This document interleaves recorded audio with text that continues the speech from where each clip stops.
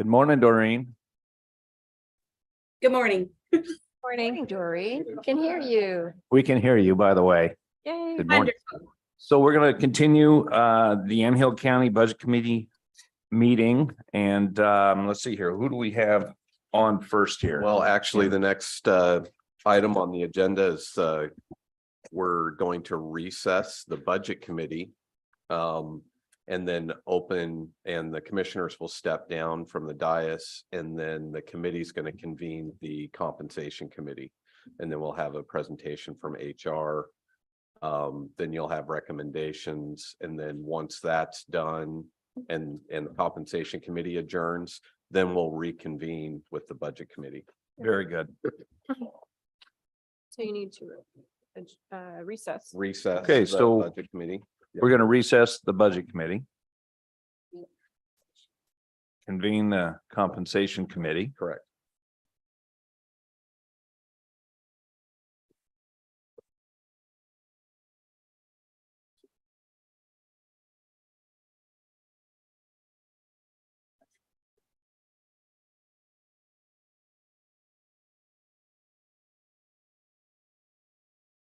Okay, so I know everyone went through this last year, and Denny, you've been through this a few times as well. So as part of it's required by ORS, I don't have the chapter in front of me. But as what we do each year is the budget committee will convene and act as the elected official compensation committee, where HR will do a presentation of comparable counties data with other elected officials, and then the committee will then prepare and vote on recommendations for you'll also hear requests from elected officials, and then you'll prepare recommendations that are then brought forward to the full budget committee for final decision and deliberation when we finish the budget presentations and go into deliberations. So in your budget binders,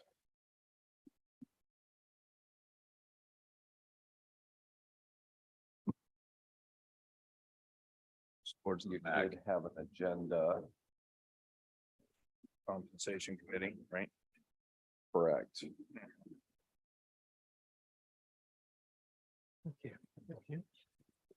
Do you have a copy of that, Doreen? Thank you. You're muted. Oh, you're muted. Sorry, I try to keep my background noise down. If it's in the proposed budget document, the digital, what page is it on? Okay, could you email it? No. Email the agenda and last year's minutes. I think Okay, I did receive that.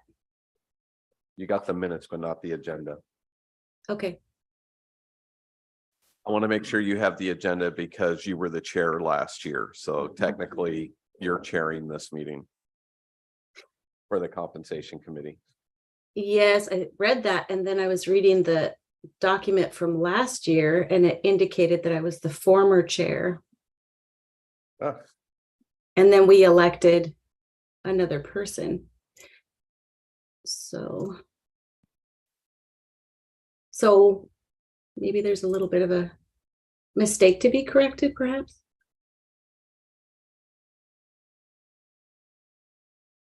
I was chair last year. You were chair. Okay. so Yeah, that I mean, was it an error. shows, or at least in mine, it shows that I was chair in my Okay, notes. That's what I That's a remember. mistake on the agenda. So Denny, you get to open this session, and then the first item of business is the election of chair and secretary. All right, we'll bring the compensation committee meeting to order. And do I go through the minutes or do we elect a, We will go, first item is election of the new chair and secretary. well, I would nominate Jason.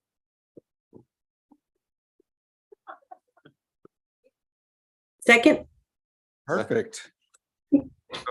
You already have the gavel, so it's a very simple transition. So go ahead and call for the vote. Oh, let's call for the vote. All in favor of Jason as chair, say aye. Aye. All opposed? All right. Congratulations. Thank you. Now you get the, now we need the secretary. Okay, I'm gonna nominate Denny because he's standing right here. I second. Okay, do I all in favor, please? Aye. Okay, looks like motion passed or So then the next item on the agenda is approval of the May 4th minutes from last year. I move we accept the minutes from last year. I second. got it, Doreen or Doreen. So all in favor? Aye. Aye. Motion passes.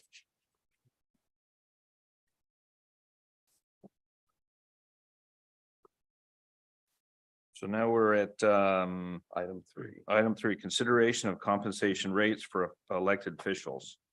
Staff report. Patricia Rojas. Yep. Okay, Yes, good morning. good morning. All right, so before you, you do have comparables. So this is a report on our comparable counties. And Doreen, I had just emailed that to you. I wanted to make sure you received it. I did. Thank you. I have it open. Awesome. All right, so these are our 6 elected officials. And we used, so across the top, just a little explanation, we used Benton, Columbia, Douglas, Josephine, Lynn, Marion, and Polk as comparators for other elected officials. There's a few notes down at the bottom of where we got the population. And then otherwise, it was a survey sent in by either compensation analysts or my counterparts in these counties, or what we found on the website. Okay. So this year we have a, if there's no other questions on the format, we'll just launch right in. Cool. All right. So this year we had a new commissioner join us. As we know, commissioners, what they're responsible for, you know, the most important issues in our community and needs, and they vote and they work to make sure that our residents are served well. We have 3 elected officials, and as you can tell, they are currently no change for the last several years in their salary.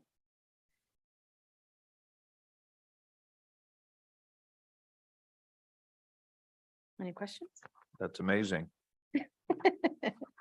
Yeah, and then if you look at the, just a couple lines below the salary, you'll be able to see kind of where they're at.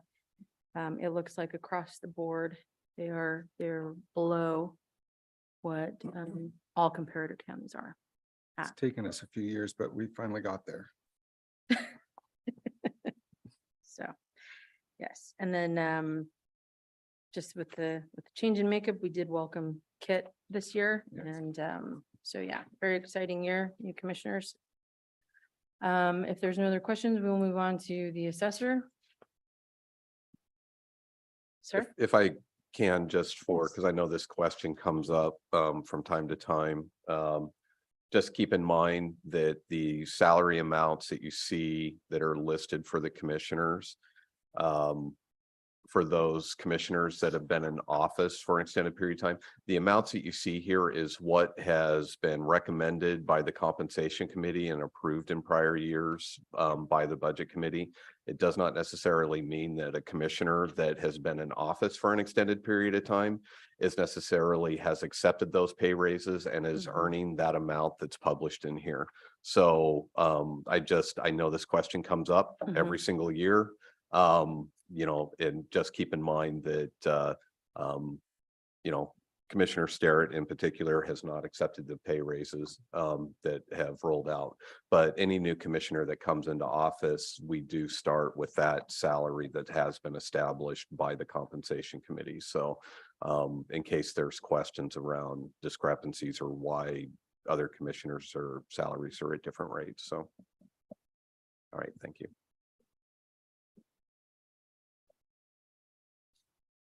Okay. All right.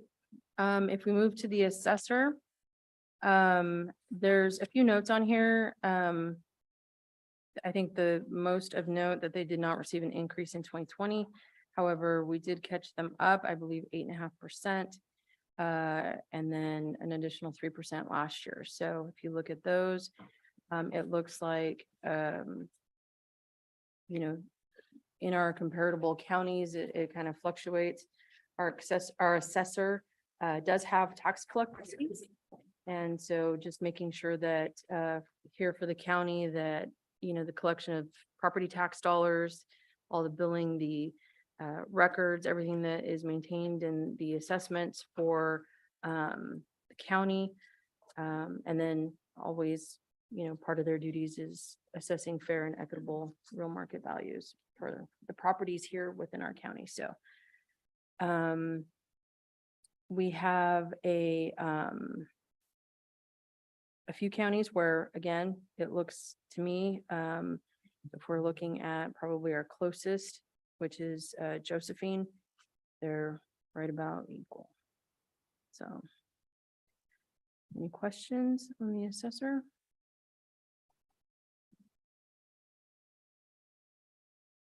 I'm just, give me a sec here. I'm All still right, yeah. digesting all the information that's on this. Absolutely. It's a lot of information. Is there anywhere on here that talks about population or anything like? Yes, that? it's right underneath the county Second. line. It's the second line, which that will Got give it. us, I see it. yeah, that gives us the population. And this is pulled from a PSU report that they put out every year. So these are the July 1st, 2022. Okay, very good. Yeah.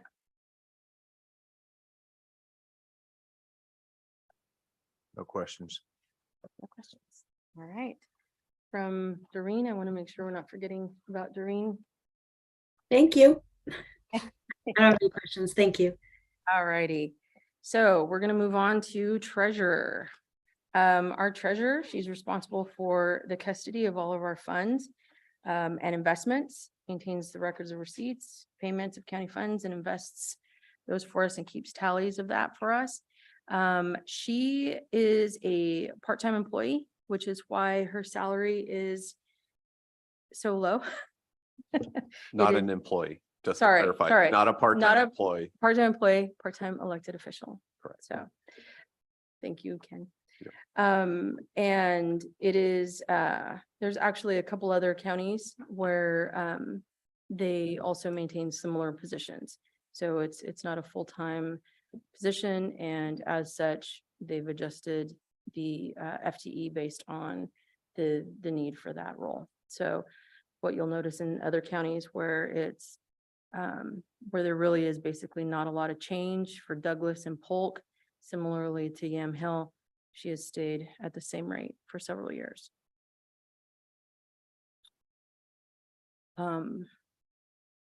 Columbia County, the only thing of note, they rolled that up into finance. So now their finance department performs that role, which is why that is, doesn't have any data in that field.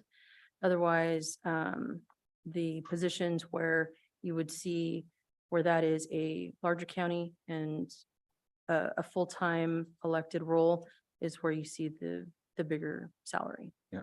This is Chris's first year, correct? Or Chris, No, second year, second year? second year. Okay. Yeah, second, third. I think it's third. I think Going it's on third? Third, Oh, time yeah. flies. Yeah, all right. Okay. Any further questions? No. All right.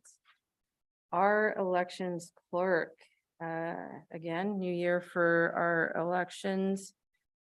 Our Yamhill County clerk was elected this year.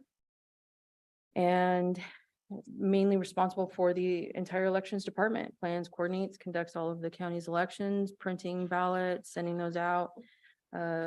Anything that is relating to voting activities. So, and then we have that in our comparators here, and what we will noted is, well, I'll let you guys take a look. For, what we have in comparator a little below, what we would see for our comparators. Not so far out, but definitely slightly below in all columns. From what I looked at. Okay. So last year, it looks like they held the salary the same for about 3-4 years there. 3 Mhm. years, excuse me. Mhm, And then the salary's been the same for the last 2 years. mhm. Okay. And I think a lot of that had to do with the former clerk Right. resigning and then the election of the new clerk. Okay. Yeah. Carrie, were you here last year? I guess maybe I don't direct that. Can I? No, it No, was got it. Yeah. Brian. No, last year when we convened the compensation committee, Brian was still in office at that time. He was still in office up until the end of the fiscal year, and then Carrie was appointed Got it. Mhm, to that to start at the beginning of the fiscal year. Okay. mhm.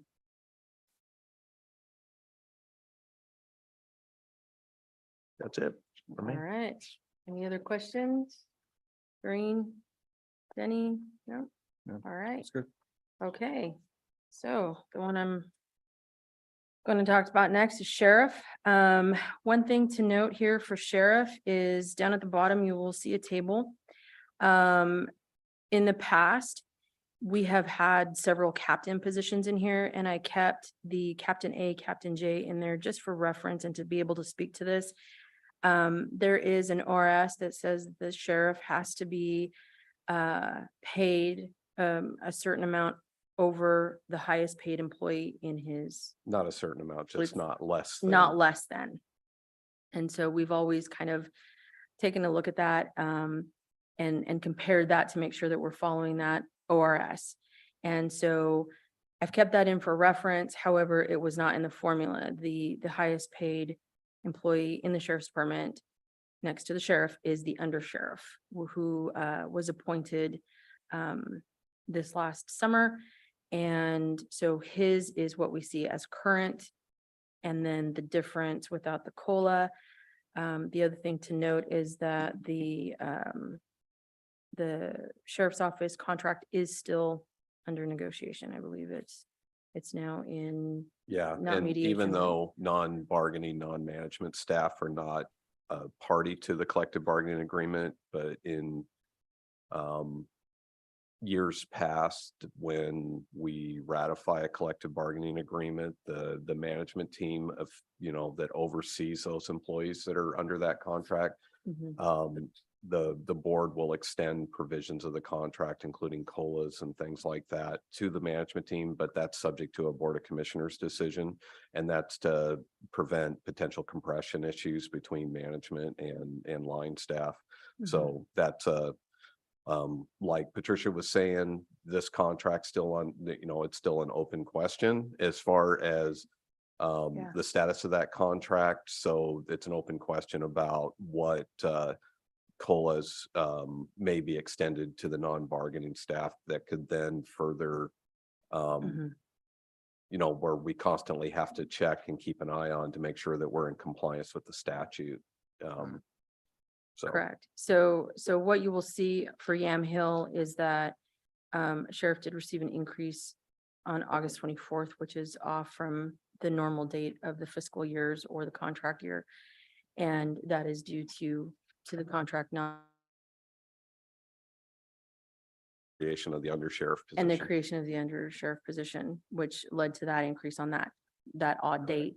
Once I anticipate that once we do have that contract ratified, that we will roll out COLAs and market adjustments for management and the staff, and then that would also then follow suit that we would adjust sheriff's salary at that time to keep in line with the Or at least ORS. do the analysis to make. Or at sure. least do the analysis, exactly. Where to we make left sure. our meeting last time, where was the sheriff at? Prior to this second. Prior to increase? this, you will know, he was at 134,859. That's it, okay, Yeah, so it's the prior year is right up above. okay. Mhm.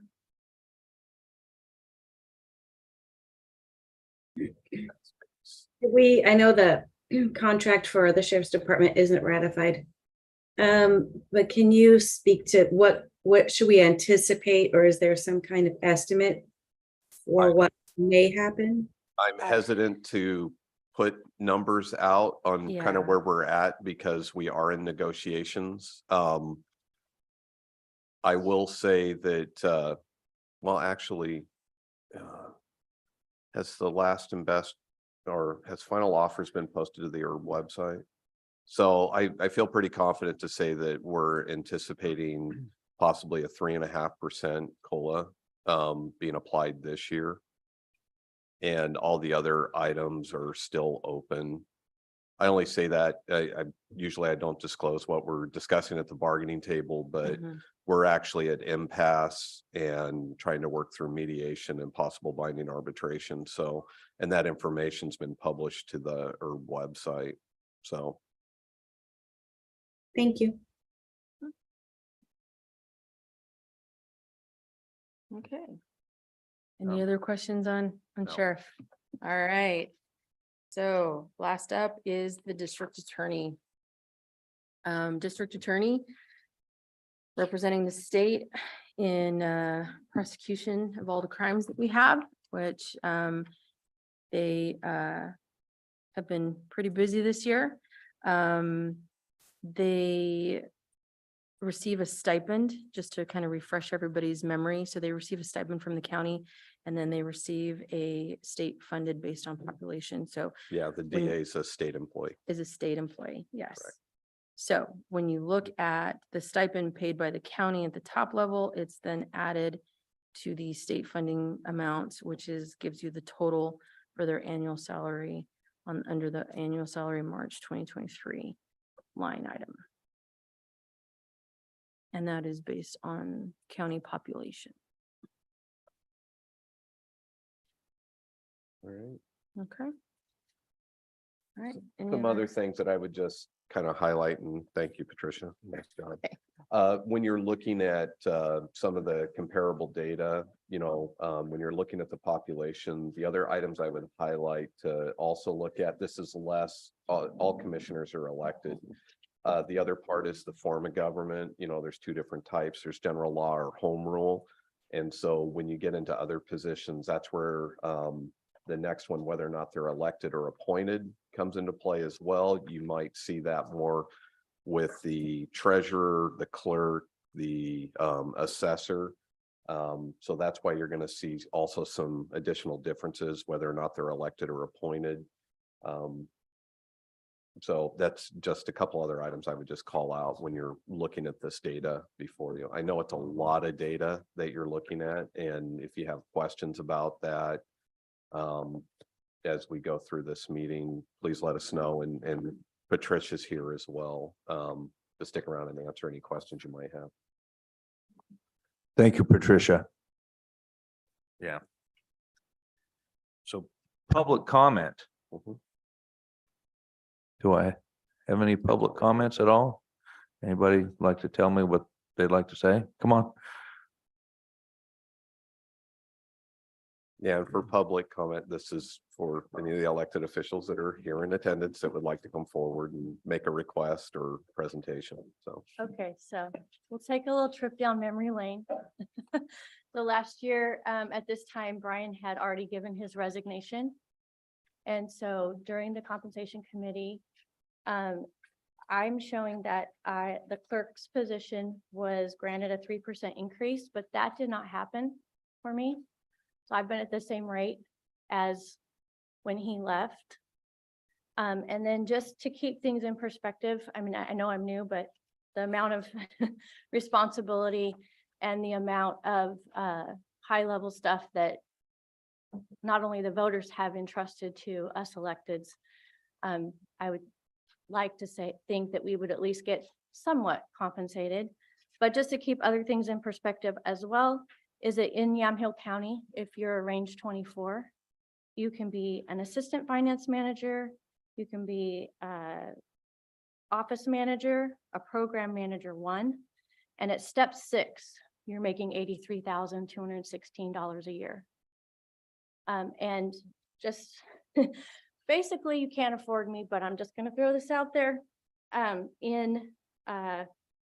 From July to December 31st, I worked 432 hours of overtime. And from January 1st until May 1st, I worked 167.75. So basically I signed up for that and I understand that, but there is a lot more involved than an office manager classification. So I would like to request that I at least get the 3% from last year. And then whatever else you guys would feel would be appropriate for moving forward. Thank you. Thank you. I'll just say in response, if that 3% didn't get applied, we will fix that because that was already approved. And so that'll be fixed. It will be fixed retroactively, yes? That is correct. Hello, Hello there. Derek Warp, Yamhill County Assessor and Tax Collector. This is an interesting meeting every year because I'm still looking for ways to give you information to make an informed decision. Right? In the few minutes we have, I could spend hours telling you how relevant and important what we do is. We could get into the technical aspects, but at the end of the day, there's some high level things to keep in mind. And then I have some other points or other views, perspectives that I think are maybe will help make the decision. So first to start, the real market value of Yamhill County that we're responsible for assessing is $24.3 billion. The taxes that we generate and collect is $165 million. I think the county's total budget's close to 200. So in terms of a portfolio we manage, if you want to look at it that way, or if you want to look at the scope of, what we're responsible for from a dollar standpoint, there should be some gravity there. That's it shouldn't be taken lightly. I don't think it is, but I want to bring that up for those who maybe don't know that that's the scope of the whole thing. When I look at the the staff report I just received, but it's got similar issues because the established comparable counties are, they really haven't changed their composition in terms of are you an assessor and tax collector. So recognizing that it's 2 jobs, 2 departments, 2 divisions, however you want to shake it out, there's really only a couple of comparables in here. And on the second page, if you will, there is Lynn County. And I thought we had one more that was comparable. Maybe it's just Lynn. Marion doesn't say, but I know that Marion is not. Rex Wiesner is the tax collector there. So looks like Lynn County is the one comparable that is both. And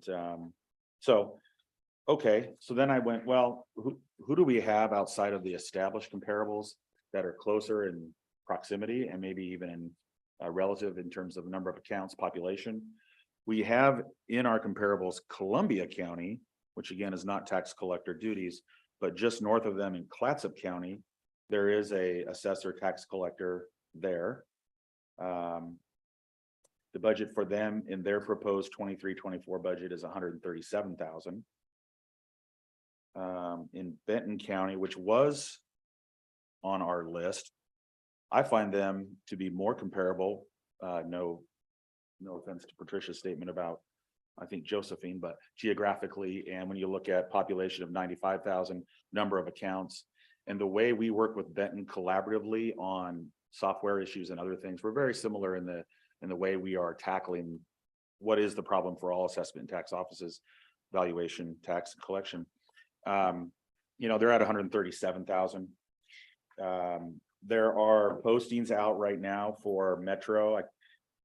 Metro's a non-starter, I get it, but it is a point of information that I think is relevant. The deputy assessor, not joint assessor tax collector, but the deputy assessor in Clackamas is at 125.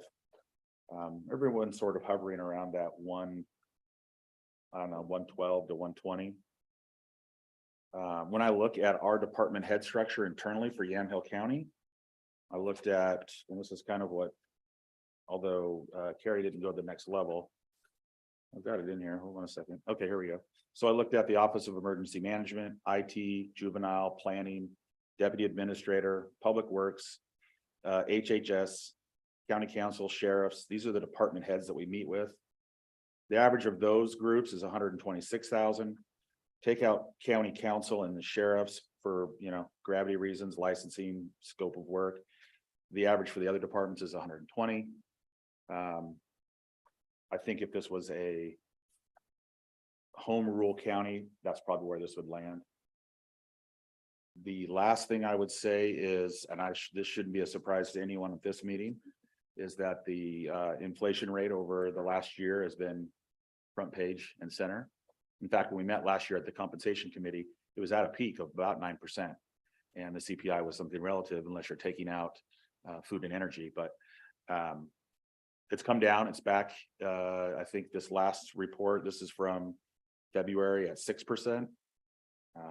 Those are direct costs of increase. So if you're looking at what I've proposed is a combination, it's a pay equity, bring us current, get us in the ballpark internally with our own department heads, externally with what I deem to be comparable counties, and then the cost of living for what has been inflation in the CPI adjustment. Okay, thank you. We got it. Oh, Doreen. Yes, I have a quick question.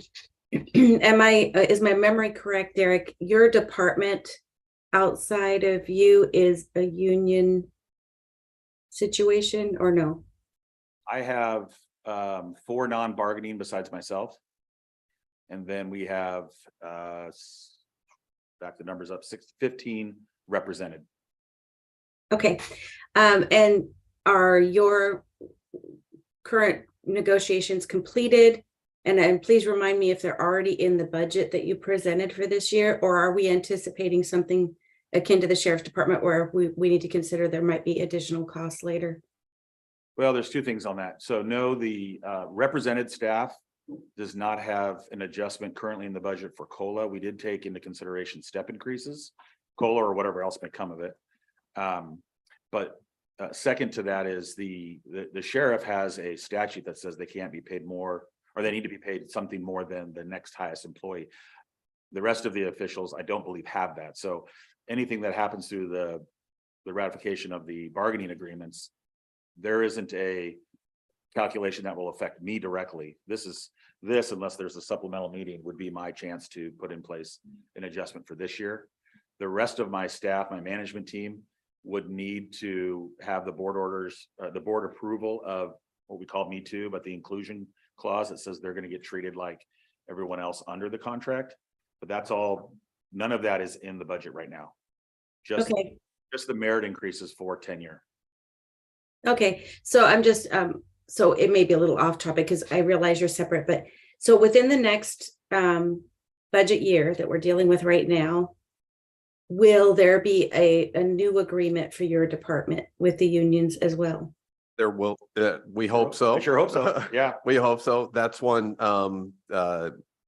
Derek's line staff is part of AFSCME YCEA Local 1422, which is our largest union in the county. It represents most of our, more than half of our employees here in the county. So it's all the general service employees who fall under that union. So we just initiated bargaining in March. So we're pretty early in the process as far as contract negotiations go. Okay, thank you. Derek, last year you were given 3%, is that correct? Yeah. Okay. And if we said percent, what are you asking for this time? I believe I calculated it at 10. I might have rounded the number to make it even. I've seen it happen two different ways with this committee, approving a dollar amount or approving a percentage. It's somewhere in that neighborhood. Really, I'm focusing on getting in the range of what we call department heads, what we look at as what I look at as comparable positions for assessment and tax. And frankly, I took into consideration that it's maybe not appropriate or less appropriate to compare to the sheriff and the DA. Okay, I get that. I took out Metro.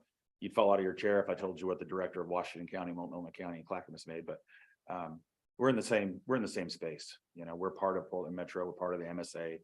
I meet with them on a regular basis. We share concerns, and that's my peer group. So yeah, that's kind of how I went at it. Chair, was to look at what made sense to me as a comparable. I backed it up with, the numbers, the population similarities, the budget similarities. And that's one thing I think, unfortunately, maybe for me, but I would also argue for Gary, who is both the recorder, the clerk, and the elections official. When you combine jobs like that, you almost have to look outside what we've established as our comparables, because therefore service level employees of similar counties of size and duty, but it's apples aren't apples when you go that route necessarily. So that's why I bring extra information for you guys, make a decision. And if there's any questions about anything, I'm glad to shed some light on other things, metrics or performance or. Are you concerned at all that we're going to be collecting less dollars, or it's projected that we may collect less dollars through our taxes? Yeah, thank you for asking that. It is a question that comes up, and I think fundamentally there's some assurances built into the tax program that give us a guarantee until there's legislative change.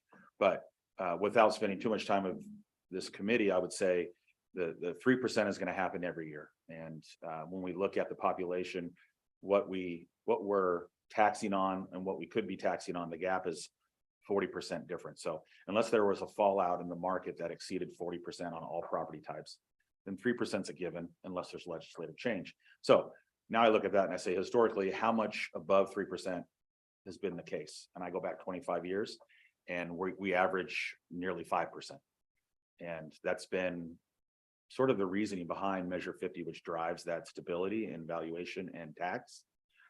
That's played out. What unfortunately maybe could be different is now we're getting so far up that path of what 3% compounded over that many years has become. There could be legislative change, but heavy lift for Salem. Definitely not going to happen this year, and not going to happen in the short session. So in the foreseeable future, there's a lot of stability in property tax. The second component of that, what we levy is stable. What we collect is stable. Yamhill County has a really good collection rate. We collect 95+% in any given tax year. And then before the fourth year, when foreclosure would start, we will have collected 99.7, 99.9% of property taxes levied. So the tax base is credible, pays. The levy system is solid, not changing without legislative change.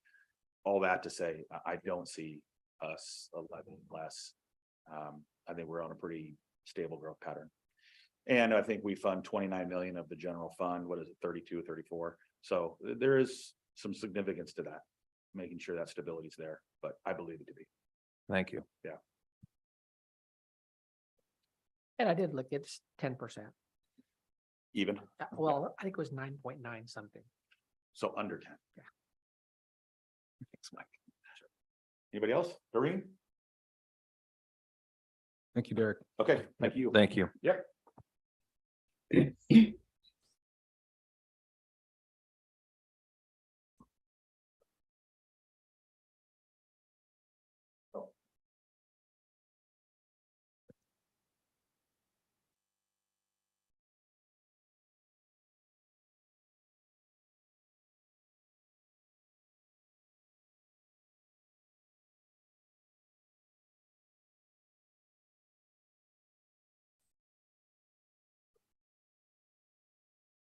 Okay, so the treasurer is going to speak now. I am going to speak. Wonderful. Got me on there yet? We got you. Okay, all right. So a couple of things. Let me see if I can get this so that for some reason, well, okay, I'm gonna Okay, first of all, the treasurer's position throughout the state is required elected position. Not all counties like that. Some of them would prefer for it to not be that way, and I understand, because one of the problems with the treasurer's position is it's highly responsible. It's much like some of the other elected officials who have talked today. You have to know what you're doing. And the potential for damage is significant, especially when the economy and the banking system are as volatile as they are these days. So one of the consequences of what's happened, if you look at, and I can't get to it now because my screen won't let me see it. If you look at that report that Patricia put together, you'll look at Polk County. Polk County, actually, their treasurer is in the process of trying to sue Polk County because he actually does not have a job. He gets paid $1,000 a month plus benefits to be the named treasurer for Polk County, but they do not allow him to do anything. And he finds that disturbing. I'm concerned if I were living in Polk County as a resident, I'd be very disturbed by that. There are other counties that have similar situations, maybe not as extreme. But so it's you can't look at any county and compare from one county to the next what a treasurer does or does not do. And I actually had a conversation with the Oregon State Treasurer in his office about trying to figure out a way to make it clearer what the responsibilities for the treasurer is, because it's not clear and it's creating some real problems. Having said that, I'm happy with my salary. I am not looking for and will not accept an increase in my salary. I believe that my position is a position of public service. If you go out and you look at, for example, the Soil Water Conservation District recently puts their money into management with an outside advisor.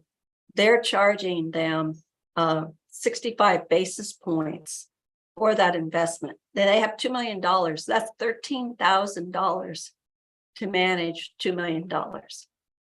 If you were to take that and equate that with the management that on average $60 million that I manage, you'd be well over hundreds of thousands of dollars for that same expense if we needed to farm that out to someone else.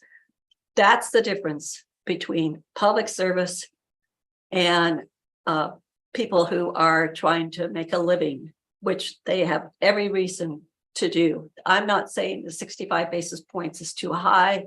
I'm just saying that's the difference.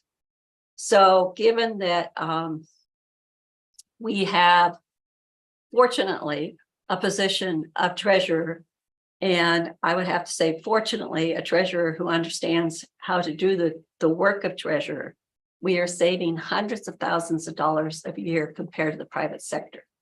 So if people want to look at the public sector and say that we're wasting money or that we're spending money inappropriately, this is a classic example of why the public sector can work if we have, like we have in the other positions, a committed public servant to serve the people the best that they can. Last year, there was a talk about giving me a $50 a month increase. Please don't do that. That's insulting. If I can make $100,000 for doing this work outside of here, to talk about a $50 increase is just really a lack of appreciation for the service that I provide to the county as the treasurer. So that's what I have to say. Thank you. Thank you, Chris.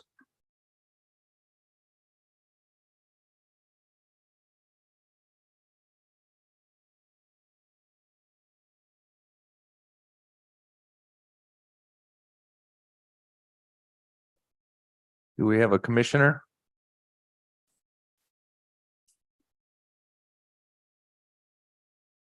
Chair Fields and members of the Compensation Committee. I am Lindsay Bershar, the Chair of the Board of Commissioners.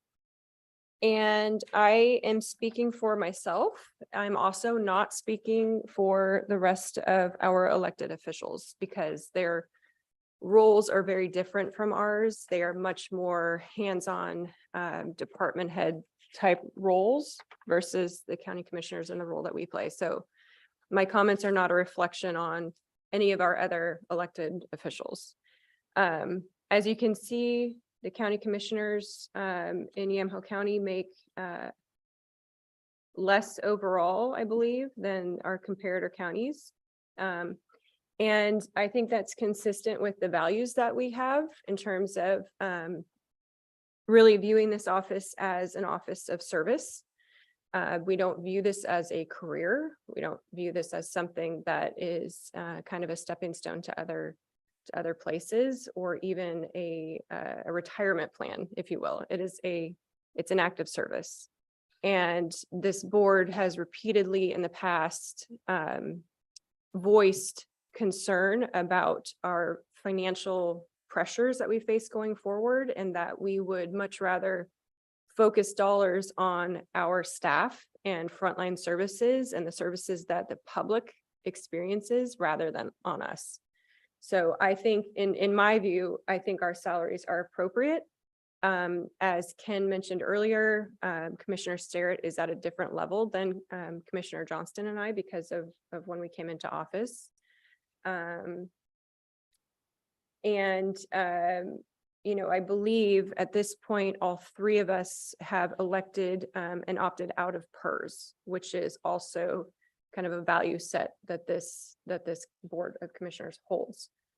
We can talk about the impacts of that later, but I would not support an increase. I won't vote for an increase for us. I really think the dollars need to be concentrated elsewhere. So thank you. Thank you, Commissioner Bershauer.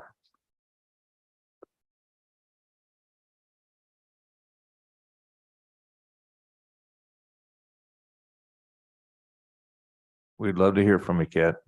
You've always got something to say.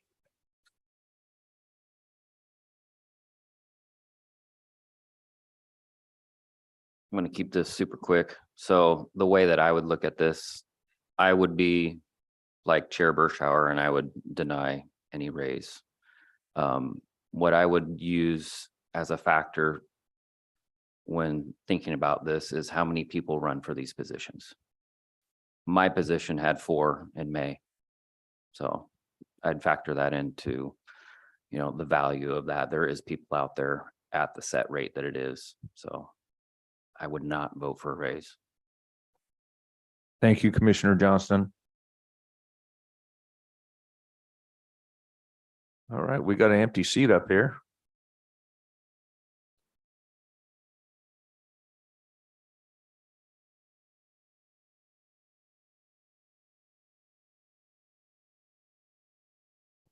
Chair and members of the Compensation Committee, I will just echo what my colleagues have said. I have always thought that this is not a position. I'm not going to get into details, but I will say that there are commissioners who are losing money by working in this position. So if you're looking for a lucrative, if you're looking for the gravy train, this isn't it. Although some people have viewed it as that. I think we have to remember that the benefits that Yamhill County offers employees are far and away what the average private sector provides. And I think for us to deny the fact that this is of significant cost to the taxpayers, and we need to factor that in to the bottom line and to what a salary is. So when you see that salary, add another, what is it, Mr. Huffer, $30,000, would you say, in benefits? Those types of things without a PERS compensation. Okay, so add $30,000 and then ask anybody who is being covered under Yamhill County insurance what they'd have to pay out of pocket if they could for vision, for dental, for all the bells and whistles in Cadillac insurance. So I'm going to say that once again, this is not, none of these positions should be considered to be lucrative financially. And I am going to jump in here at this point and I want to say something about the clerk. I don't think anybody has any idea how many hours she's worked and the overtime and the responsibility and the gravity of that position since she's been here. Took over under very, very difficult circumstances. And for an elected official to go this long and not even, be compensated for what she was supposed to be given last time. Now she's looking at 400-500 hours of overtime and working till midnight and weekends and everything else. I hope that we will consider that, because if you can work in another position, make the same amount and go home at 5 o'clock and not work weekends and not have to worry about any of the stuff going on, then why would anybody do this job except for the absolute dedication that our clerk has shown? So thank you. Thank you, Commissioner Sterrett.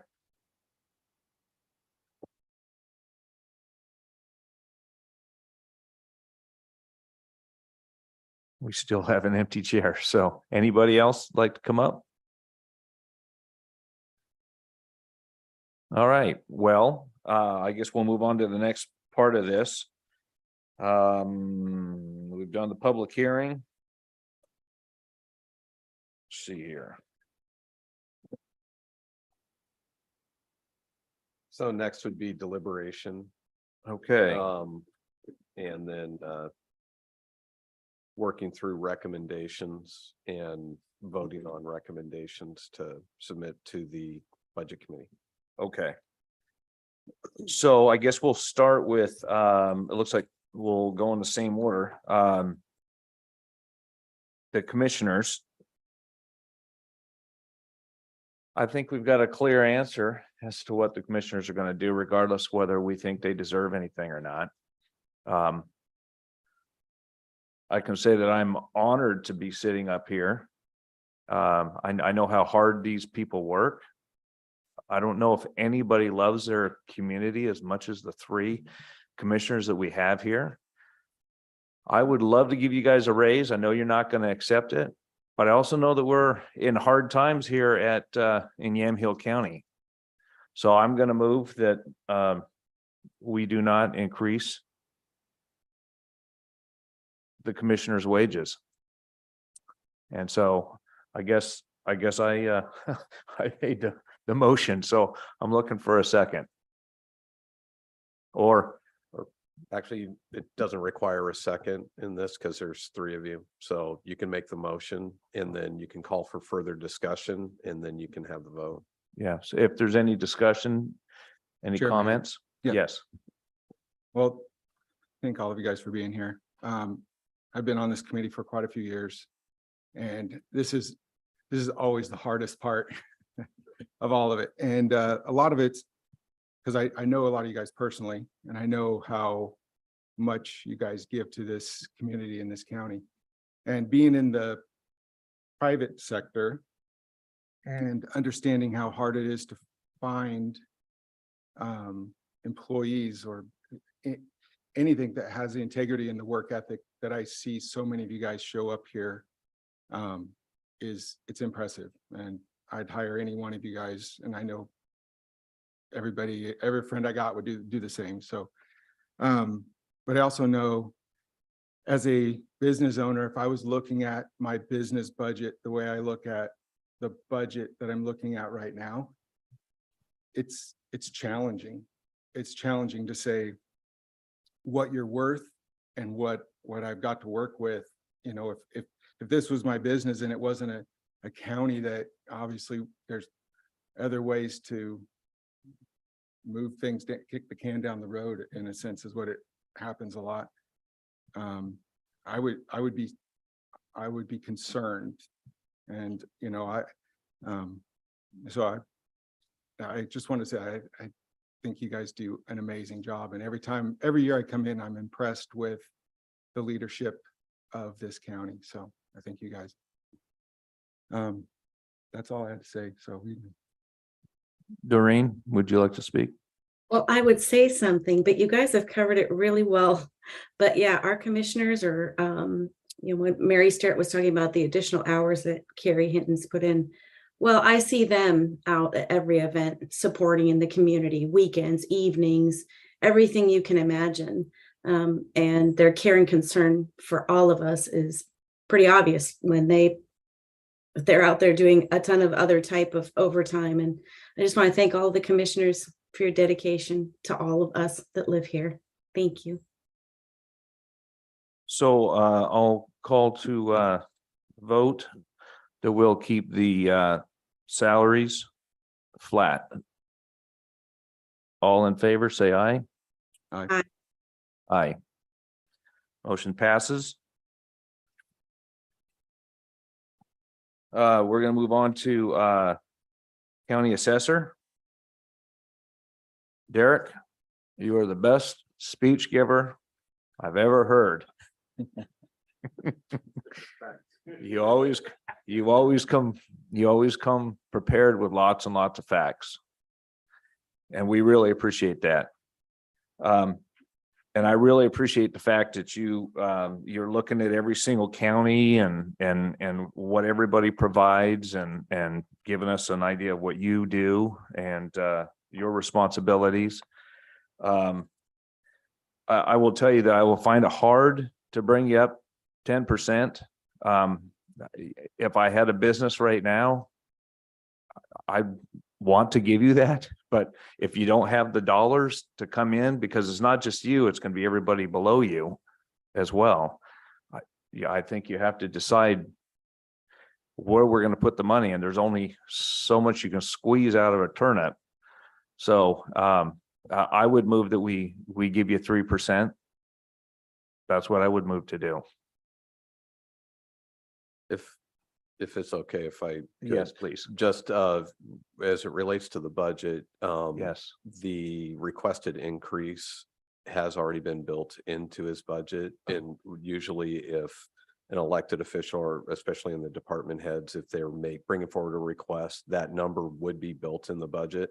So the budget that Derek presented yesterday did include the amount. So, and he presented a balanced budget. So I just want to make sure that clearly state that he had already built that into the budget. So it's balanced. Okay, I will say this, I really appreciate that.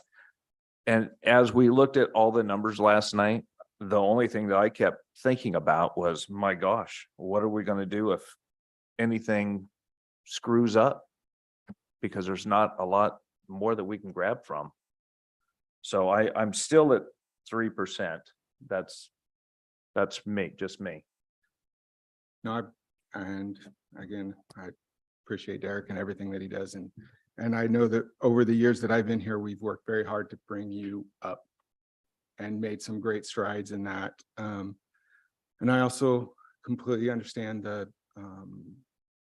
cost of living it's, we're all going backwards right now. And I guess when I was kind of thinking about this last night, I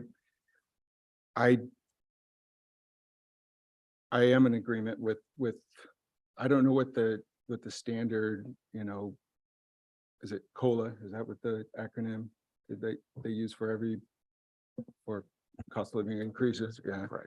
I don't know what that standard is through the county or through the state, but somewhat, trying to bite into a little bit of that for everybody on this is kind of where I come back to is, and looking at what changes, because there's going to need to be some big changes. I mean, the commissioners have a job in front of them with the, I've just watched our balances, our surpluses go down in the last few years significantly, each year. So, as a business owner, I'd be looking at that going, I always call it the wall. I don't want to hit the wall. I need to make changes before I hit the wall. So I think slowing it down a little bit before we hit the wall, in my mind, would be a wise thing to do. And again, I go back to, this is not a representation of your value or what I think you're worth or what, but as a role up here is to look really at the budget and how to make things do the right thing for our county. So I would be in agreement with the 3%. Doreen? This particular one is interesting, and there's some other situations just like this, but it's almost impossible to compare, Derek, because the parameters of the jobs, and we have that in a lot of cases, and it's always really tough. But it's kind of the same sensation. We're all having this after 2 days of really digging into the budgets. Like, there is trepidation and concern that, you know, really all of the little bit of discretionary there is should be actually, you know, it kind of belongs in reserve, because we're going to keep seeing kind of this trend, and it's been going on for 3 years. And every year the discretionary available is like cut in half. And so it really is, it's really, really hard, because I know all of us feel the same way. So somewhere, you know, around the 3 to 4%. So kind of matching some of the COLA, you know, anticipated COLA adjustments, so that it's commensurate with that. I would concur with that. Do we have a motion of what we'd like to vote on? Does anybody want to bring? I did. Okay. Okay. All right. So I guess we'll vote on that. So all in favor of moving at 3%, say aye. Aye. Okay, motion passes. We're going to move on to the treasurer.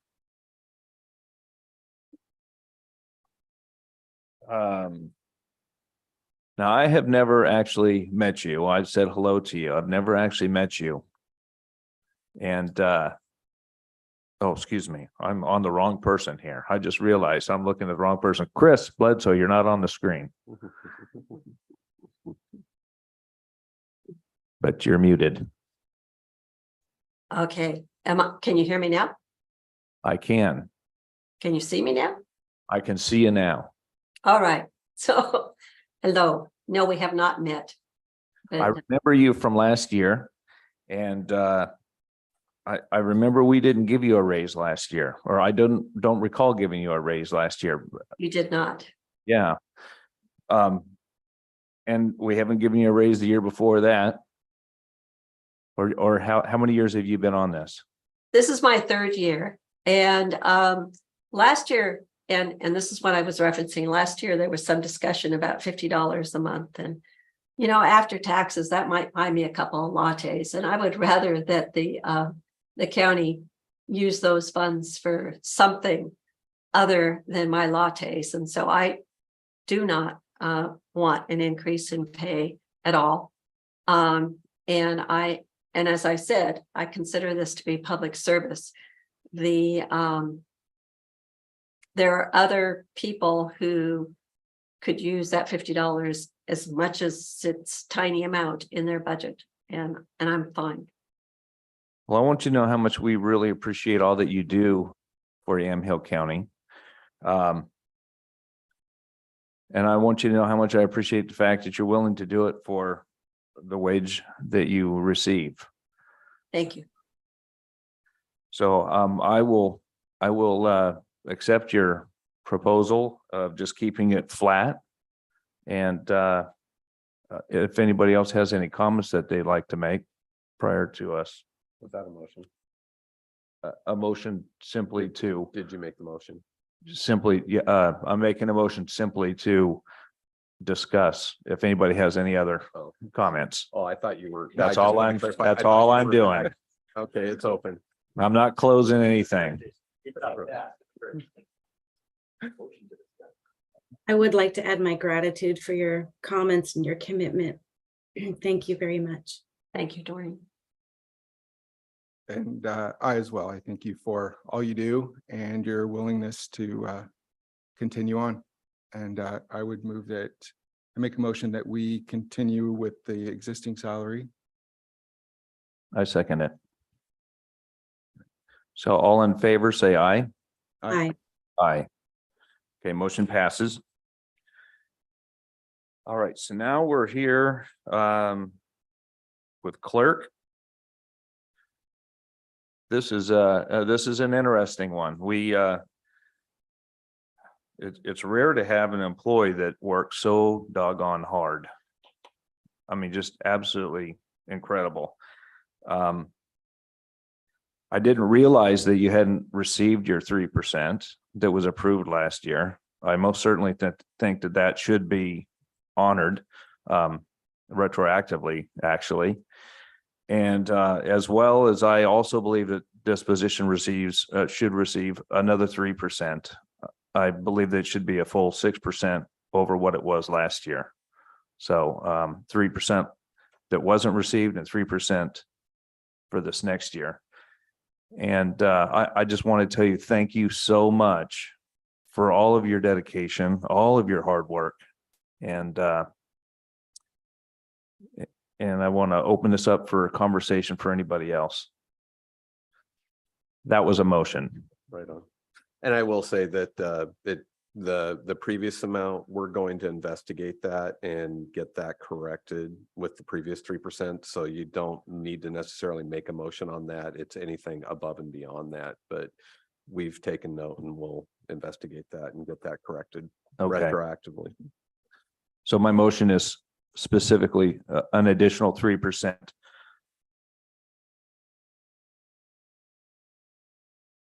I would agree with that and also add my great thanks to Carrie. That's an awful lot of extra work. And not all of the positions in these other comparative counties do a fraction of what she does.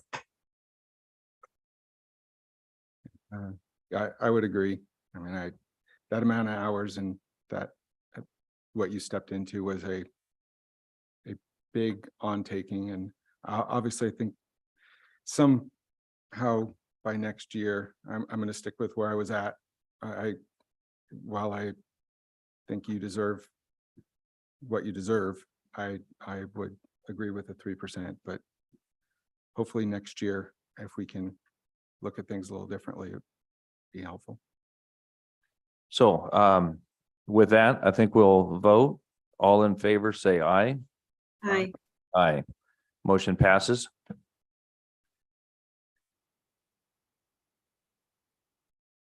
All right, so now we come to Sheriff. I feel safe on the streets of Yamhill County. And I want to tell you that I appreciate all that you do. As far as raise, I think that we just keep in line as to where we're at here and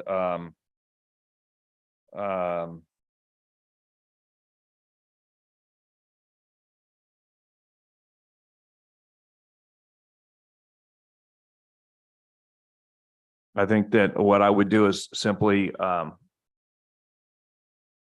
add another 3%. What was projected in your budget? Was there Mm-hmm.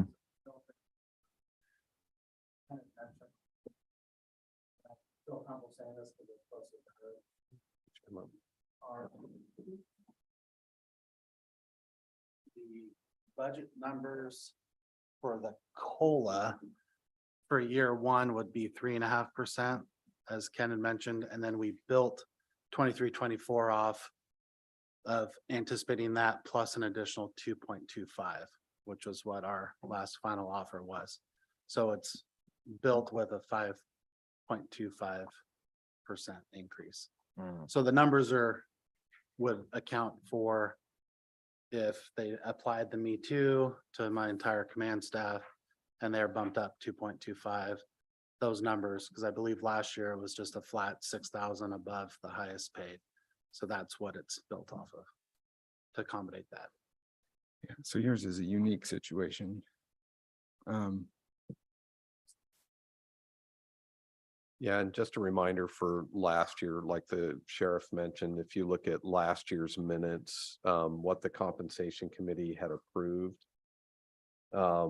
And that was also approved by the budget committee. Was that the sheriff no less than $6,000 increase to the sheriff's salary above the highest paid captain. is what was approved last year. And can we continue that? Is that something that is that something that could be just, I mean, unless we change it? Can that be a kind of a standard as, because it's hard to, with you being in negotiations continually with Mhm. the people below you that as they change, there's just a direct correlation to Correct. that. Is that, can we make a motion that we just continue this? So whatever they get, you get that plus Correct. the gap that we've said.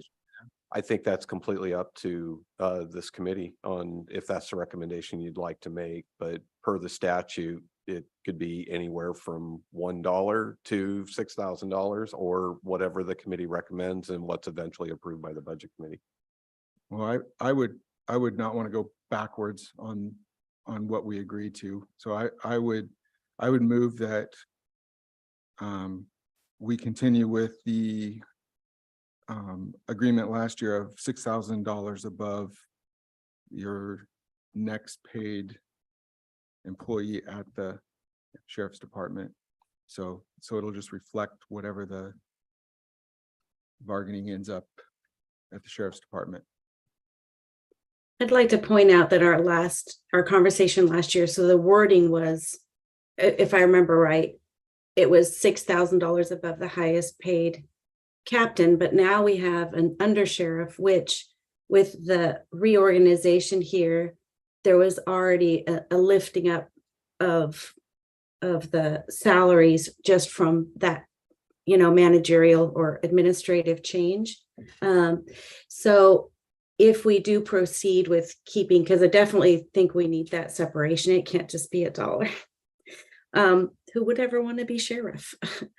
But we might want to be specific about what language we use to determine from which point 6,000 above, because now we've had a change in job descriptions and titles. And so I suppose if we do decide that, we should make the adjustment for either more inclusive language in the event that we have another position change, name change, or structural change. But I don't know what generic word we would use for that, but Any others? Any No, changes no, to? there's no other structure. A common structure for our sheriff's office's size is sheriff and undersheriff, and that is, so it would be the highest paid employee, which would, in this particular case, would be the undersheriff. okay. So would the word subordinate be appropriate? Like the next highest subordinated? Yeah. Position? Yep. Sure. Okay. All right, then I amend my motion to say the next highest paid subordinate from the sheriff. Okay, so let all in favor say aye. Hi. Aye. Motion passes.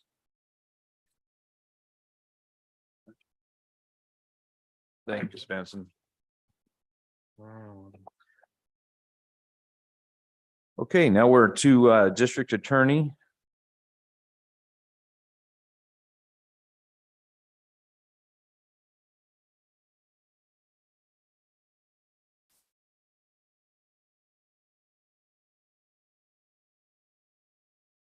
So it looks like we're going from, if I'm correct, we're going from 152, 366 to 156, 672. No. No, tell me what it really is. So what you're really looking at Mhm. is the stipend paid by the county. Okay, And it's not the total wage, because again, that's set at the state okay, and it's based on population Mhm. is how all the DA's salaries are set across the state. mhm, And so, again, what the committee would be making a recommendation on is the stipend. And Okay. so last year, it was approved, I believe it was last year, it was increased to 30,000. Yes. But correct me. So any action that the committee or any recommendations would be on that specific stipend. It's unclear to me. Are we asking for anything?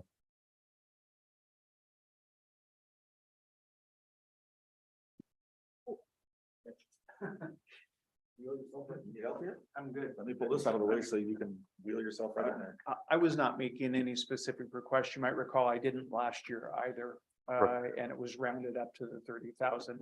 Just some general observations. If you look at the comparisons there, just, and again, I'm not making a request, so I don't want to sound like that. But if you look at the close counties of Benton County and Douglas County, they're kind of the two closest in population that are there.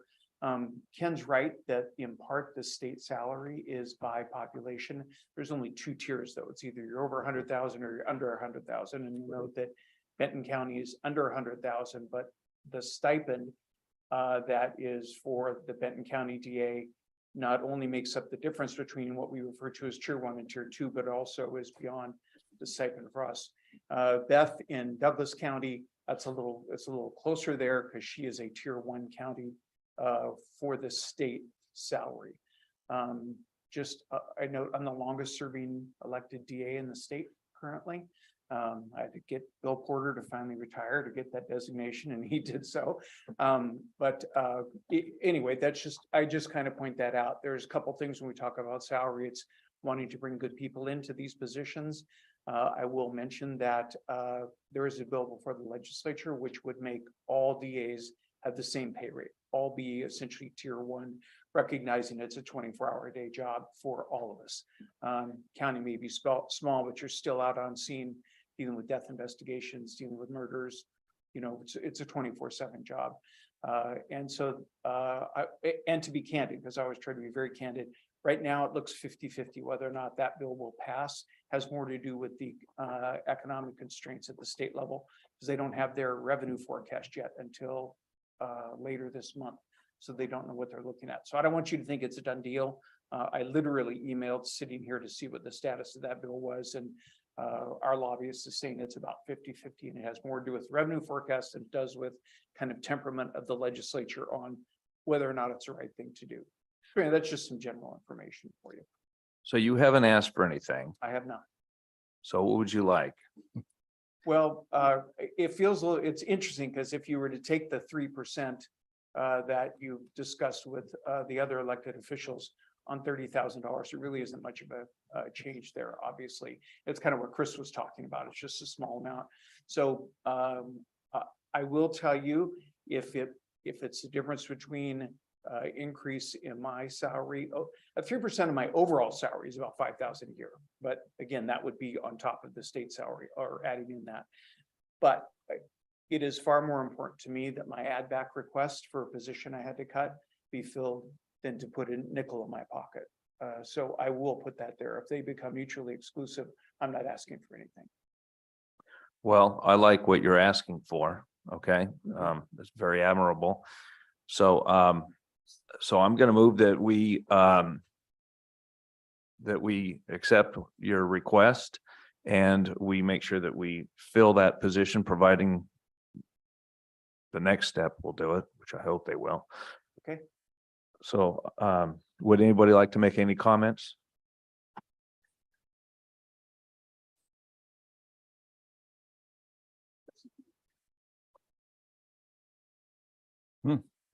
I guess I would like to say to so many other dedicated people in our county, thank you so much for serving as our DA.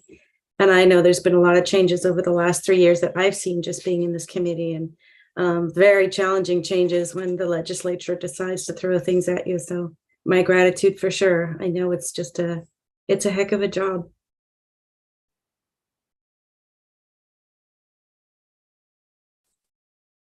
I as well. I thank you for your service. Okay, so I motion that we move forward on voting to backfill the position that he's looking for. Is that correct?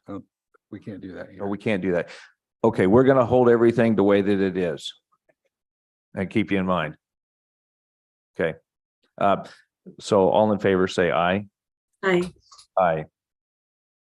Motion passes. And with that, let's see here.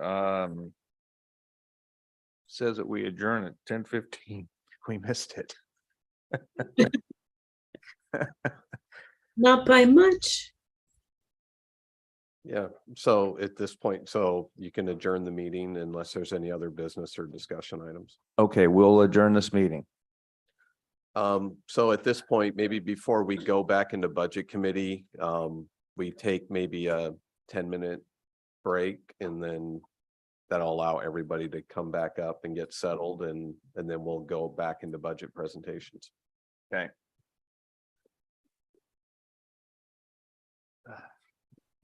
Hey, see you in 10.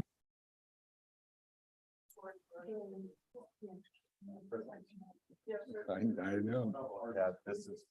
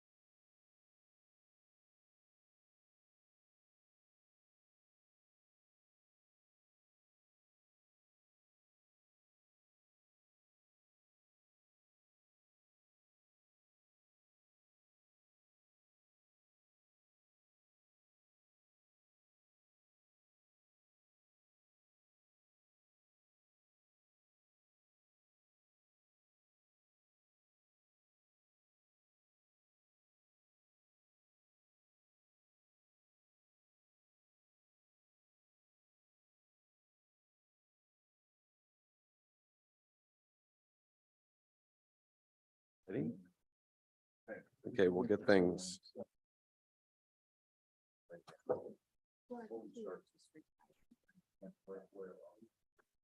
Yeah, There's just something about that. I'll talk handing about, it this if long. you want to open it and then I'll mention where we're at in the agenda. Okay, we're gonna resume the Yamhill County budget meeting. Okay. Call to order. All right. So, as far as next steps, we talked about this briefly last night, before we adjourned. We still have, 4 budgets.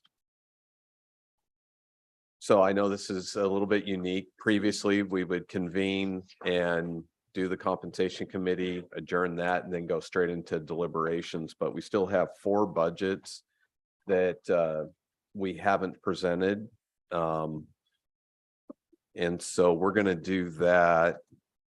And and then once we get through those presentations, then we can go into deliberations, so. So I would like to start. And I have some handouts and I will email that. Where we'll start is SDCs. You may remember when we were doing culture and recreation, we noticed that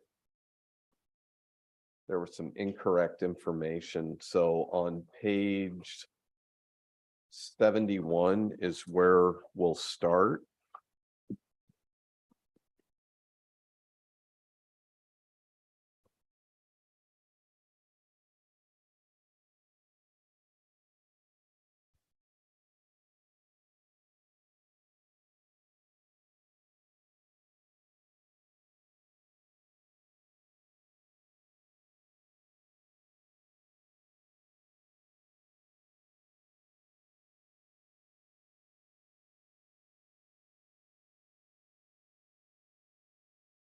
And I'm multitasking here because I want to get the documents to Doreen.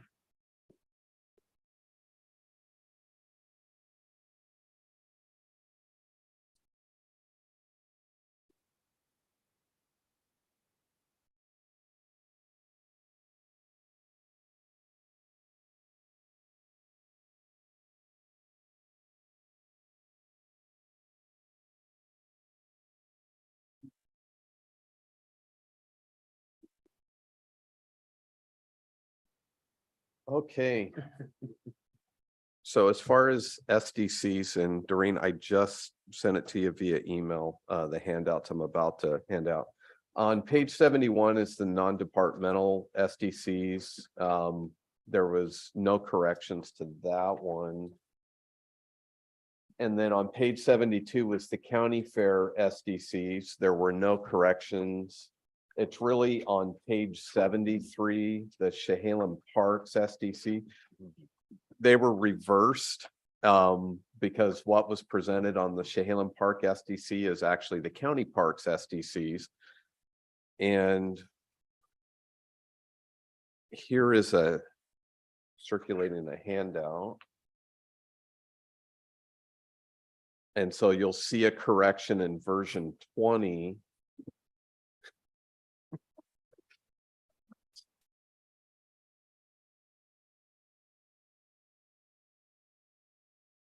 So again, this is one, of course, we caught when we were doing the presentation, because why is there a beginning balance? Because we're a pass through for these funds.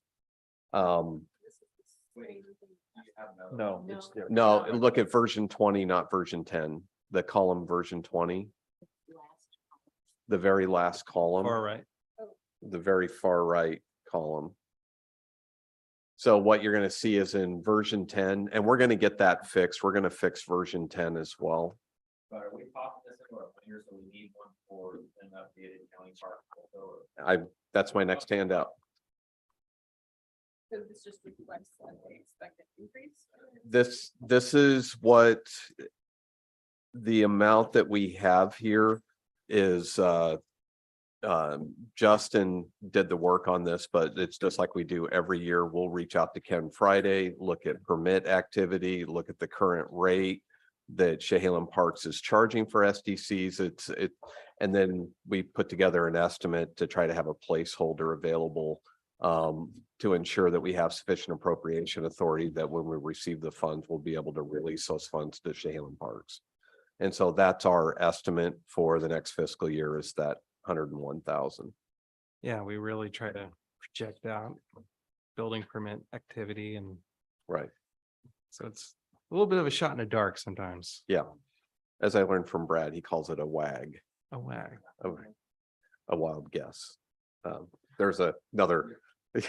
fill in the- So the other, is there any questions on Chehalem? What's that? This is within county area, but it's.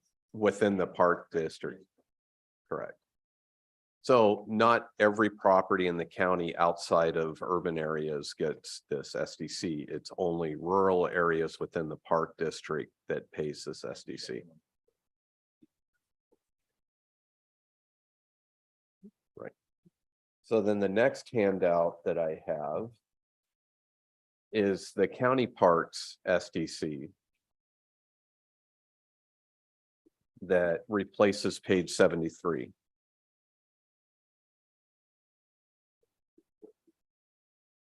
Oh, I'm sorry. I didn't turn the page. 74.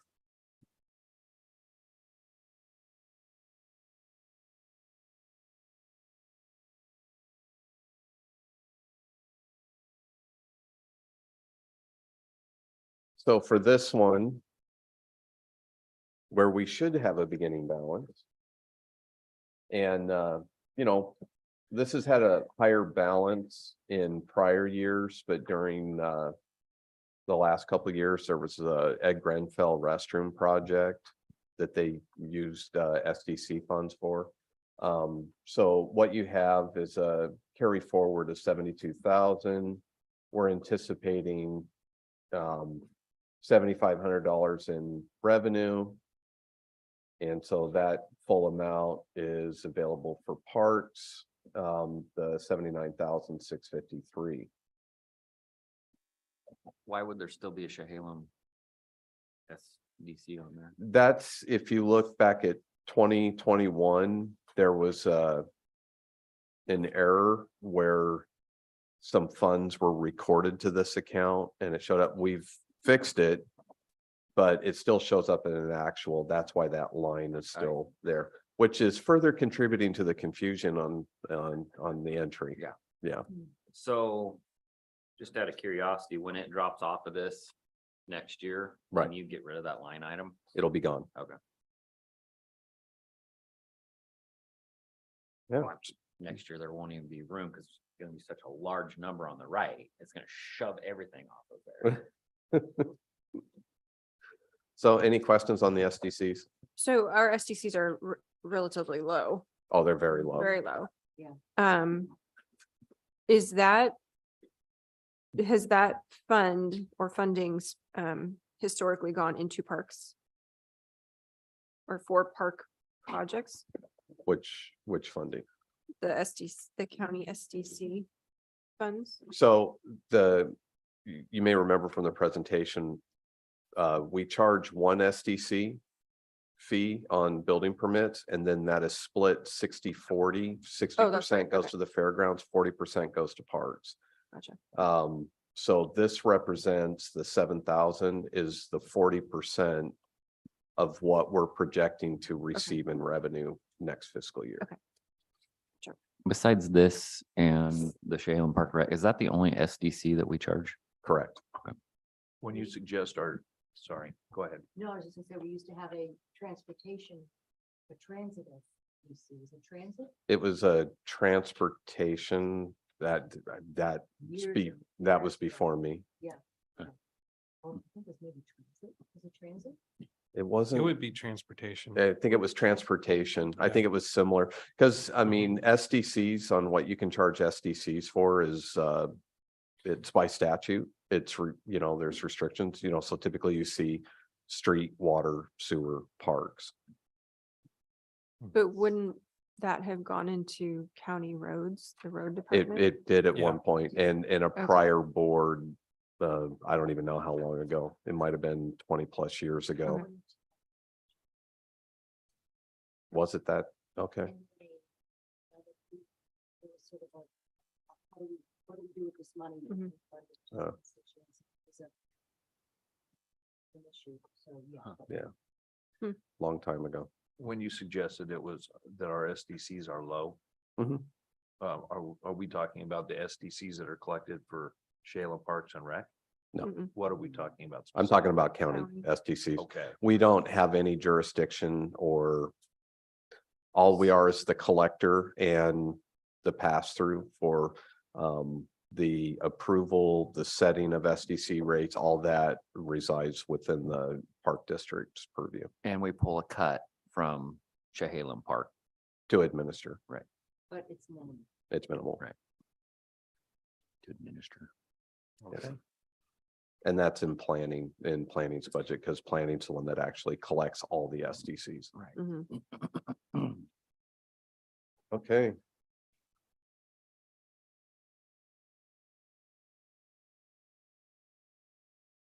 Let me go to my notes here.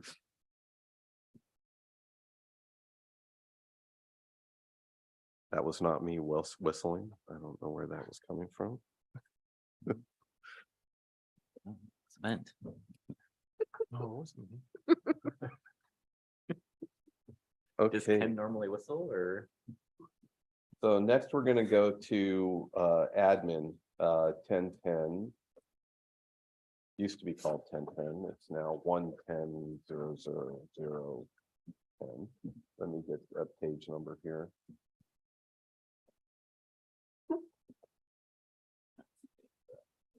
So that starts on page 219. Or at least the org chart is on 219.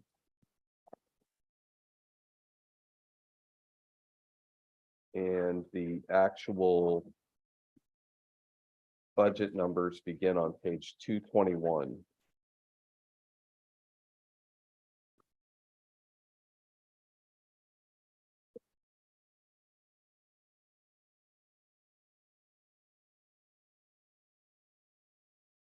So this is the administrative services budget.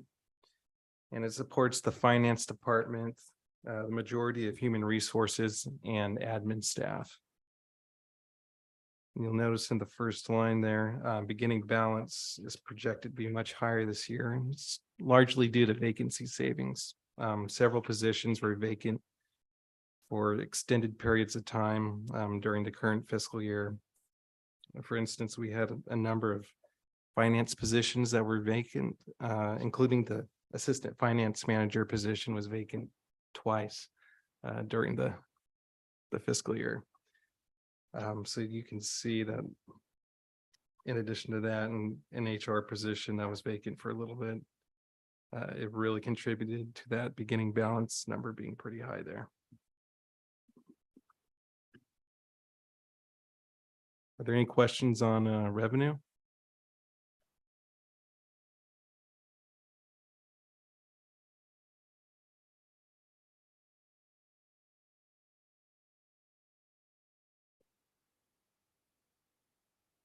All right, on to personnel. There's several reclasses that the board did approve during the current fiscal year. And so you'll see those represented here.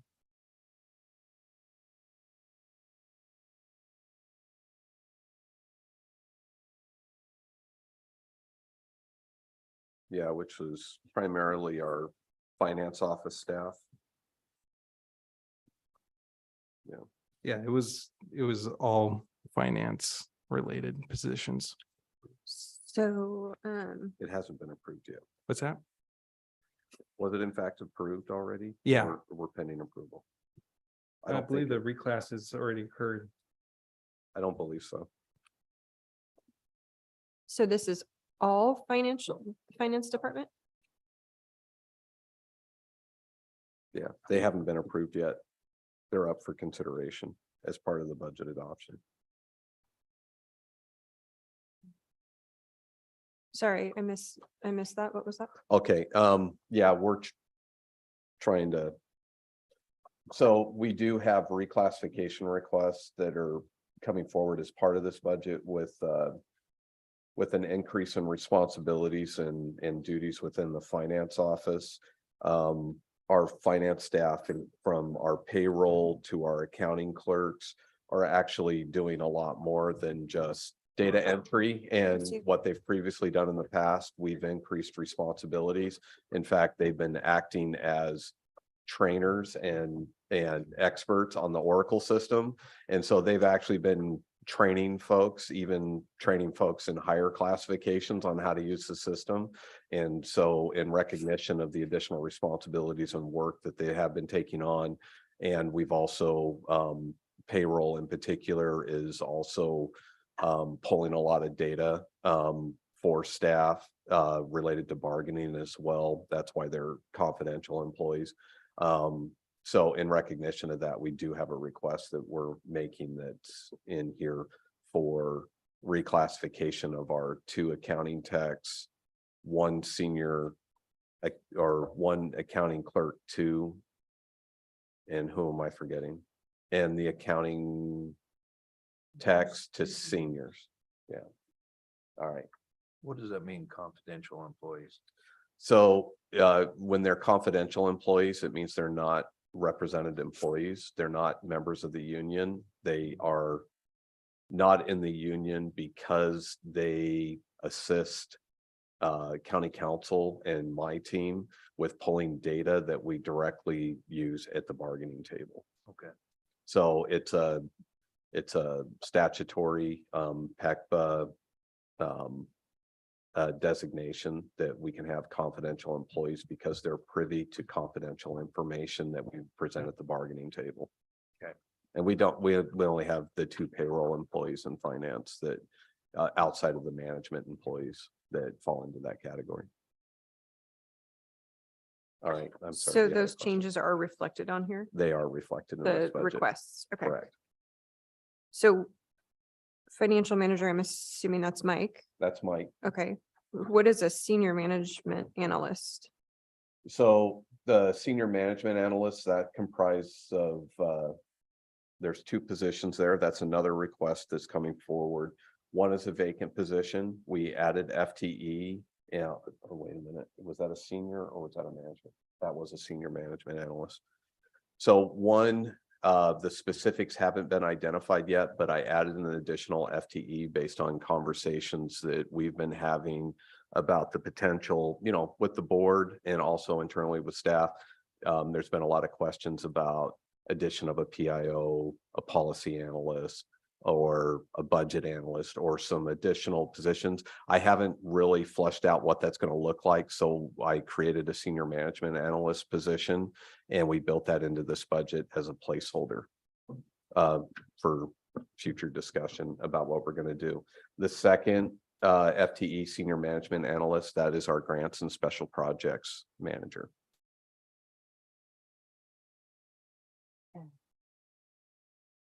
Management analyst. Yes, so that other management analyst, this is again where it's a classification title is management analyst, but that's actually one of our HR analysts. They actually, we have a senior HR analyst and then another HR analyst, but the actual classification they're in is a management analyst. Okay, I'm sorry. I think I lost you a couple of analysts ago. Yeah, Senior management analyst correct, 2, 2. and one of them includes the position that is sort of a Right. nebulous. It's a description. vacant position, And the other one is, the grants and special projects manager. so there's a grants that, hold on, that includes the grants and special managements, special projects manager. Correct, That includes that. correct. And then the management analyst below it is. HR. That's is human HR. that's human resources. So, okay, all righty, seems, Yeah, it's our classification system that we have, because if you look at it, you have classification families. And then once you build off those classification families, then you get into the job descriptions and titles. But Which Um, we don't see that, We don't put that level of detail into the but that budget. exists somewhere. It does. Okay. Okay, so we haven't broken down senior management analysts. We've got two, but we haven't broken that down into what the current position is and what the potential position is. I mean, that's just lumped into, Correct. Which isn't unusual. It's kind of like when you look at HHS budget and you see like a Health and Human Services spec 2, and there might be 15 FTEs that are in there. Some of those are different types of counselors, clinicians, but they all fall under that spec 2 category. okay, but the original position that's already existed and been budgeted for was the 83,217. And For then- the one senior For one. management, correct? Okay, thank you. And you're adding two data analysts, so there's actually three positions being added? The data analysts, Or in did that move particular, from those somewhere two else? data analysts were. Those were the payroll positions, which were actually Accounting techs. accounting techs. Accounting tech. Yeah, there's a lot of moving pieces here. So the Yeah. accounting techs, So if I could probably explain it pretty well there. There's an accounting tech 2 that is at 402.4. That position is moved to the senior accounting clerk, which is Got it. It's 40214. missing there. Okay, got And it. those two senior accounting clerks in the prior year are now accounting techs at 40215. And last year, those two accounting techs are now the data analysts at 40148. I know. Okay. They've all been. So, yeah, but you lost a senior, so there's still one senior left. Mhm, It moved. mhm. There's still 5 FTE, they're just in different spots. Right. yeah, The finance is not any different than it was last year, other than. the classes. Categorizing, okay. there was a slight reduction in FTE, is that right? Addition, 4.45 addition. Right, the 0.6 HR assistant is no longer there. Go ahead, Justin. And then we added some additional time to Nicole's position, which is, Okay. There- But the assistant finance manager used to do work on Cove Orchard, and part of their salary was shared with Cove Orchard. That's moved to Public Works. So now we're back at 100% for the assistant finance manager. yeah. Can you, the commissioners, can you point out what positions here, are they listed here? In the commissioners? No, that'll be the next budget. In commissioner. I'll go into the next budget to, after we get through Okay. 1010, the next will be 1013, which is. Oh, the okay, I see 'em commissioner's here. budget. Okay, thanks. So on 40142, executive office specialist, who is that? That is HR. Okay. Yeah, that's an HR position. That's Kathy. So it's filled. Okay, so Correct. that's, okay. And the risk manager is. Patricia. That's the personnel officer. That's the HR director. That's Patricia. Okay, I see you've got. So office special, oh, that is not Carolina or Nicole. Those are No. under our budget. Okay, So they're over in the 1013 budget. okay, so we're really just adding, is it slightly over 1.0 FTE? Yeah, so the only new position that where we're adding FTE is the senior management analyst.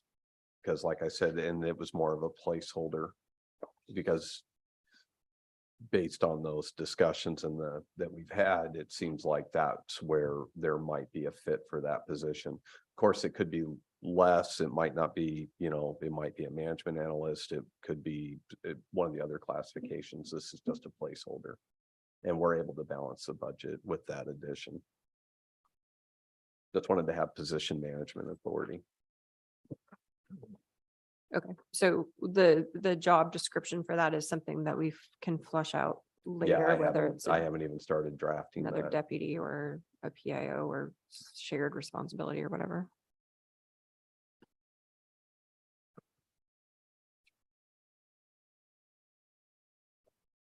So also included in this, a portion of my position's FTE is in this position. Justin's position is in this, budget. He's also split with, capital reserve and insurance reserve. Mhm.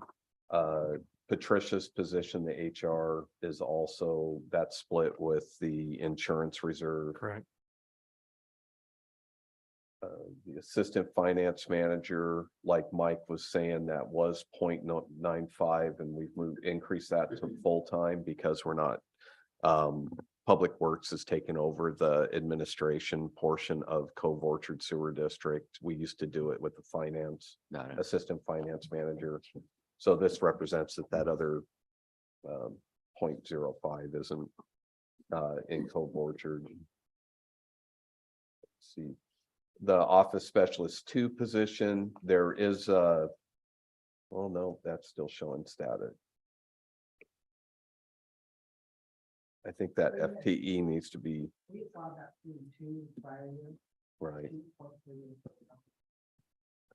right. So Yep. that's a 0.75.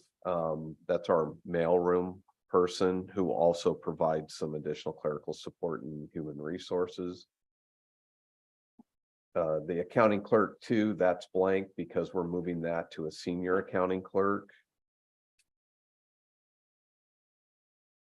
We still have 2 accounting techs, but the salary looks a little bit different. It's, these are existing employees. So you, That are going to from senior. Yeah, the senior accounting clerks last year moved to county taxes. Correct, Plus the- right. Yeah, lower steps, Last year. nothing. right. So what is behind the overtime and extra help increases? We've been, year to date, we've been having a lot of overtime, with the implementation of the ERP project, which we're still going to continue to do. Because the one part that comes with the challenge is we're still running our old system in a lot of things, that it's running parallel with our new system as both redundant and then also as a quality check. So they've been having to pick up additional workload while at the same time learning the system, and they're going to continue to be learning all the new ins and outs of the new system.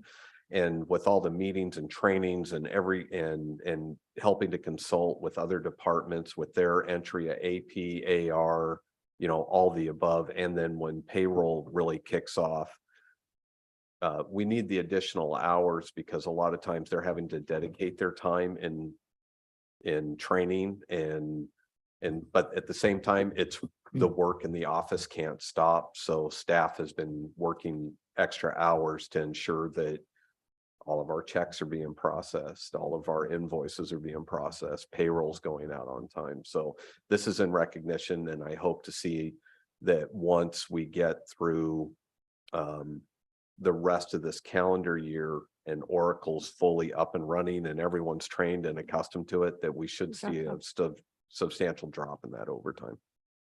But we wanted to build a buffer in here to make sure because again, all of the staff, especially in finance and HR, they're overtime eligible. And we just want to make sure that they're being compensated appropriately for all the extra work that they're putting in. So Ken, do you believe that going forward, so is it going to be finished in this budget year where everything kind of levels off? Will these go back down? Oh, in as in 23-24 next budget year, yes, that's what we're hoping. Okay. That's our plan, If not, it'll go down. right? And then what would be professional services? Okay, oh.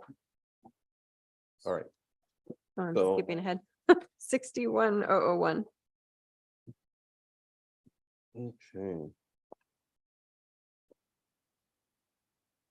So that was it for personnel, central supplies, it's pretty status quo, professional services. That's a line that we have in case there's anything that may come up through the year. I think we've historically always budgeted about 10,000. We'll use it from time to time. That could be for anything from if HR is needing to contract with an outside entity to do a comp study, or needs to engage with an outside investigator. Sometimes we'll use these funds, sometimes we'll use Fund 80. I think it's more HR driven than anywhere else. I'm looking at Justin and Mike. I'm trying to think. There has been some times, I think right now, I'm not sure if you're coding that to contract a professional service, but right now we have a vacant payroll position. And so we're having to use professional services and contract service to backfill until we're able to do a full recruitment. We're in this weird timing of if we onboarded, because we have a vacancy in payroll. So if we were to hire a payroll person right now, we'd be training them in the old system that is still doing our payroll that we're about to go away from in a month. And so right now it just seemed more logical to bring in outside resources to help with gap coverage for a short time. And then Mike will be opening a recruitment here in the next couple months to hire a new payroll person. So then that way the new person comes in right off the ground, working in the new system and not having to learn our old system, which is not an easy system to learn how to use. The training and development, 61,201, and that seems higher than the adopted budget of last year. Is there anything specific that's earmarked for? 61,201, page 222.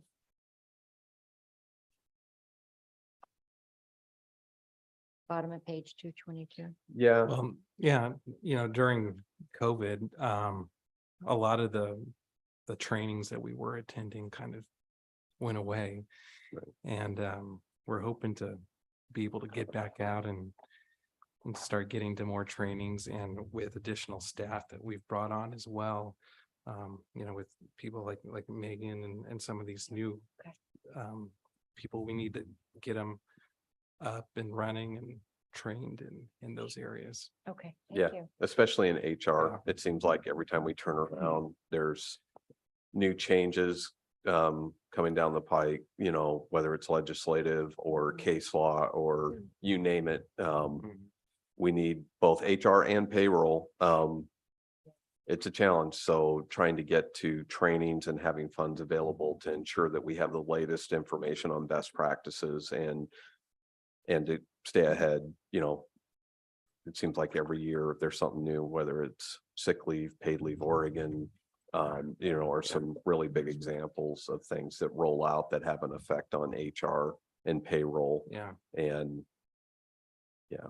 the rules related to right, HR, correct. Yeah.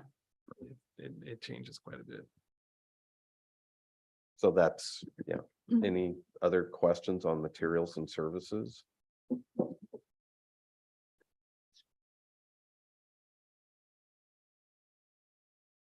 No, just looking at the ending balance. So we're using half of our beginning balance in this budget. Yeah.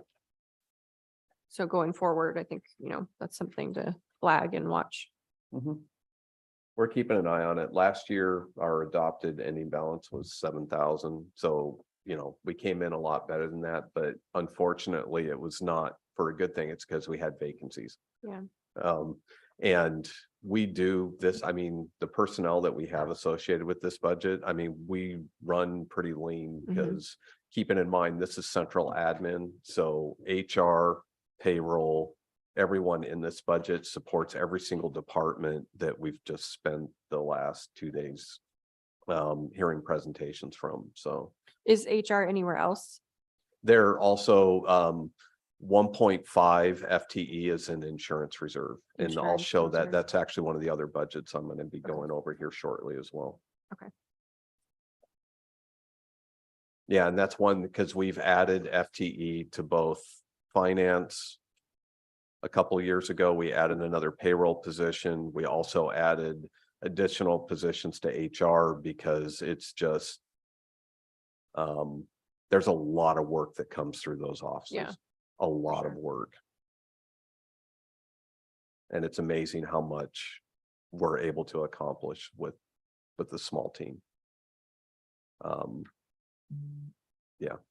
At some point, you know, we're probably, and Justin and I are always looking at this, and we're talking to Mike and we're talking to Patricia. We're always monitoring these two teams because the amount of continue to have concerns with the amount of workload. And I will say payroll is one you want people to be unhappy is not get your paycheck, you know, and so that's a high risk area. And then HR is in the same boat, whether it's dealing with labor negotiations, dealing with personnel investigations, dealing with rolling out benefits, benefit enrollment, everything that they deal with, ADA, leave laws, all the complicating factors. We run with a pretty lean team that does a great job, and we're hoping to see some more stability in that because we have experienced some turnover in those positions. And so we continue to monitor.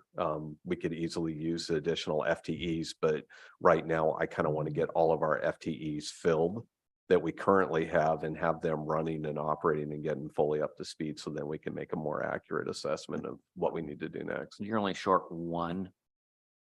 Right now, we have a vacant payroll position. Plus the one you added. So there's two on the budget. There's two empty FTEs. Yeah.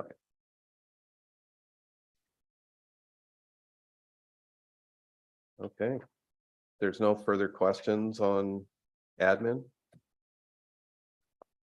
Okay, so the next one is begins on page 227.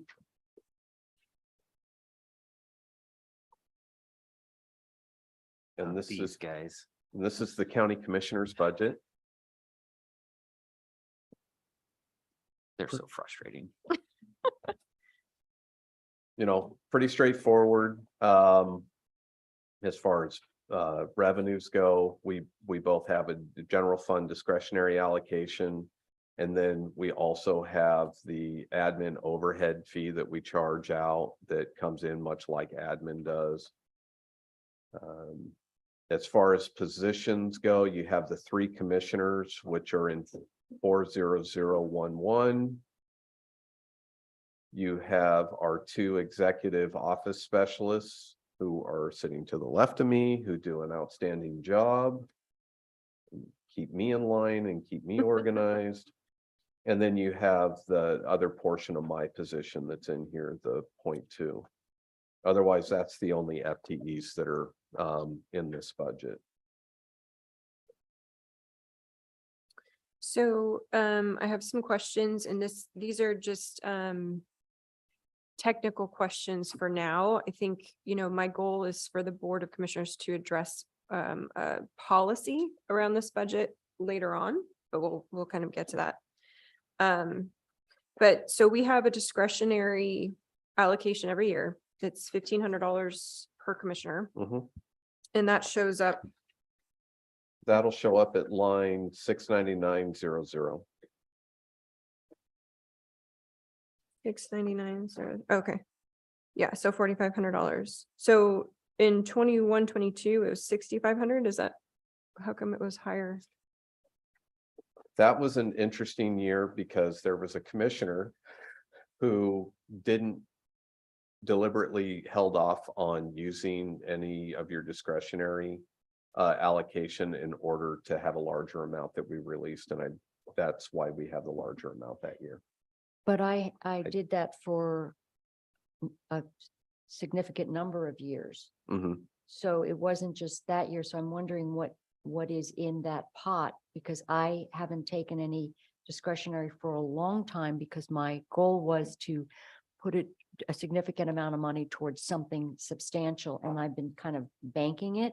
And then I did make one one distribution to Homeward Bound, but the rest of it's in there. So do we have? I believe this because we do track this really closely, but not Mhm. necessarily in the budget. We have a file over across the street where we track. You know, because sometimes it gets difficult because sometimes a commissioner might do $200 here, $300 here, you know, different. Type elements. So we do track that. I do remember in 21, 22, there was a couple things because. I think Commissioner Bershauer, you gave something, I believe, part of your discretionary or all your discretionary to the fairgrounds. And I'm trying to remember what the other, but I can pull that file. Mhm. What's that? The homeless shelters. Yeah. Yes, Turtle Dove. Turtle Dove. So it sounds like this probably isn't the appropriate place to break that out. Maybe we can do a separate presentation every year around budget time where we look at that. But so Commissioner Starrett's been banking hers, is that just in the beginning balance? Well, see, we don't really have a policy on how we do that. Okay. So anything that's unspent, just like any other budget, if we put a $4,500 line and if you as a commissioner don't do anything with that $1,500, it just goes into the beginning balance for the next year. Okay. It doesn't, we try our best to, follow the wishes of the board and the commissioners if you want to bank that, but we don't necessarily bank that in here. Separately. Right. Okay.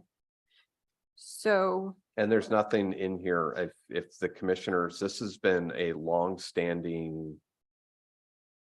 I mean, it goes, I don't even know how far it goes back. It predates my involvement with the budget at this level on the $1,500 per commissioner. It's really up to the commissioners.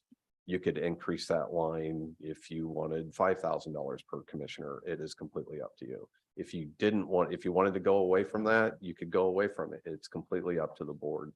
We really don't, I'd have to go and look and verify and see that we don't in fact have a policy around that. But yeah. again, this was to have a small amount of funds that each commissioner could have for those small donations. If you're making a contribution to 4-H or if you're, whatever, fill in the blanks for those smaller things. So years ago, I believe the commissioners had a significant amount of money that they could use for their liaison departments. It was, I want to say, I'm going to say it was either 5,000 or 25,000 or something, because we didn't have, the way it was set up was completely different. So you got to fund something that wasn't funded in your area of liaison. And then that went away. And this was for things like community events or things that we were going to support. And it was just a small amount of money. It was a small amount because typically anything else, let's say that there was somebody came in with a funding request. An individual commissioner can't come and say, write a check to X for this event, because depending on the funding source or where it comes from, it would require action of the full board to make a decision. So this was to allow an individual commissioner a small discretionary account to make those types of community donations, like you were saying, without it having to come back and then the full board, taking action on that. And I think it's probably a good place for us to have this discussion is in another venue where we're looking at the policy, because there is no policy. Sure. And several years ago, I asked that there be a policy because I felt like it was being used for things that I don't think it was ever intended for in the past. And there was no oversight for it.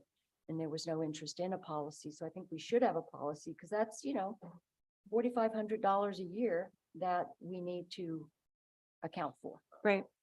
So that's my goal, is to sort of package some of these up into a policy that we discuss at another time. But I think that with that discussion, we probably need to have some type of presentation of what the numbers look like historically, separate from this. So this seems like an easier way to get that done. Yep. So travel and reimbursements. So this has been kind of a, interesting topic. So hotel mileage, food and beverage, or attendance fees.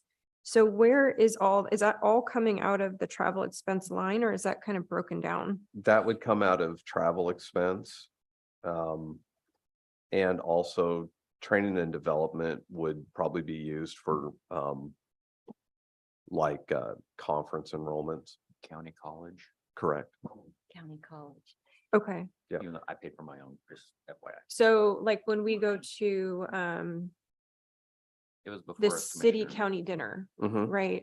Is that coming out I of Signed up in December. training Yeah, and that- development? Yes. Training and development, okay. You Okay. paid for your own county college, why wouldn't you get reimbursed?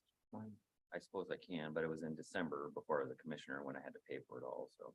We can still pay for it. We can Yeah, I still think pay we've for it. extended that before. We have. Okay. And then typically, if we go to, let's see, the AOC yearly annual conference Mhm. in Eugene, hotel rooms are paid for by At the a- county Travel expense. out Yeah. of travel. Okay, Correct.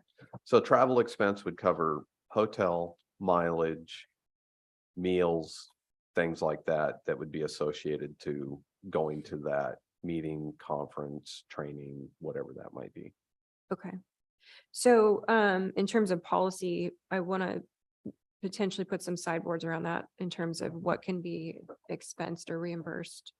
And some dollar limit triggers where, if you want to go to NACO and spend $5,000 going to NACO, that needs to come in front of the board for approval. So I don't know that we have a policy at this point, so, Not for commissioners. okay. Has so it that- been abused before, or are you just trying Yes. to? Yes. Oh, it has, It's okay. been abused before. I also, as part of that piece, I just got here. Don't blame me, I just got here, he said. you're not the abuser. As part of that piece, and perhaps this is just a separate sort of exercise that we do around budget time every year. But as part of that piece, I want to make sure that commissioners, that it's disclosed how much each commissioner is asking for reimbursement every year. Mhm. So maybe not break down, I spent, this much in mileage, but just total, this is how much I was reimbursed this year. Because it's a piece of accountability to each other, so. And just for clarification on each line item, is it a third allocated to each, or is it one lump and one commissioner and be like, I turned my receipt in first, I got it?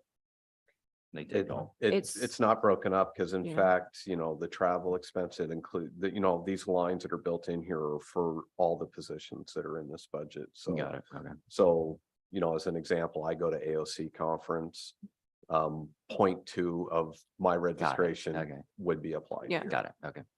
And one of the reasons I say this is because the way it stands right now, without a policy, is that Christian, I think is Christian, is the one who signs off and actually approves these reimbursements. So we're putting him in a very uncomfortable, awkward position to He have to, doesn't approve them, he just signs them. he just signs them, right? Just signed it, So right, there's- Exactly. I mean, and that's not fair. That's not fair to him. We need to have a policy in place in case it is abused in the future. So anyway, that's for the coming weeks.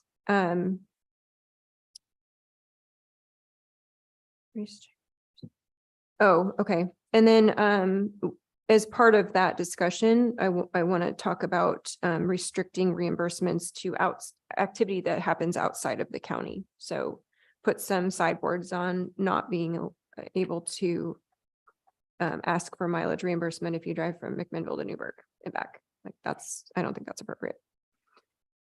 So the next question I have is the retirement cost. So a lot of times this gets discussed in terms of commissioners, we have two options on retirement. We can either do PERS or we can do, what is it, the 401B? Yeah, the Option? 401. So it's not really broken out, and I know we have our office specialists in here as well. So it's hard to see, but in general, is there a cost difference to the county if a commissioner opts for PERS versus opts Yes, for the It's 401B? pretty simple because the 401 plan is a 10% contribution to that 401 versus a PERS covered employee like myself is subject to the PERS category that you're in. Plus the, so if you look at the slides, there'll be that percentage contribution to PERS plus the 6% contribution for EAP, depending on the, so. So it's percentage based, so everybody could be different number wise. Yeah, all the staff would be different, but as far as the main difference, what you're asking, for a commissioner salary, it's 10%. 10% of the salary is what goes into the 401. If you Versus a opt out. 12, and that's what I'm trying to say, is it, Versus the 26% that goes into a PERS account. okay, so PERS is more expensive. Oh, yeah. In terms of long-term, so let's say you serve for 2 terms, so you're vested, Right, that's the other stretch. then there's is- a long-term impact to the county.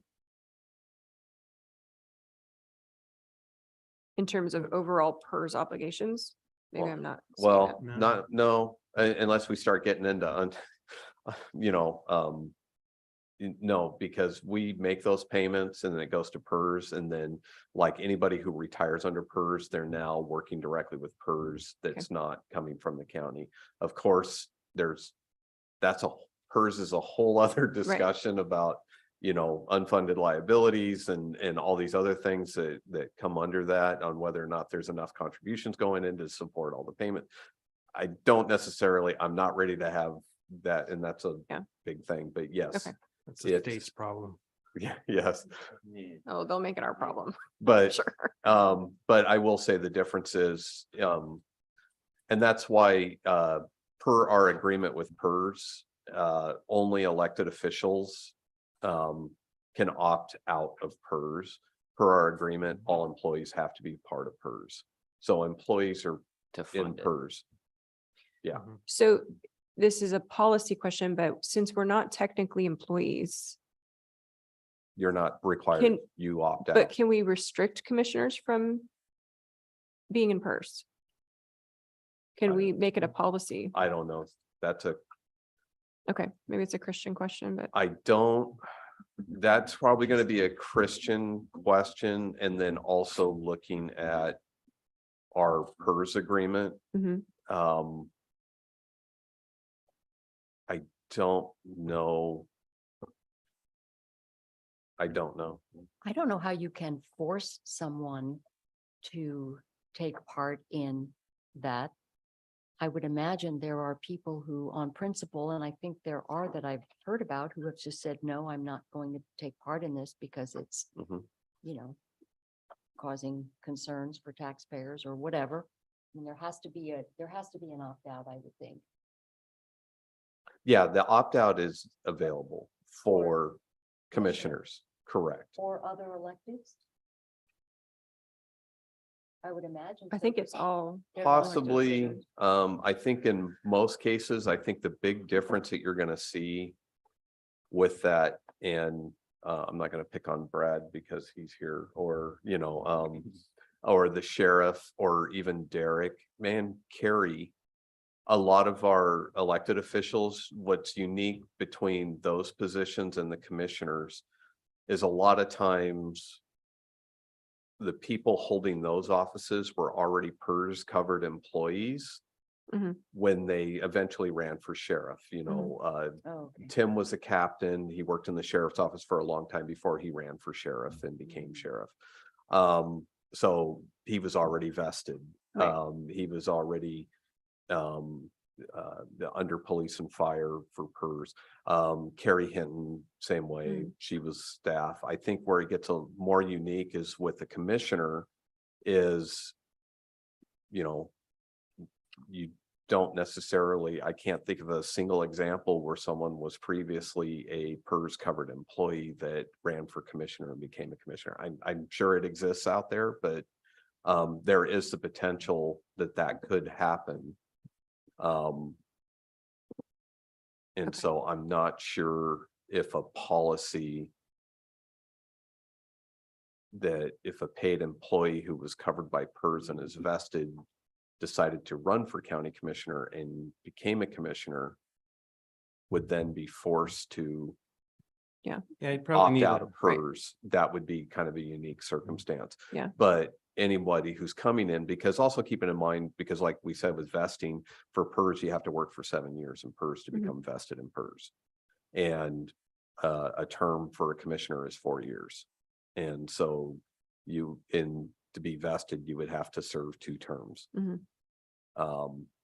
In office. And so that's why you have the ability to opt out and go with the 401, and then the county does the 401 contribution because that goes with you. Okay. Yeah, it's not just kind of a value set for policy. It's also the annual cost. So it sounds like, in general, we're looking at a 10% cost per commissioner versus a 26%-ish. Yeah, For and looking retirement. at, because anybody coming in who wasn't in PERS, they would be in the OPSERT category, which is a lower contribution. I picked the higher of the two. I don't remember what's OPSERT. I don't have budget instructions in front of me. OPSRP is lower. It is, that's kind of tier 3. Is that a whole, the 26 is a whole cost to the county, not employee share versus, Well, we pick up the County share. employee. We share. pay the whole thing. There's The no whole, employee contribution got it. into PERS. We pick up the full, including the So it's a 6%. We're Correct. budgeting 27% for tier 1, tier 2, and then 21 for ops. 21. 21. So okay. the difference would be is a newly elected commissioner who hasn't been in PERS before would be in a break 21. would be at that 21 versus the 10% contribution. Right. Okay. So how does that jive with, if you look at the retirement line, we've gone, 47, 45,000, and now we're at 57. Well, with the you have the 3 commissioners and then 2 support staff, and then a portion of my position came in. Okay. And then So the one of roll-ups the and all that. cost drivers, because that was new for the current fiscal year 22-23.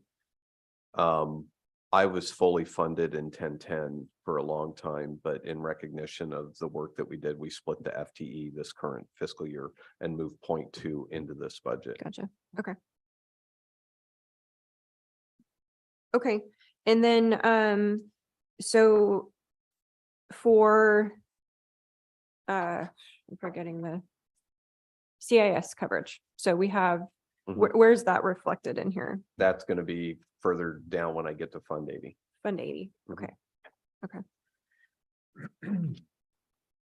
Okay, so those were just my comments about this budget, in terms of it's going to be another policy discussion, but to make things easier, I think we just kind of break out the accountability piece and do it as a separate annual exercise versus in here, because it would be pretty complicated to do it in here. Any other questions on 1013? Okay, we got one more budget to go through. And it's a big one. So we're gonna go to insurance reserve, which starts on page 290.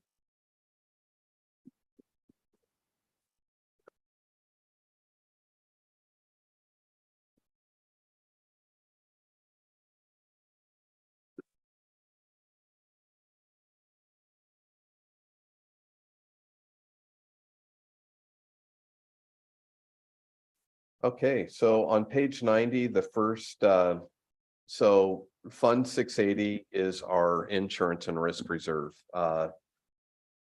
And when we talk about the insurance, you're gonna have a mix of predominantly, this is where our property insurance or general liability. We do have our dental plan because we're self-insured on dental. So I'll go through each of these categories. The first one is our risk administration, and this is a fund that we started several years ago after that we expanded this risk after some pretty significant claims that occurred for the county. I want to say like 6 or 7 years ago, starting then, that we've been making some investments into this risk administration. This is where One of our HR positions, when you get into personnel, the senior management analyst is our risk manager. It's one of our HR positions, HR analysts. You'll also see the other half of our HR director is in this, and then a portion of Justin's position is in here because Justin handles all of the insurance renewals and then helps manage this account through the year. So pretty straightforward, this first part, the risk administration. It's the 1.7 employees, but this also includes our county council team. This also includes me. It also, our full HR team.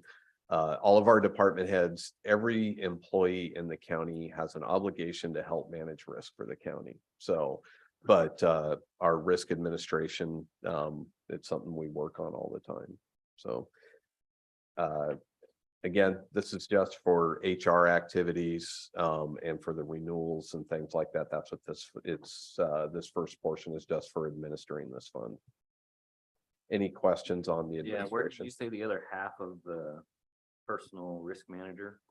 Patricia's in Fund 1010 administration, The one we just went administrative over. services. Got it. I see it. All right.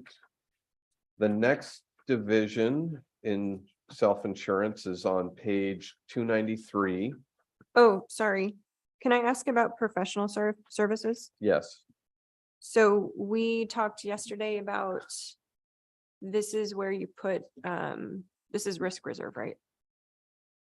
not this line. This Okay. isn't where we've been necessarily during county council's presentation. We do have a small amount that's available here. Sometimes we use similar to like an admin, investigations, consultant services, things like that, that has to do with any type of potential risk category or training or something that we may roll out.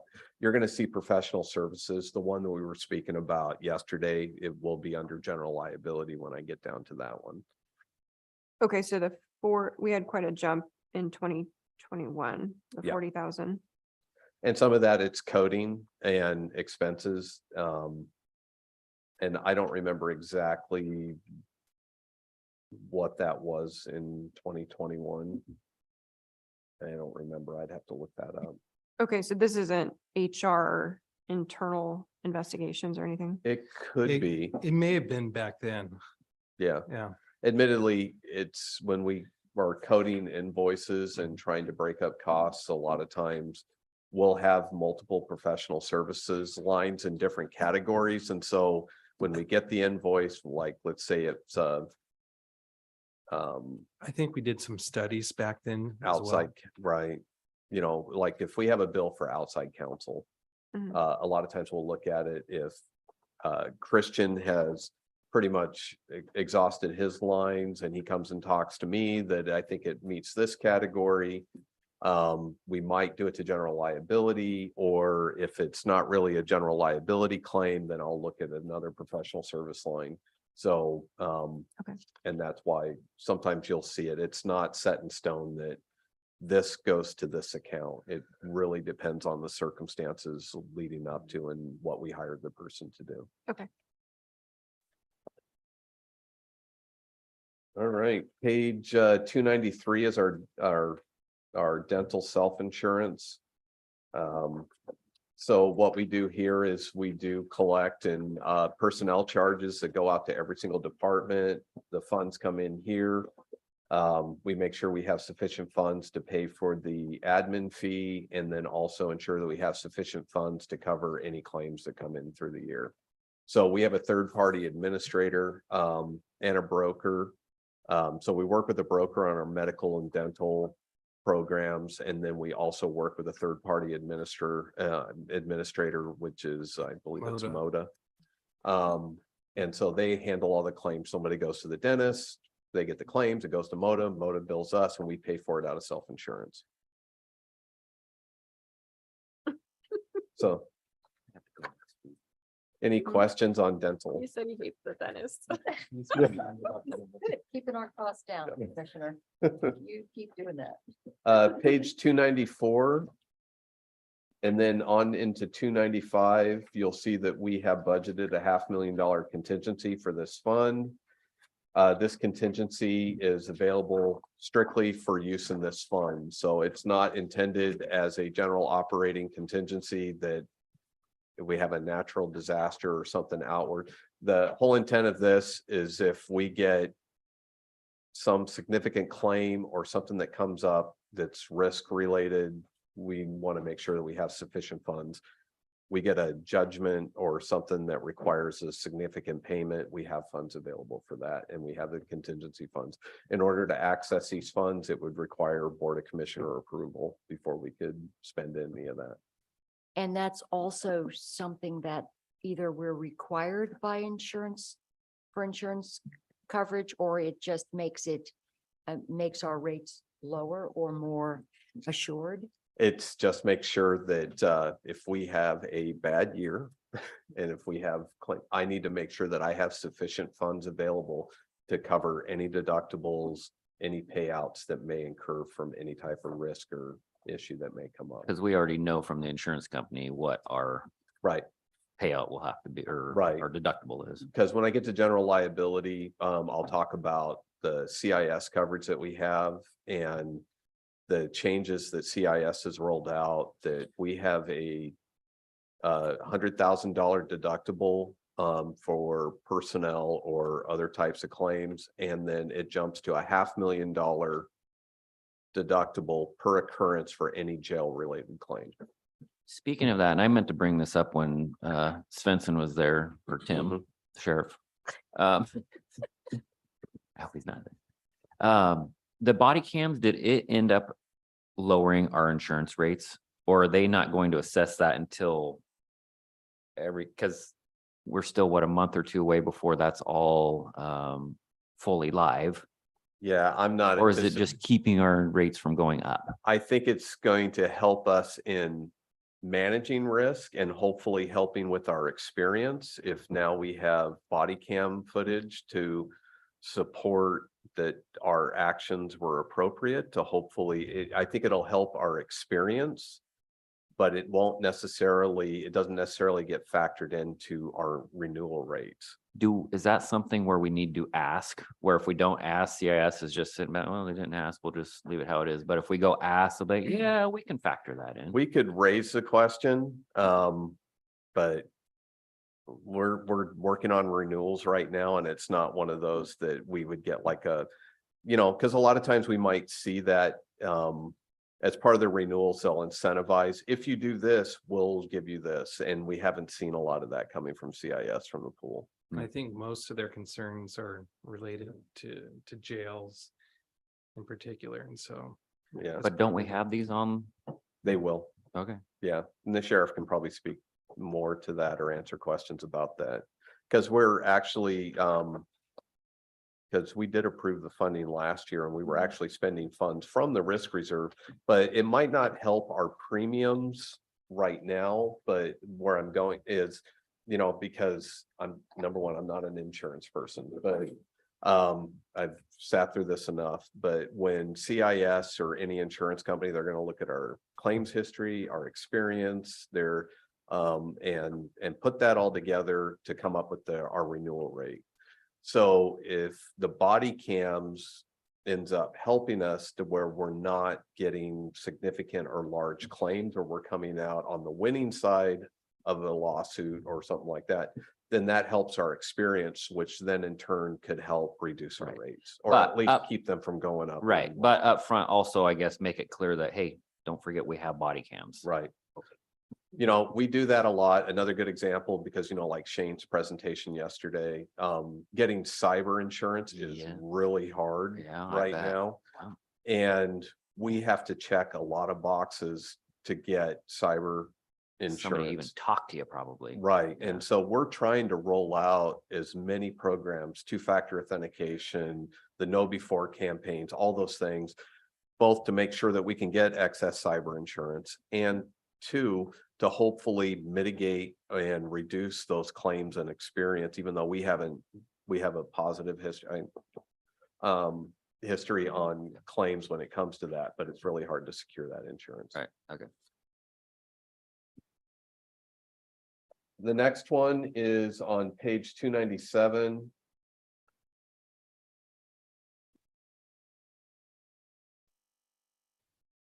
And this is all pretty straightforward. This is like you've seen in other budgets like HHS and others. We have a beginning fund balance for the entire fund.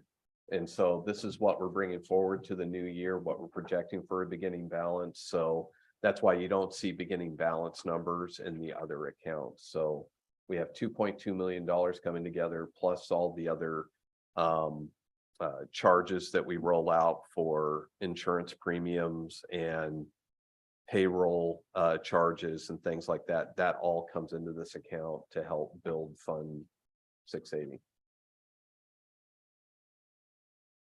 The one item I would highlight is we usually like to have a reserve for the future line. We don't have that because and when I get to it, you'll see that we're trying to bolster and make sure that we have funds available with this new insurance plan that we're on.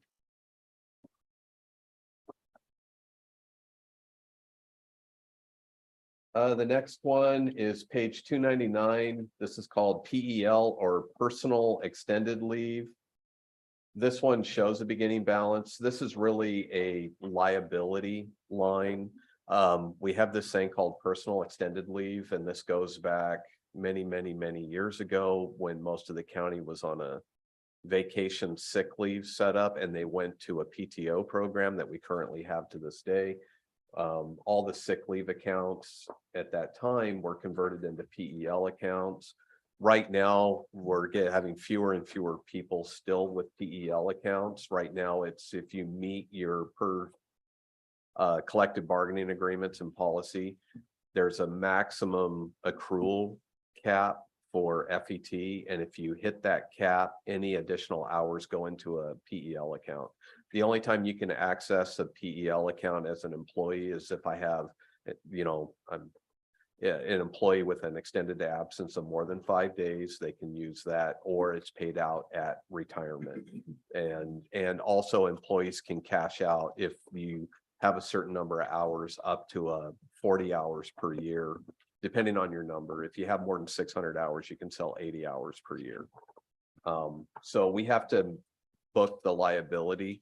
And so that's why we have these funds in case someone with a high PEL balance retires, then we would reimburse that department out of these funds. Did I explain that well enough, Mike? I'm looking at. Yeah. How does that, I mean, that could be catastrophic. It could be if there was not sort of a run on the bank. I mean, if you had a number of employees who were going to say, I'm going to access this. It varies because, like I said, we have very few. I wouldn't be surprised. We maybe have a dozen employees at the most that might be running any type of balance in their PEL accounts, True. maybe more. But that's why we have the reserve. But that's why we have this reserve set up to ensure that if everyone with a PEL account retired tomorrow, we have the funds here to make sure that offset that impact to the departments. Okay. And we're not using this for anything else. No. So these numbers will go and we'll look at PEL balances, come up with a number, and that's how this number, we adjust it from time to time. So I keep looking at Mike because Mike, I don't think we connected on this number. So But I haven't, Mike and I I haven't worked done on it. this year's adjustment. Right.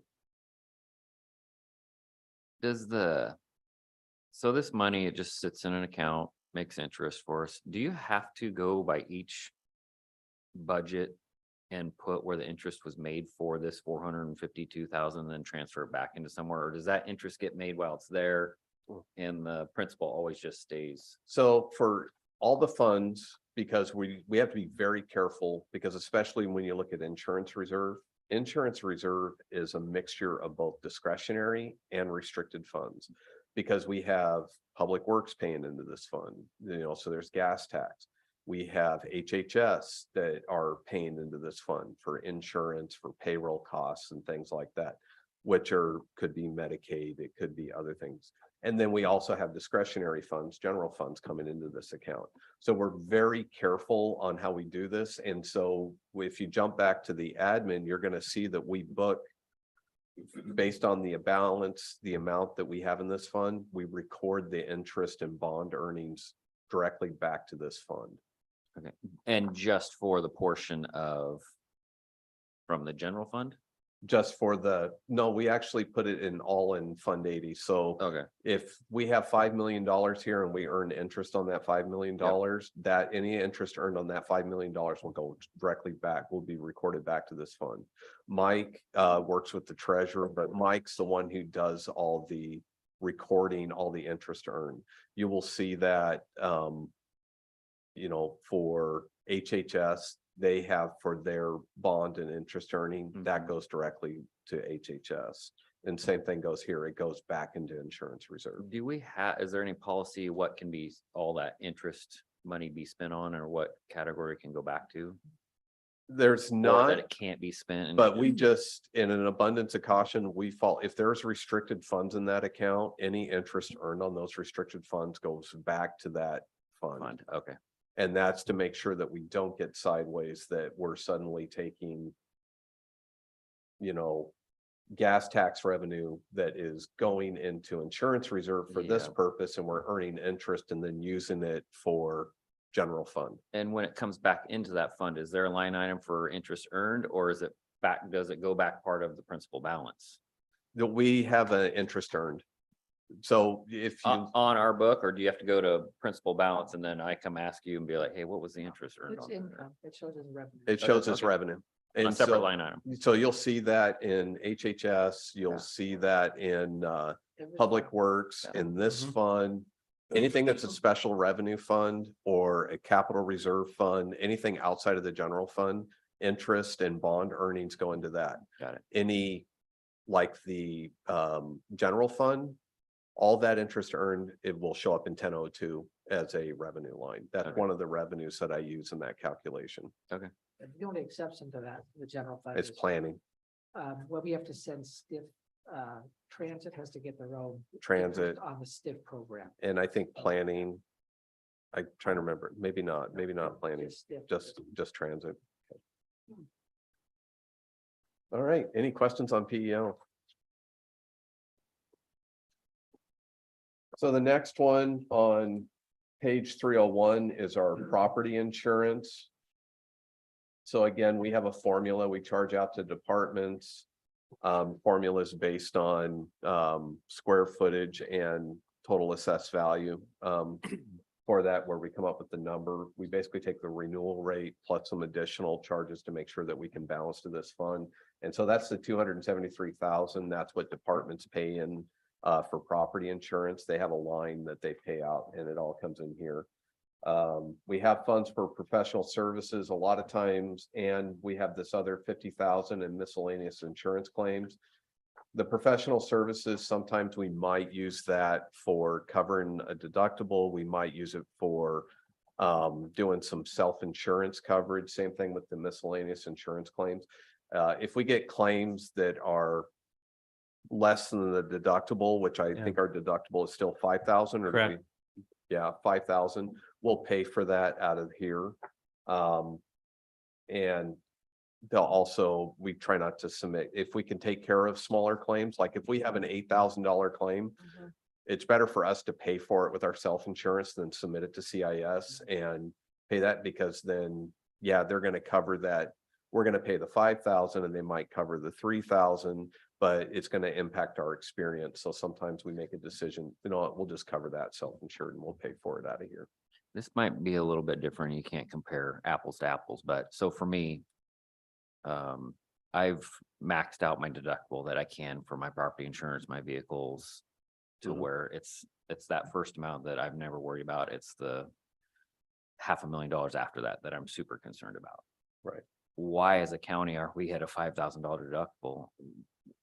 Can we go to them and be like, hey, can it be 25? Can it be $50,000 deductible and affect be. our rates that much more and bring down our premiums? It could be, this is one that we work with our broker on, and think we looked CIS at as part of that. their renewals. Did we increase it to 10,000 last year? Or we did No, the we analysis? considered it. We did an analysis. I know what I'm at. We looked at the The cost county should be benefit. at 50 or 100,000 to see what.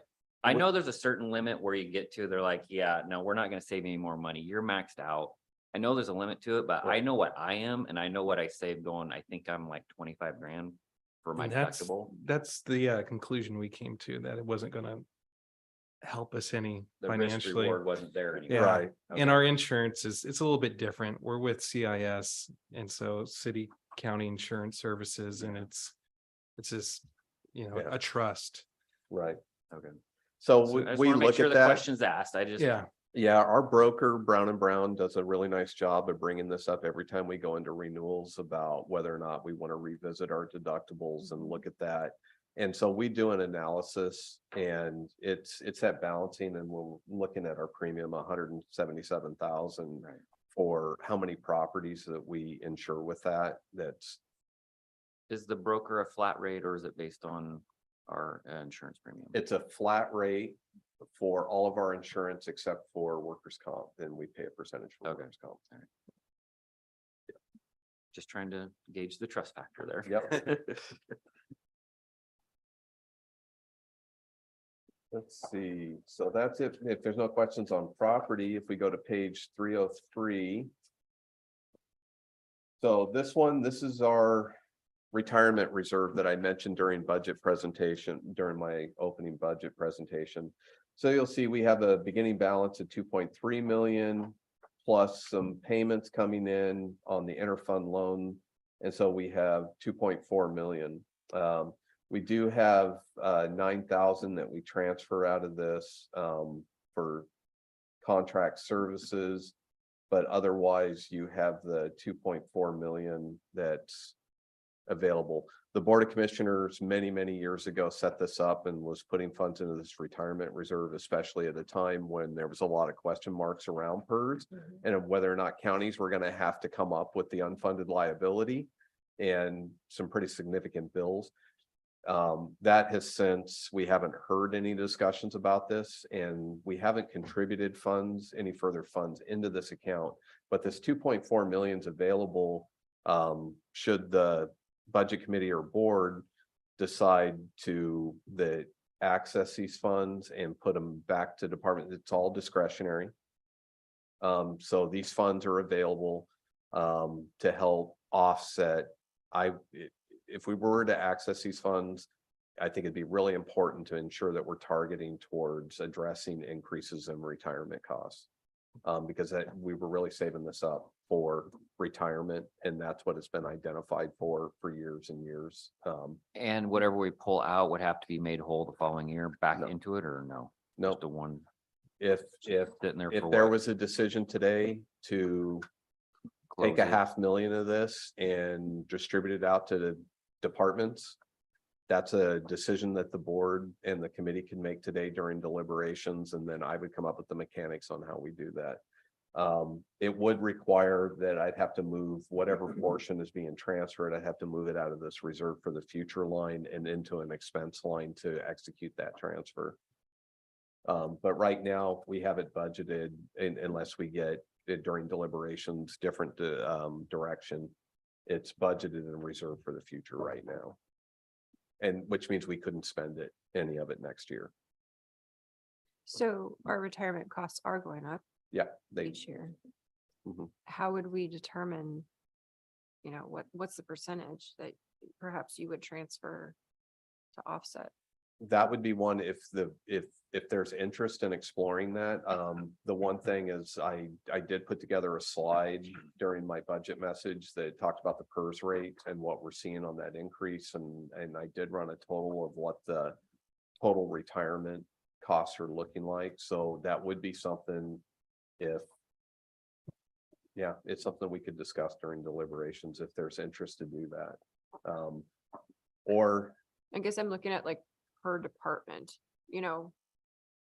retirement makes up this percentage of the DA's budget, right? It's, what does that look like? And what I would probably recommend, if that would be the approach, probably the easiest way to do it would be if you said, I'm just gonna, as an example, if you said you wanted to take $1 million from this and distribute it out to departments to offset the personnel costs that they've been experiencing related to retirement. I would take that $1 million and we could put that into the discretionary allocation table and we could distribute it that way. But I'd also have to figure out how we're gonna get it to non-general fund departments. Have to do transfers. Yeah. Mm. So we could come up with some type of percentage allocation that would be pretty close to what we do for discretionary allocation. Well, it seems like it should be treated either as an emergency fund or it should be treated as a Band-Aid because once it's Right. gone, it's gone. Right.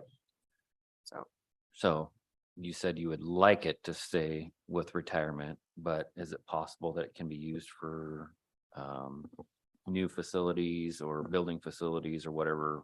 I would not use it for that unless I'd have to think about that because I don't think we could just take like $500,000 and use it for an investment in capital improvement. Because some of the funds that were contributing to this, they're I don't think restricted. so.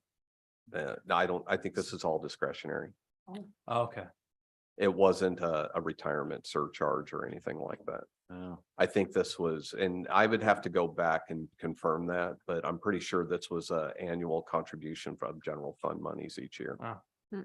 That built this fund up. and we stopped doing that?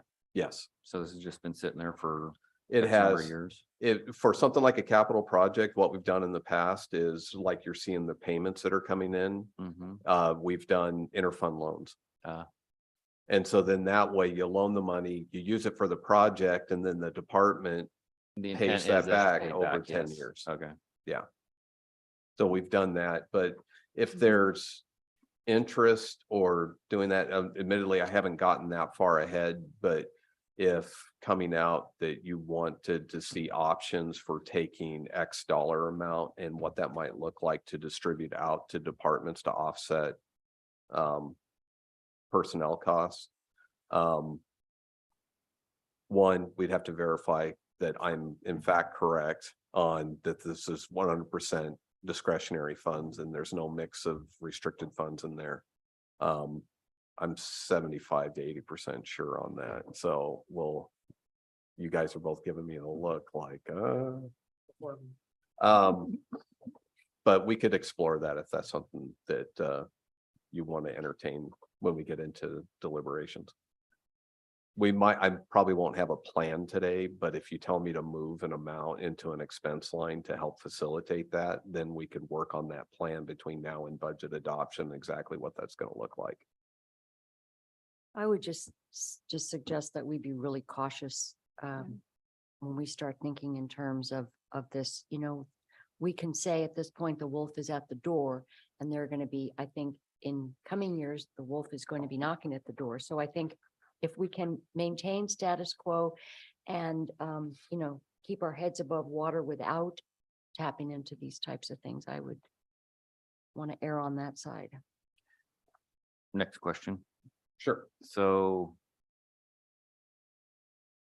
I think the interest is getting put back into it, and that's why it's up almost 50, Yeah, this a one's little under different. 50, but that's only like barely 2% interest. So does it have to be stuffed in an account that's like super, super safe, or, The interest, I mean, I know bank accounts that'll make The over interest 1%. is in the administration part of the budget. Oh, it is. It's Yeah. not in the initial, so None of the- adopted and then it comes to initial. That difference isn't the interest that it would have gained. you're talking about the interfund loan? So beginning fund balance Yes, on retirement, two correct, point three to 2.315 to 2.362. correct. Is that difference the interest that gained while sitting in that account? No, that's not interest. It's what it is if you look that we've been having the next the- 38019 and 38020. The loan That's a out. transfer in for an interfund loan Got it. and the interest associated to that interfund. So loan. this is sitting there, interest has been pulled and stayed in the general to be distributed. Or it's in Fund 80. Okay. So we're keeping the interest earned on this. It's helping. So you're trying to keep support this the whole at fund. that level, the Correct. 2.3. 4-ish. Okay. Right, Got it. On page 290, you'll see the interest for the entire fund. correct. On page 290.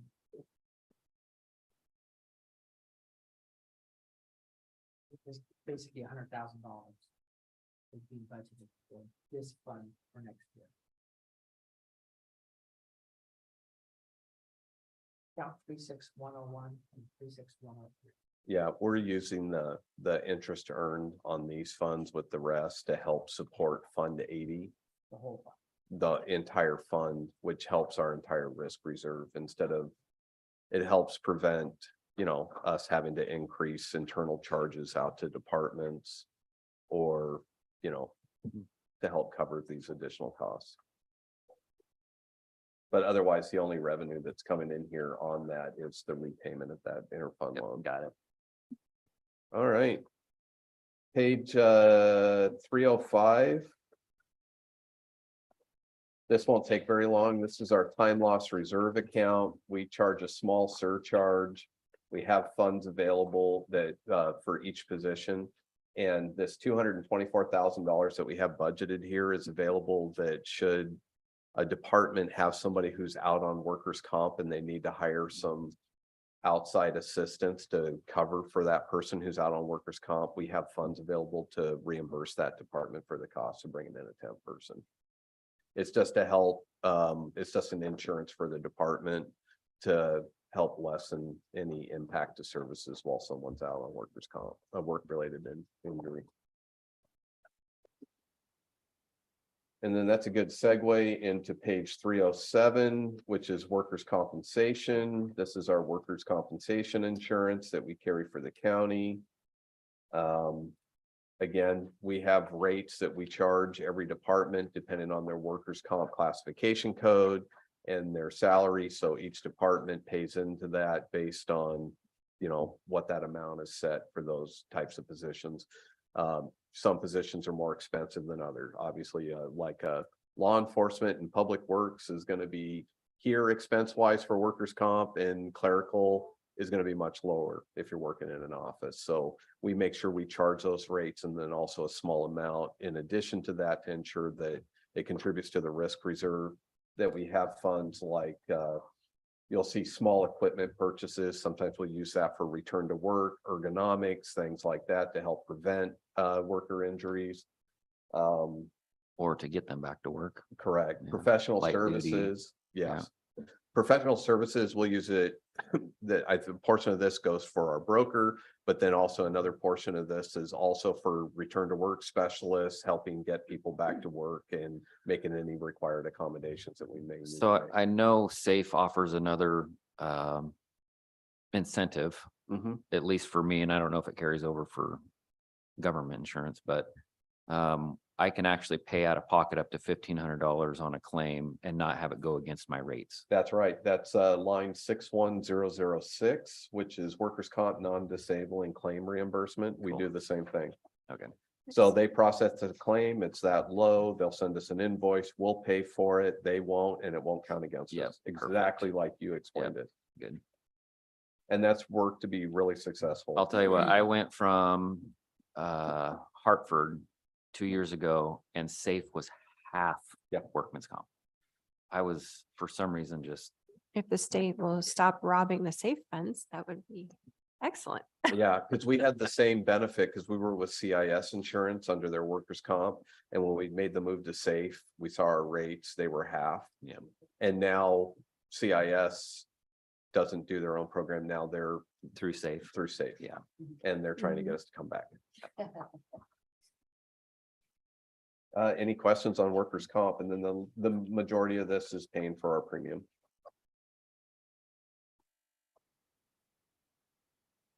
All right, the next one is on page 309. This is another big part of the budget. This is our general liability insurance. So we have transfers in the revenues. Otherwise, we use beginning balance for the fund to build this account. You get down, you'll see that we have some pretty big lines. The professional services, this is one where you'll see for outside legal services, investigations, anything that could come up with, you know, potential tort claim or assisting with county counsel's office if he's already, so that's where you're gonna see professional services. That The- includes HR. Yes. Yeah, this will also include personnel because a lot of times, a lot of personnel investigations could potentially turn into tort claims later. Liability insurance, 61007, that's what we have. We're still pending actual renewals, but we have budgeted kind of a worst case scenario, what our renewals are gonna look like here. The miscellaneous insurance claims, you're gonna see that that's a big number, and that's because of the change in our plans. Once we were notified that with the coverage change, which actually went into effect this last year, $100,000 deductible per occurrence for anything, any claims. And then $500,000 per incident per claim deductible for jail related claims. So we have to be ready for worst case scenario, and we're trying to make sure between the contingency fund and having sufficient funds in the miscellaneous line that should we get a bad year where you know, I don't want to necessarily have a bad year with jail claims. And if you have 3 jail claims that all come to fruition during the next budget year, I need to make sure we have sufficient funds to cover that. And hopefully it'll be like prior years that we'll see that this is just going to contribute to next year's beginning balance. And we're doing our best to manage and reduce our exposure, manage claims and reduce our exposure. So, but I need to make sure that the county's in a good footing, should something happen, that I want to make sure we have sufficient funds to pay those claims. And then we have a small amount for bonds. And I forgot to add, it's not just our liability insurance that's in there. We also do our crime insurance, our cyber insurance. It includes more than just general liability. It covers a lot of other categories as well. Any questions on general liability?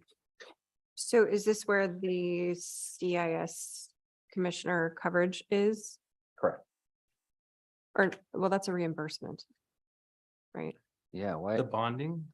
Or- No, Uh, that's different. Which part? Because all county employees, commissioners, everything in, heck, even the budget committee members, while they're here acting as the budget committee, are covered by our CIS general liability coverage.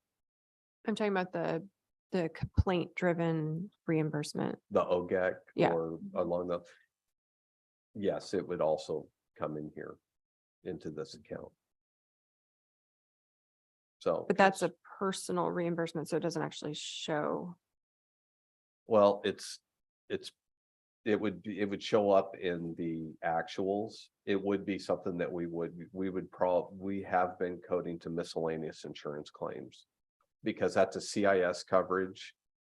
You know, I'm trying to think of the mechanics. I should know it because I've heard it from Christian enough, but how that coverage works. But we would be paying for that out of this line. It's just that it's going to be with any other claims that we've also paid, or any other costs or settlements, or there's a whole variety of things. You reach a settlement agreement, you reimburse, because reimbursement is not a payroll function, that's an AP function. Thank you, Mike. So that's where it would show up. This is where we would code the expense.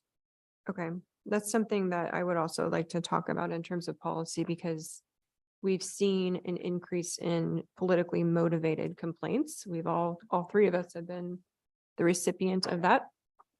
And I believe, correct me if I'm wrong, but I believe our policy states that CIS will reimburse up to $15,000 per year, Mhm. claim year. Mhm.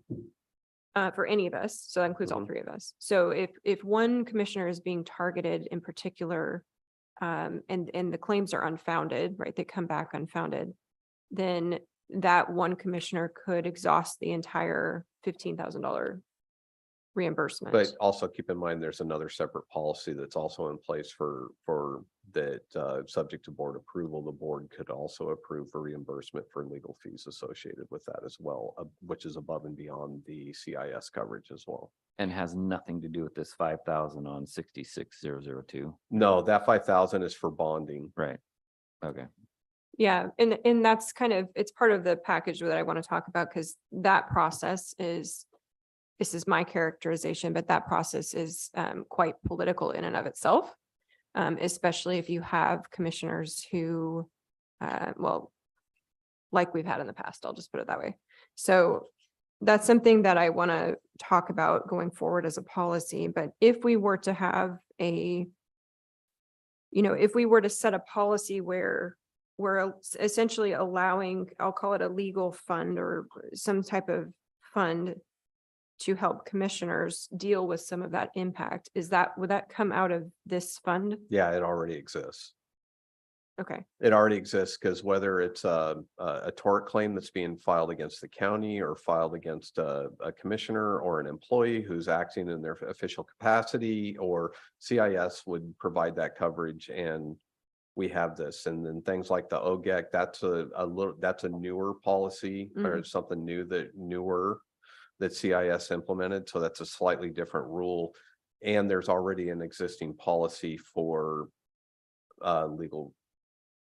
outside legal requests that the board can authorize. And that's not just for commissioners, it's also for electeds and we've even had some appointed department heads way back. So, but you have to use that appointed counsel by Yamhill County, or can you be reimbursed with your own counsel?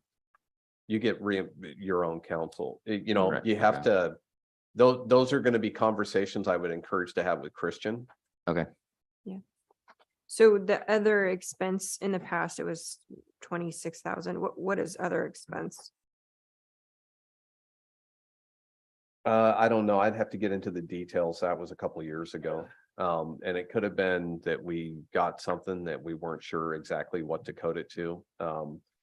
We really try not to code things to other expense, but sometimes it doesn't fit one of the specific categories. And I remember a lot of stuff in the budget, but that's going back a little bit for me. So I'm not sure.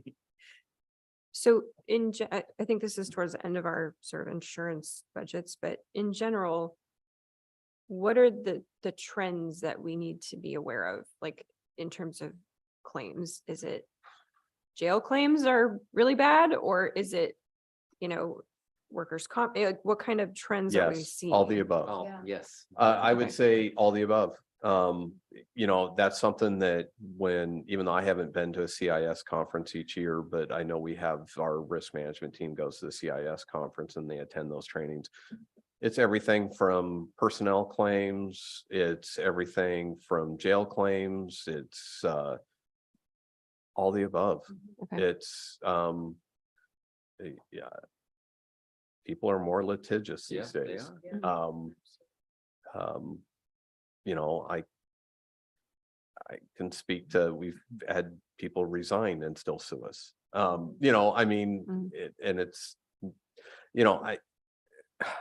It's all the above.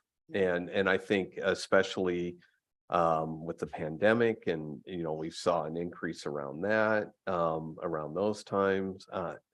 So I don't know, it just seems like it's across the board. Christian and even CIS or even our broker, we meet and we talk about those trends all the time. And it's fill in the blank. It's across the board. It's really hard to predict what the next one will be, but we try to do our best to, that's why we have HR. That's why we have county council. That's why we have a robust team trying to keep us one step ahead.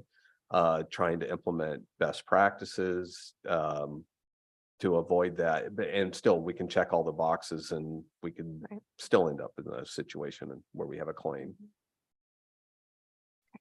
Yeah. I wish I had something a little more definitive, but it's just kind of like, and I don't mean to wrap up insurance reserve with doom and gloom, but I have to prepare for the worst case scenario. And that's why we've been really working on this budget and building this up, and then also keeping in mind that we're also deliberately trying to build up this reserve for a potential decision, because we're right at that line size wise on whether or not we're ready to go self-insured or not. Or continue with CIS. Right now, we've done actuarial studies, we've done all that. We're really better off staying with CIS right now, because it's really hard to go out and purchase umbrella coverage. But it is something that we're always, we're trying to build this up, so if it ever comes to a point that the board decides that we want to explore going self-insured, that we'll be a little bit closer to doing that. Size-wise, we're at that line where all the larger counties are all self-insured. How you calculate, I see it goes up every year, 641, 850, this year we're 908. Is there just a set formula you guys are using to come up with that number? It's hard. We do have a formula. A lot of times we'll look at our last year's rate and then just apply a percentage to that. The hard part is when you look at those prior years, we were on a couple different plans, including for 2 years, we were on what was called a retro plan for our liability. So we paid, see if I can get the math right. A few years ago, we were on a retro plan where we paid 60% of our premium, but we would be responsible for out-of-pocket expenses up to 120% on any claims that we received. And I know that doesn't make a lot of sense, and I won't spend a lot of time. No, on and it that's fine, because CIS dropped that type of coverage from their portfolio, so we couldn't do that anymore. So we're back into more of a traditional plan with deductibles. What I'm trying to get into my head is if we do go that self-insured route, Right. how much of this 908 is extra that is padding this account to eventually get to the point where we're self-insured? A lot of it, yeah. How much of it? Just roughly, shoot from the hip. I hate shooting from the hip in a public meeting. Fine, send me a memo later. I'm just curious. I'm just seeing how quick we're getting to the point where we can self-insure. Because there's two I mean, parts. is it $500,000 that is padding this account every single year? that No. can come Well, in, or- no, And it's true that our premiums are actually going up quite a bit. We have input from our broker that we take into account when we're calculating what we need to issue as far as budget instructions. And I mean, it's a really hard market, and it's been hovering around like 20% right. year after year. So that's what we're taking into account when. And it's even even hard for our insurance pool to get that umbrella coverage. And so you can imagine if we were going it on our own, self-insured, because there's a lot of things that would have to be implemented if we go self-insured. One, we'd probably have to add additional risk management staff. Two, we would have to add additional attorneys, because keep in mind that CIS and what we're paying for them, you got the claims administrators, you got the litigation teams, you have Right. all of My that. point behind being the is we're scenes. not getting anywhere near closer to being able to self-insure. If we're putting 908 in Mhm. and you're using already 882 of that. Because a true cost, your liability insurance line 61007, that is a true cost going out to CIS to pay for liability, right? Correct. So part of that 908 is actually nothing to pad this to be self-insured in the future. Right. Yeah. Yeah, I mean, we have the beginning balance because we don't necessarily, because we balance to the fund. Okay. So you're right, we ended up using, if you look at it, our total expenses for this fund with the transfer out is 2.1 million. We have the 900,000, and then the rest is covered by beginning balance that we have within the fund. Okay. Is CIS, I know our relationship with them is what it is, but are they helpful in any way to counties in terms of that risk management? Do I they- believe so. Okay, There's things that we work with CIS like pre-loss consults. We're very active with their litigation team. Anytime we get a tort and it goes over to their claims adjusters and everyone else. We have a designated risk manager from CIS who comes out and meets with McKaylee and Patricia and Justin. So we're very active with CIS. Some of it's required, like the pre-loss consults. But for- like with the jail, are they knowledgeable to the point where they would send someone out and walk through and say, the sheriff, boom, there- boom, boom, boom, boom? that's a whole other work session in itself Okay. that we could have because we worked. Well, one, we had to work with CIS to ensure that we Yeah. continued coverage, but our sheriff and jail commander and county council and the admin team worked with risk consultants from CIS to come up with a lot of best practices Okay. and did a pretty extensive reviews. This would have been 4 years ago, 5 years ago, after several pretty significant claims came out Yeah. of the jail. And they do have law enforcement, risk management. They have a couple folks that work there that work specifically in law enforcement. Okay. Because it's not just the jail, there's also other liabilities Yeah. and patrol and detention and everything else. So we do have those industry risk management experts that we work with. Okay, so the last page, on page 311 is medical insurance reserve that hasn't been active in several years, and next year it'll be not in this book anymore. We had a small amount, we transferred that out to departments, I want it in 2021, and so as soon as we got one more year, and then that actual won't show up there anymore, so this fund will be going away. That is all of the budgets. We got through every single budget in the proposed budget. Nice. Super. It's 12:19. That's lunchtime. We're well past I don't know, we could break for lunch and then come back and What do you guys start think about- deliberations. What do you guys think about doing a shorter lunch? Yeah. Maybe be back here at 1 o'clock. Do we have to hold to the 1:30 for public meeting? Oh, because we're not even scheduled for anything. Yeah, we're Yeah. still, we haven't even started deliberations, which was noticed to start at 10 o'clock. Okay. Which will change to 6 AM next year. I was here, I was ready to go. So we'll recess for lunch and we'll be back at 1 o'clock. Sounds good. Okay.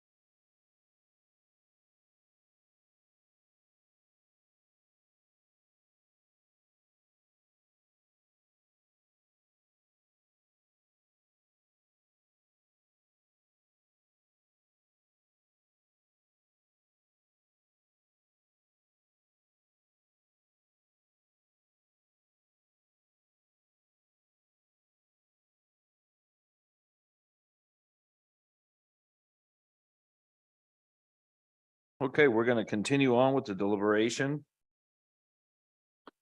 of our Yamhill County budget meeting.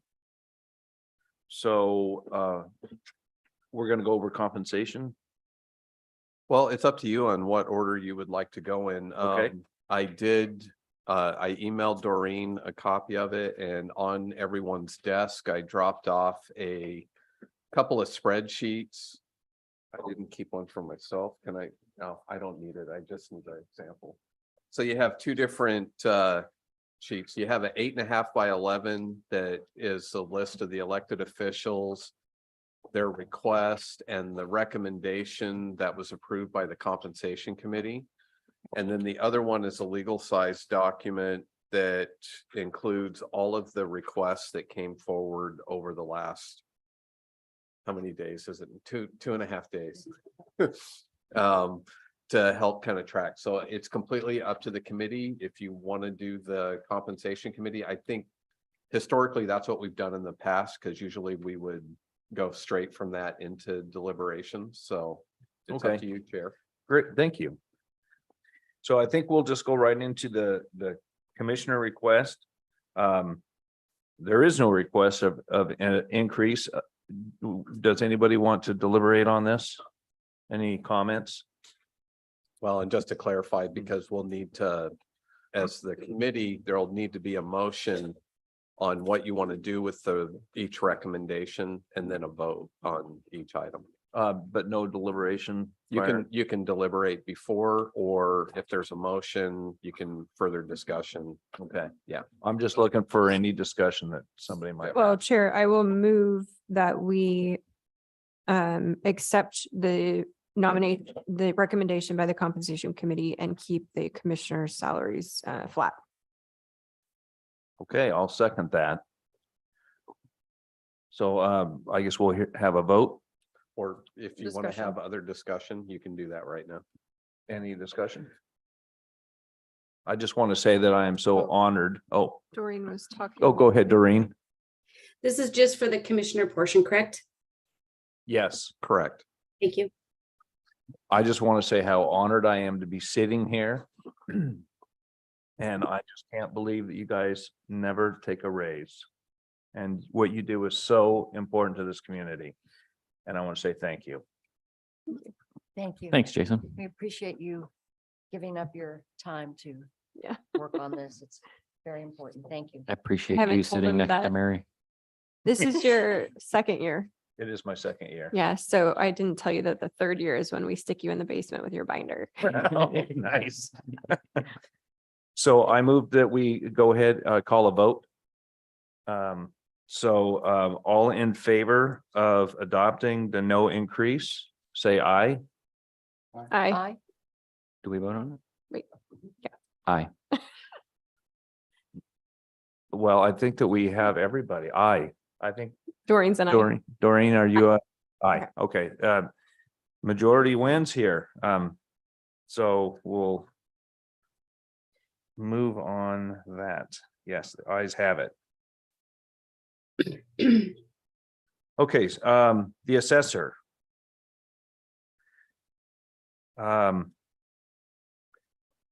So he was looking for 10% or he was looking for 10%. I had suggested 3%. And I'm just looking for discussion first. The 10% is the 116.5. That is the number. Okay. It was actually 9.9 for my calculation. Oh, okay. Rounded up. 9.9. And then last year we approved 3%. Right? That's what he said, 3%.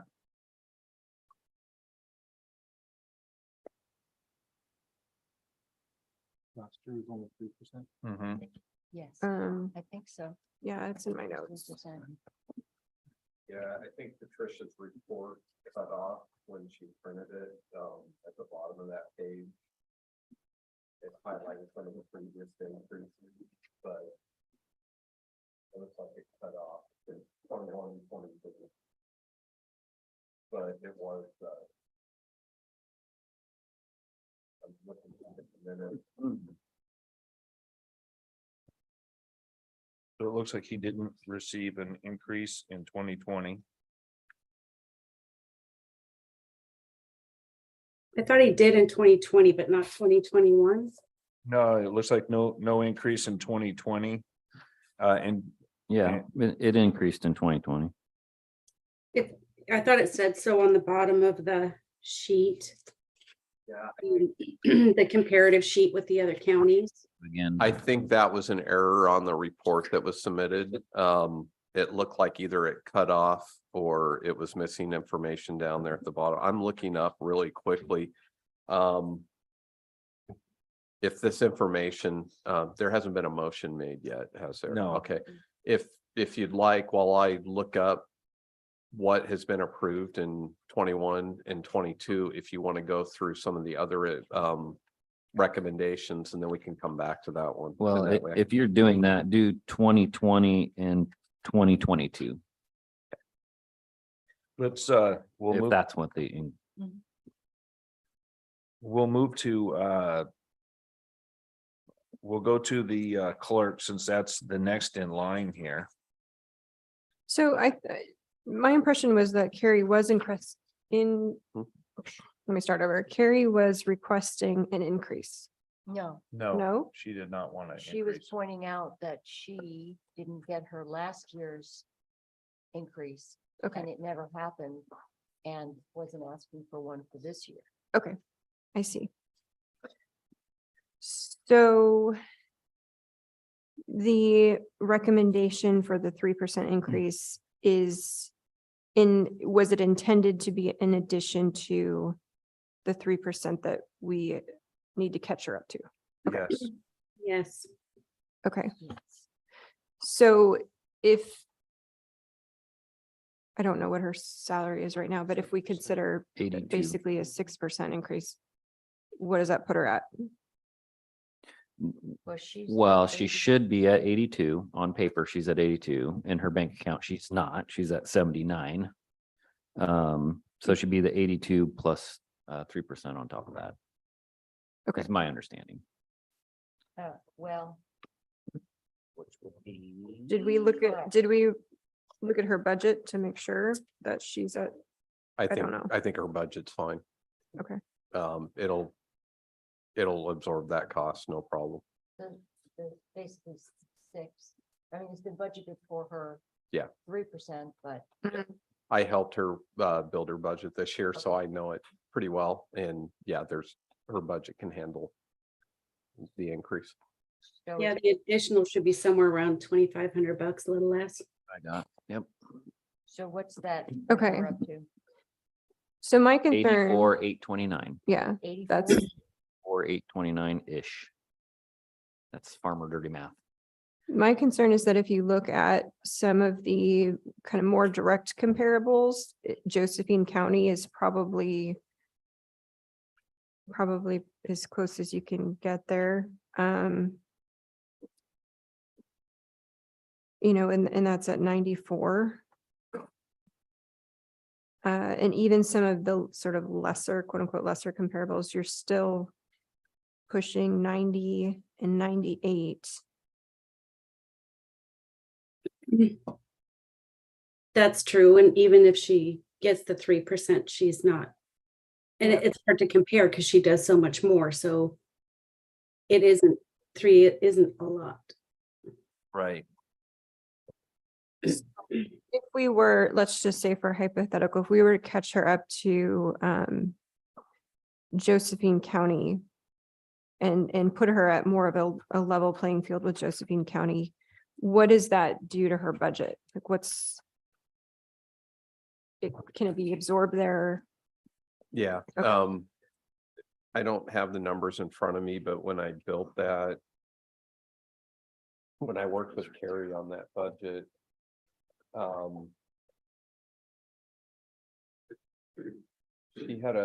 She's got a 685,000 beginning balance. or I'm thinking ending balance, because that's where Ending. we would take it from. We would, any increase, we would increase that salary line and then we would decrease the ending balance. And while I'm there, she is at 82,359 budgeted. So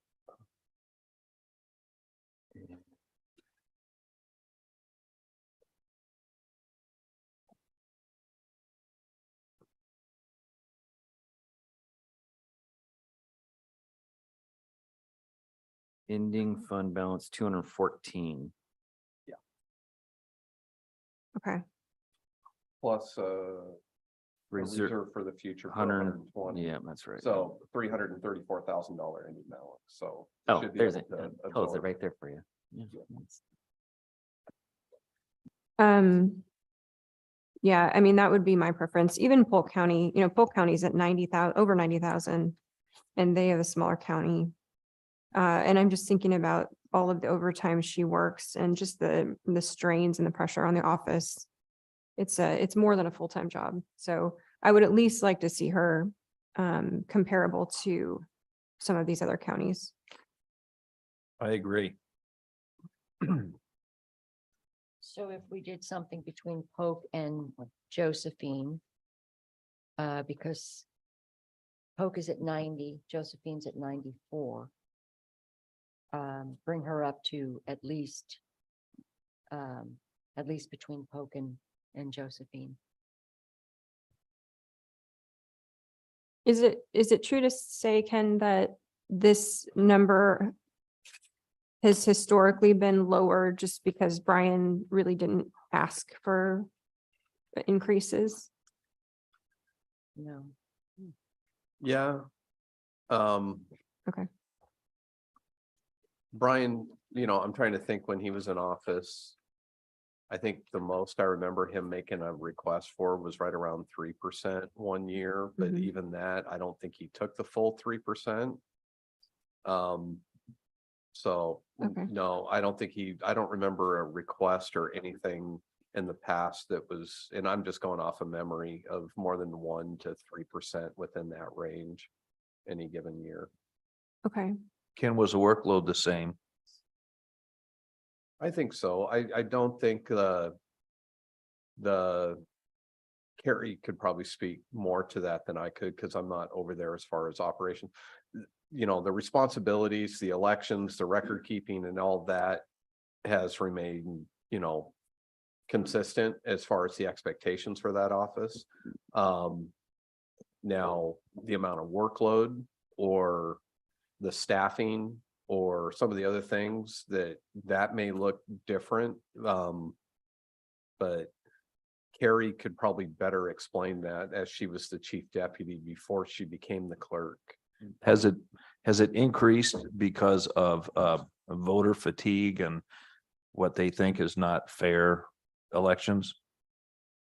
Well, the recalls have certainly been something, haven't they? Yeah, there's Yeah. been more. Extra special elections or different things going on. So there's been more. That's when Brian was in office.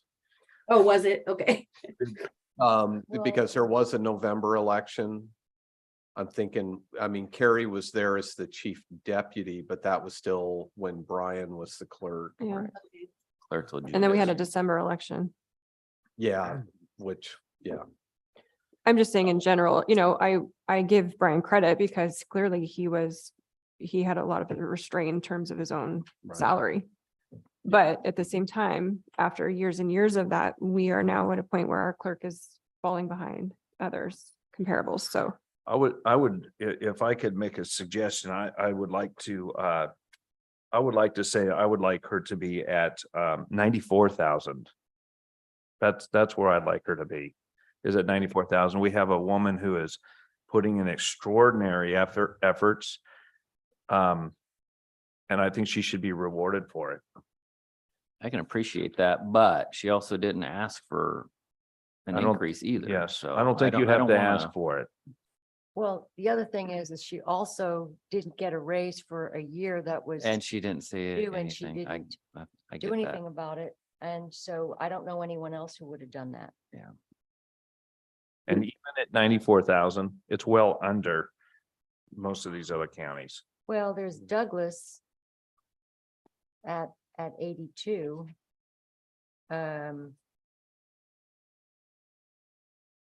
Yeah, so Douglas is comparable to us in terms of population and also what the clerk's being paid.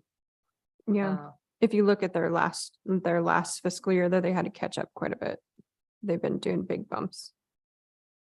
So from the 82,539 mark, which was on the comparison sheets, that's what she was supposed to have been earning, right? And 10% would bring her to 90,792.90. Don't forget you, like, if you're comparing to Polk, under other retirement, we have a 10% and Polk doesn't, so. Okay. And all the extras when you're looking at the total package. Mhm. If I think Carrie is PERS. Mm. Well, whatever it may be, but Polk has nothing. Right. For retirement. Mm. You know, whether it's 90, 91, 94, whatever it is, my sort of baseline is I think she needs to be at least making as much as our neighboring county, Polk County, because they are smaller than us. Right, but my point is, I think she might be pushing that pretty close already because of the retirement. No, I just mean in base salary. Oh, okay. The roll-ups are what they are. Oh, okay.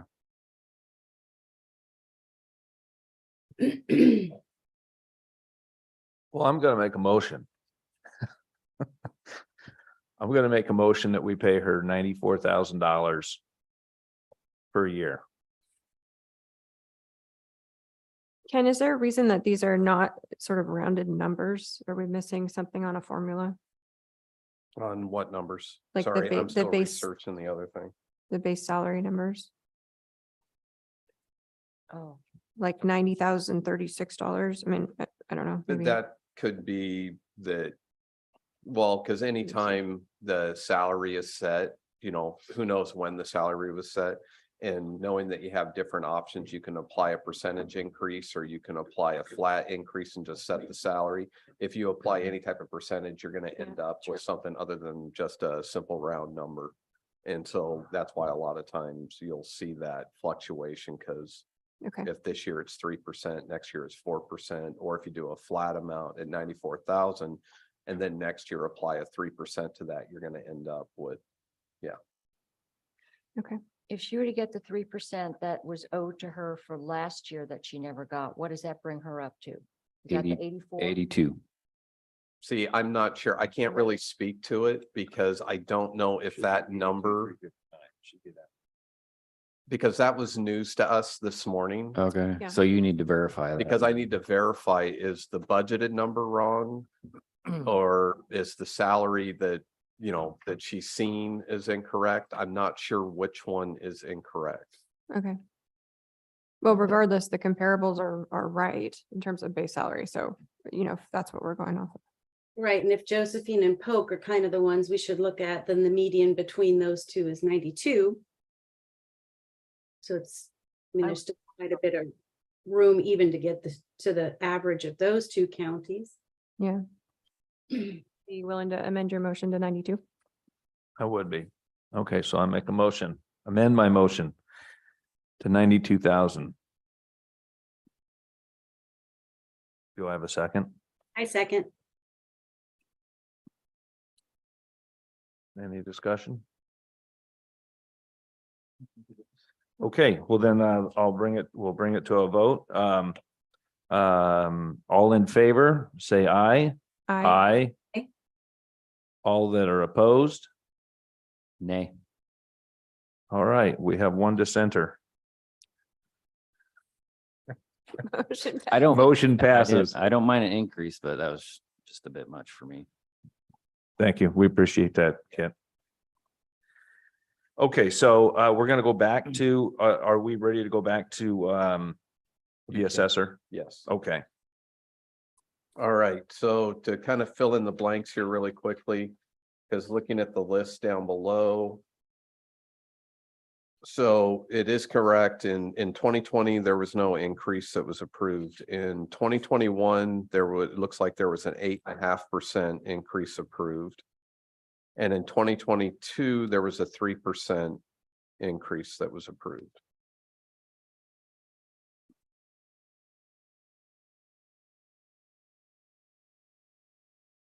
Can I get you to repeat those one more time? Sure, 2020 was 0, 2021 was 8.5%. 2022 was 3%.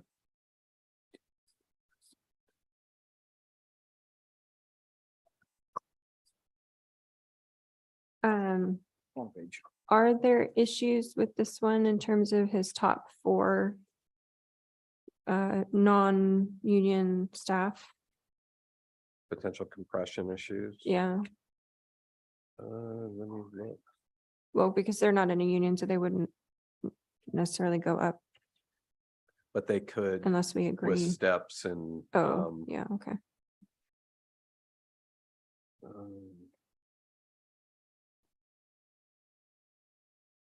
I have to open up another spreadsheet. So if you want to give me a minute and come back to, or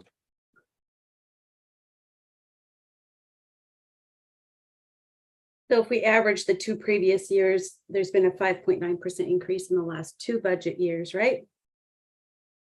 11.5. No, average. Oh, average. Yes. Thank you.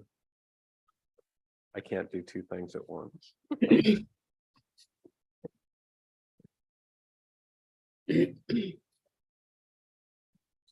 It's really hard to do comparables when you don't have the two positions, tax assessor and tax collector, in these numbers. True. But I look at the increases 8.5 and 3%. So that's 11.5% over the last 3 years. 2 years.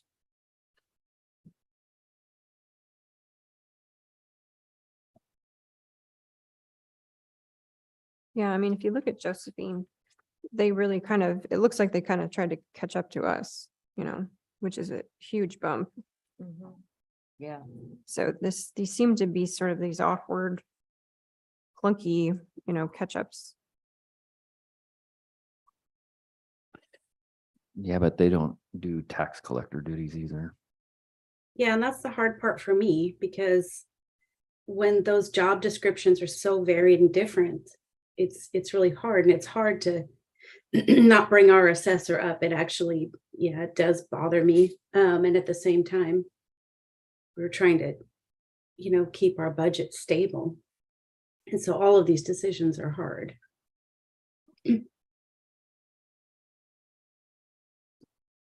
Yeah, so I was able to look up and I don't think there's a compression issue, to where if I'm looking at it correctly, the assistant assessor, I believe that's the highest, and it's a topped out position. So it's right at salary is 89,694. Okay, Good, I got agreement. but if you're looking at the overall budget, he's personnel heavy, so 14 of those positions are subject to the union bargaining Yeah, agreement. but they're all gonna be in lower classifications in this position. I pulled the highest paid position that he has, which is the assistant assessor.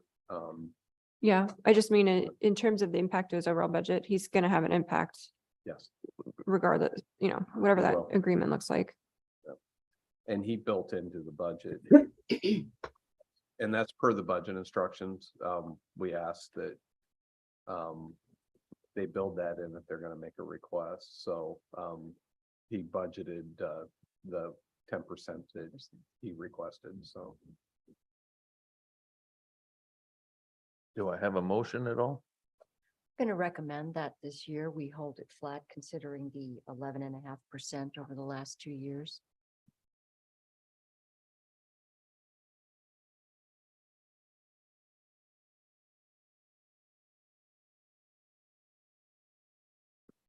I think I would second that.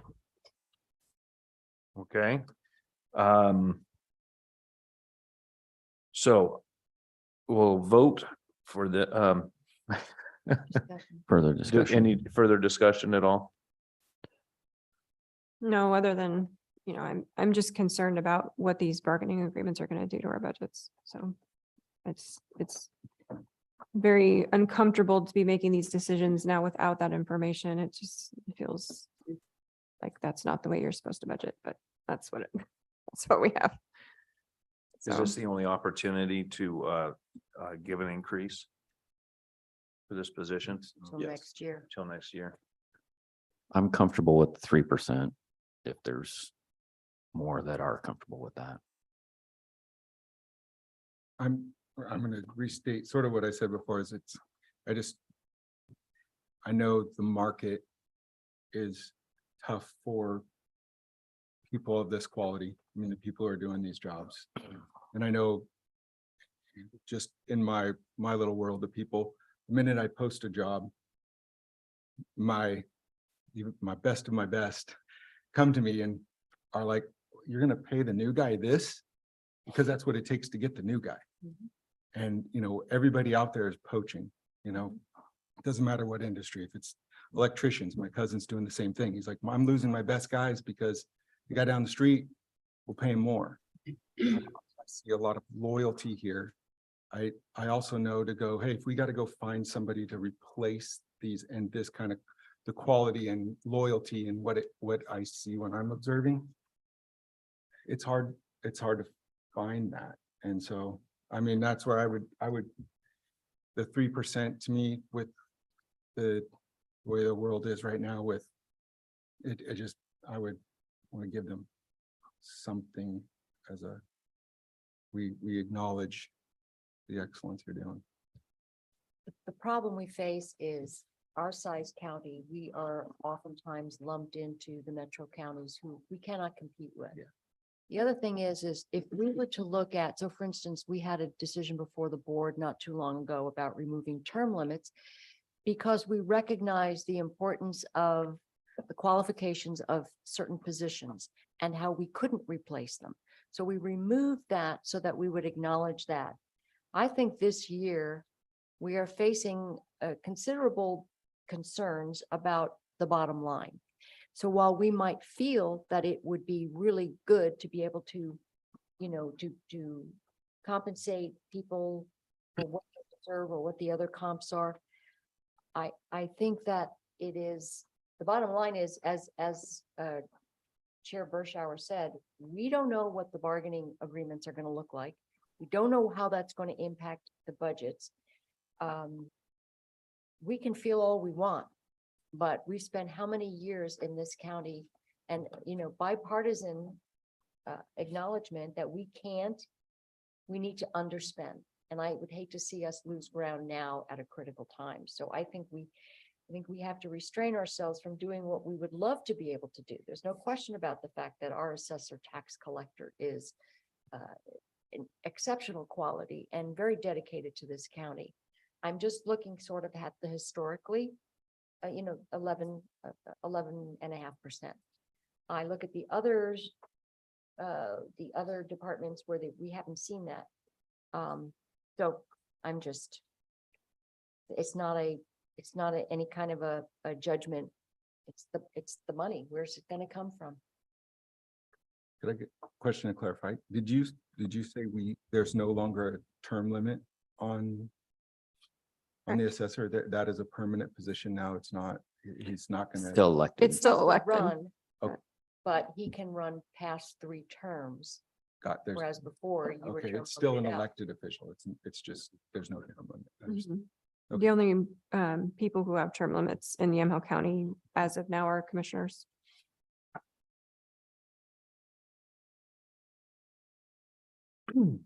Well, I love you, Mary. I just want to see, I want you to know that. So if it's, I'm just looking at numbers, if it's 3%, that brings it up to 109,352. There's really not a comparable county other than Lynn County, if you consider the tax collector duties. And that base salary is 111,000. It's a little bit bigger county. However, our benefits are a little bit nicer than they have. So, if you're strictly looking at comparables, I would say that's probably the most accurate one. On duties, yes, and then Lynn County doesn't have retirement, and we do. And there's a notation on the bottom about how that works, but They have PERS though. Their Yeah. PERS. Would have PERS as well. I would hate to have a really great employee not see some kind of compensation increase. I agree with Denny on many of his points. It is so incredibly difficult to find good people these days. I don't think that a zero increase is a good answer.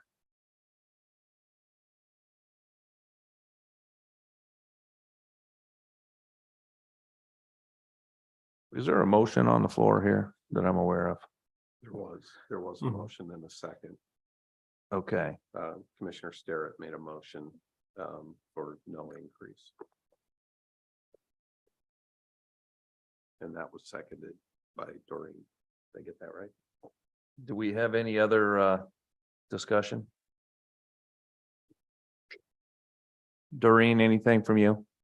yeah, just, I mean, I see both sides, and I understand both those ideas. One of the things that Denny did mention, so I'm arguing for and against myself here. But, you know, the part of getting people is true, and his department in particular has been struggling with open positions for proper appraisers. So I do feel that strongly that, you know, one of my concerns in the past has been we haven't been able to fill that appraiser 3 position, and that it may, and I understand that it is maybe impacting our tax collection efforts on the commercial side of property. And if we still haven't had that filled, then we have that problem too. And I guess what I'm trying to get at is, I don't know, maybe we should consider a smaller one or something, but even at 1%, it only bumps it up to 107.2. But is that the best thing to do today? I guess I'm a little bit in an impasse all around, not wanting to damage this budget more because it's super tight. Yeah, So 2% gets you to 108. It's about a $2,100. Yeah, annually. We argued longer on other line items that I don't believe were as important as Derek's position. yeah. So if it, I mean, I guess if we're negotiating, I guess it'd be okay, go down maybe to 2%, but I'd still want to stick firm to that 3. But I'll I would- judge the feeling on I it. would ask to amend my motion to 2%. And I would second that. Okay. All right, so all in favor? For 2%? Aye. Aye. Okay, motion passes. That was everyone? Yes. Okay.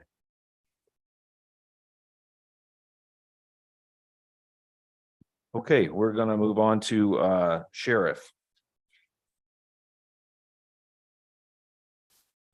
I'd like to address this one, if I could. Are we in the discussion phase? Yes, Okay. So I'm trying to get back to my sheet here. Where was I? So we there's some things that have been rattling around in the back of my head. So I apologize to the committee for not fully formulating my mental considerations earlier, but there's something that's been troubling me. I'm still trying to get to a form. Hold on a second. So last year, what we did is we put into place a $6,000 provision so that above the highest paid captain, so that the sheriff wouldn't, you know, start earning less than his subordinates. And I find that to be a super important piece.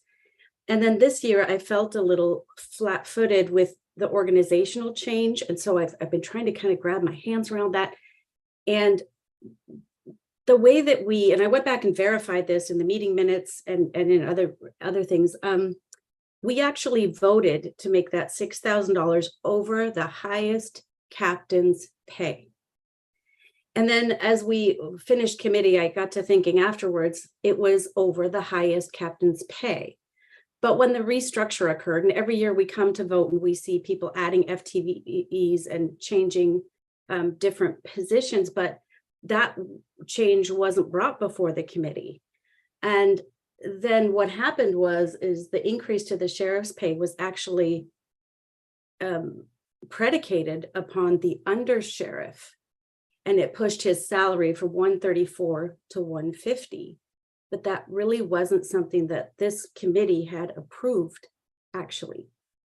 And then when I went back to verifying the budget that's being proposed for the sheriff's salaries is put in there at 159, which is another $9,000 higher. So I guess what I'm getting at is I'm concerned that what the committee approved last year, the intent of it didn't actually come out the way we intended. Because we had actually officially approved 6,000 above the highest captain. What I was mentioning earlier was how we define that term is really important.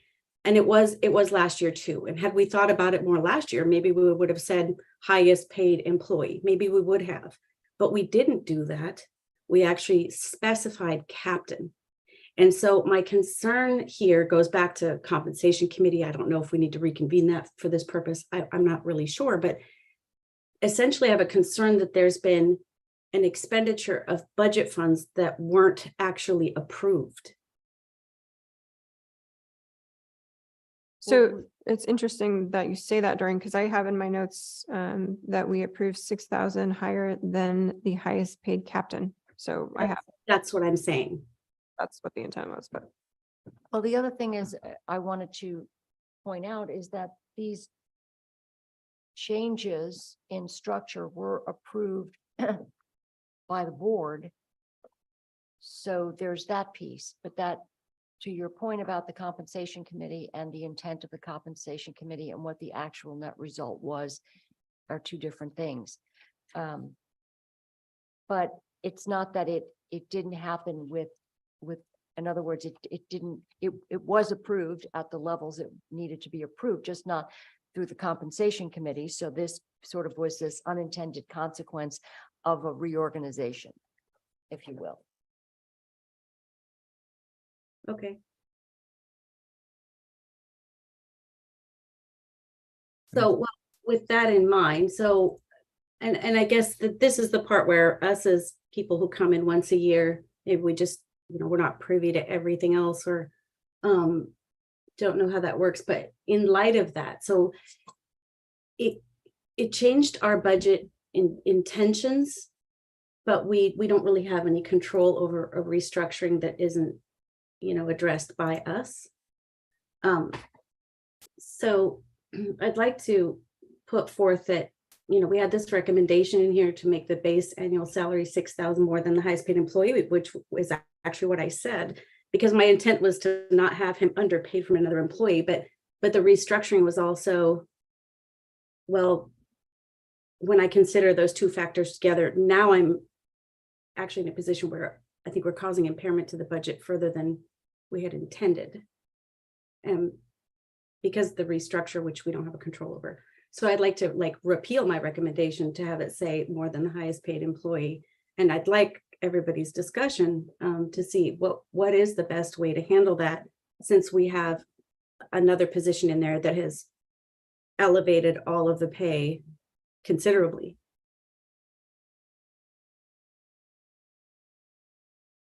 So can we review which employees are not subject to bargaining in the sheriff's department? That was the other question. Is the undersheriff part of bargaining or not? Yep. I don't know that. Management level positions are not, so they're not members of the union. And so any increases that come along with the collective bargaining agreement or any place else, it's subject to the Board of Commissioners approval on whether or not they extend those provisions of the contract to non-bargaining staff. And that includes your sergeants, I'm thinking the managerial staff will be your sergeants, the program manager 4, which is the records division manager, a lieutenant, 2 captains, the under sheriff, and then there's 2 confidential positions, the accounting clerk and the executive office specialist. When did the undersheriff position change last year? That was Or this year. approved in July or August of last year. I So don't have the board order. right in front after of me. budget, Huh? right after the budget was approved then? I think it's July. Correct. I think it wasn't July, part of the July. budget. I want to say it was post. Yes. We were in the new fiscal year, so it wasn't part of the budget process. It was done as a separate independent action, Did that independent action address?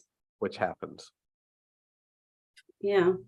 So did that independent decision for the undersheriff, did they address this condition that our committee put in last year? Did they? What we did because to ensure compliance with the statute, and then also what had been approved, recommended and approved through the budget process, we tried to adhere to, even though it said captain in the motion, we recognized because there was 3 captains, that it was the highest paid captain.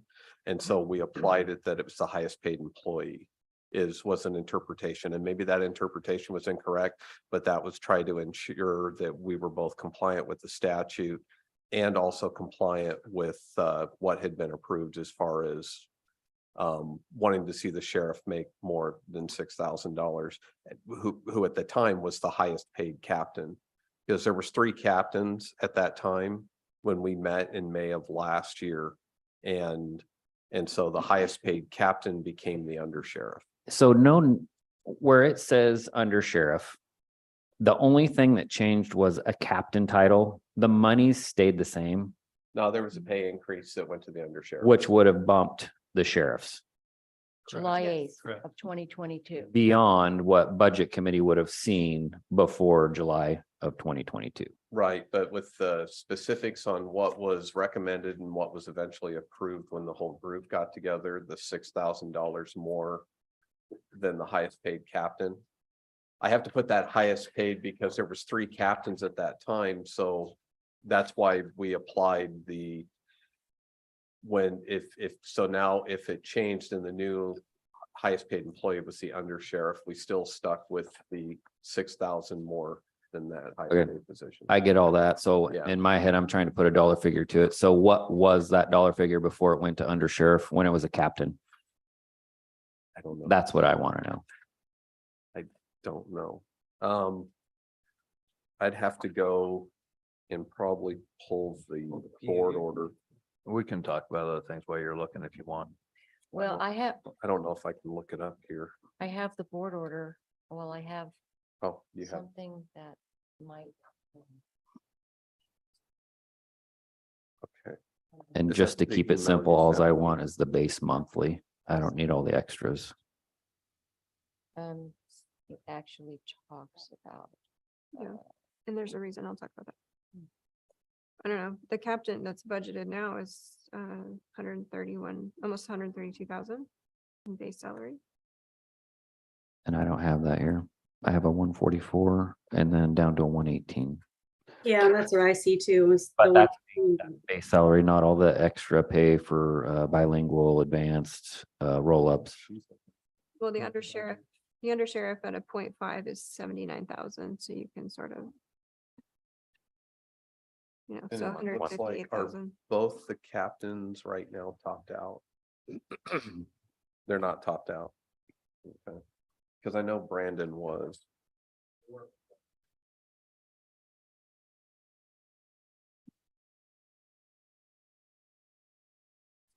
So 2 things.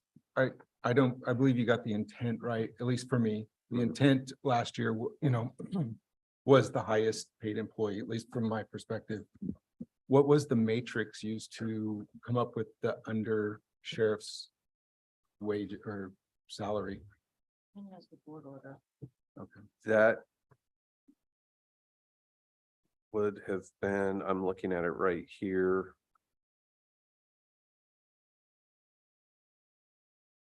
So it was set to be 2 ranges above the captain position. So if you think, if you look at the salary matrix, everyone's tied to a range, where you have the individual steps that are on there. So it was 2 ranges ahead, which is pretty standard what we do, for that type of, it helps, and that represents about a, like if you look at I want to say a 10% difference, maybe.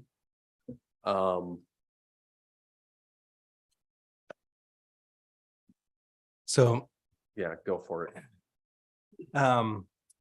formerly he was on range 20, step 8, then moved to range 22, step 8. Looking at the top of range 20, it was 133,649. And then moving into range 22, step 8, put him at 144,317. Okay, so that's 11,000.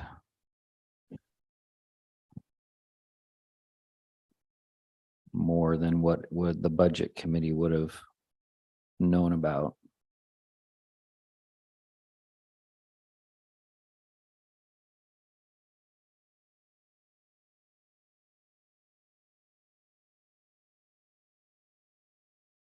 Well, just an editorial comment. I think this is what we're looking at is kind of the perfect storm of a process that the sheriff went through with what I believe was a consultant that looked at the structure of the sheriff's department. And as a result of that process, came up with recommendations as to potentially how to restructure that might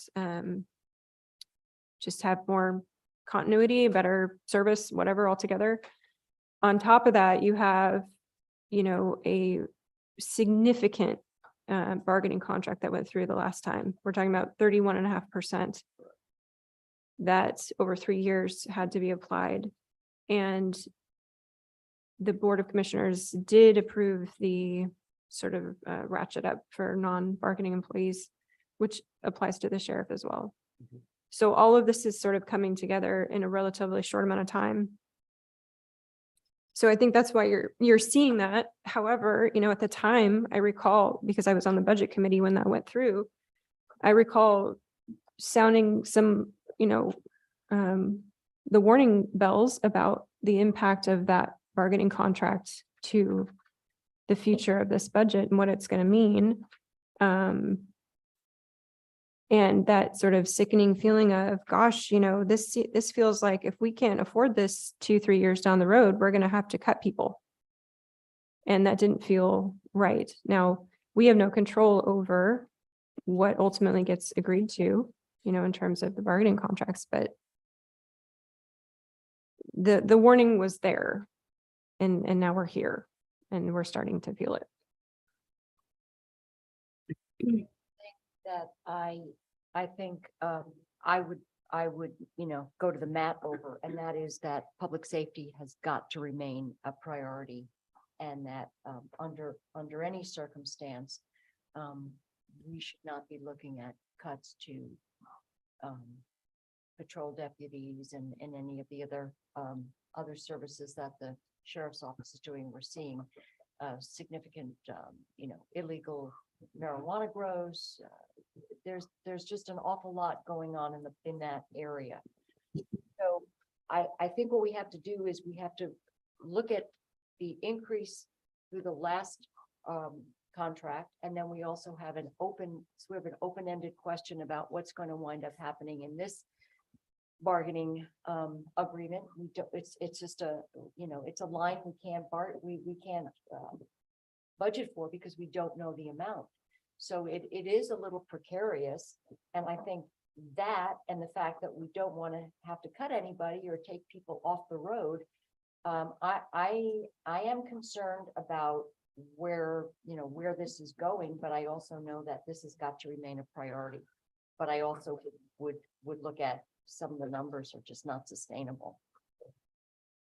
I would like to hear the thoughts from the committee about removing the $6,000 or more than the highest in paid employee for. I'd like to hear your thoughts on that, because we weren't, you can't foresee everything, but we weren't foreseeing this restructure, which caused, quite a bit of change. So I'd be curious to hear. I would not advocate for going backwards. I don't mind from this point forward, going back to what the bylaws say or whatever the restriction was. Cause I know the budget committee last year said 6,000 when it could have easily been $1 above the next highest paid. Right now, you're based on what happened last July after budget committee already convened. The budget committee, from what I can understand, approved or knew the number would be about 139,000 for sheriff. It is now 150, which is about 8% above that. So there's 8% there that budget committee never got to see last year that now we're seeing as an increase for this year. So it's not good to go backwards. I don't think we go backwards, but I think we just keep it like it is. And then if you guys want to recommend to do a smaller amount above the highest paid, because now, like Doreen was saying, this new undersheriff position is quite a bit more than captain positions that they were talking about during the last budget season, and nobody was aware of the undersheriff position that was created, or was it always there? Just nobody was being paid under it? It was a new position. It was, okay. Yeah, like I It was a said, brand new position that was added. Okay. but it was the result of a process that the sheriff went through to restructure for various reasons. We don't have to go into them now, but it was a recommended change. Was that was I not around for that? Was that in 2022, Yeah, it was last. It was last year. July? Oh, yeah. Well, as we look at these numbers, it looks like we were always in line with all of the other counties. Okay, there was maybe a county that was significantly more for some reason. But as we look at these numbers, we were always in line, and now we are way out of line. Even the undersheriff is above most of these other counties. Well, if I'm doing the numbers right, based on what's budgeted for this coming 23-24, we're looking at an undersheriff cost of $158,076 and a sheriff cost of $159,082. If you apply the $6,000 rule, you're looking at $164,000 for the sheriff. And that's just based off of the numbers that are in the budget currently. Right, I got 159,000 on the proposed budget for the sheriff. Right, but his undersheriff is at 158. Oh, and that'll push. Which then makes him the Well, highest okay. paid. Let's make sure we're all talking about the same numbers here. I am strictly looking at base annual on this sheet. Yeah. So going back and forth between budget and this sheet, we all might be looking at different numbers. I'm looking at the budget. The budget numbers had Oh, God. the 3.5% that is currently on the table that hasn't been settled yet, and an additional 2.25% that, because we're already, the contract expired in June of 22. Which is gonna drive what sheriff gets paid. So there's a 3.5% so that's what you're seeing in the budget numbers. The two numbers that we talked about, there's two COLAs. Because we're that far past contract negotiations that the first COLA increase, if and when that contract gets ratified, is going to be retro to July 1, 2022. So that'll be one increase. And then the next COLA, because COLAs usually occur in the first pay period of the new fiscal year. So there'll be another COLA, the 2.25, that would come into effect in July. So those incentives are. So they- that's why the budget numbers are different from the numbers that you're seeing in the spreadsheet. Sorry, I didn't. No, I wasn't interrupting you, so my apologies. Those incentives, are they included in that? Or is that in addition to? So in other words, you've got longevity pay, bilingual pay, DPSST. That's in addition to, because if you remember right, all roll-ups, including incentives or other line items in the budget. So basically, with the roll-ups, it's 171,000 for the sheriff's. 171,363. Based on that's what Patricia had prepared in looking at the current incentives. Okay. As a base, or is that, Well, it's, you have the base and then you have the education incentive, longevity incentive, okay. bilingual certification. All that would build on top of the. right, so base. is that the number Mary just gave was the with all roll-ups? Correct. That's in 170. the very bottom. Seeing that, to me, there's so many different ones for so many different people that's why I just want to stick with base annual, so. And that's what we've always done in the past is any increases or anything, we would apply it because we know if the base salary is ahead of the highest paid employee, by the time you factor in the incentives, Right. it's. And you're all still this gonna is be ahead. based on base salary, not any incentives anyway. He could actually be making less if he didn't have all the roll-ups then, Or incentive. because he'd we're still going by make the base 100. salary. You'd still make the 150.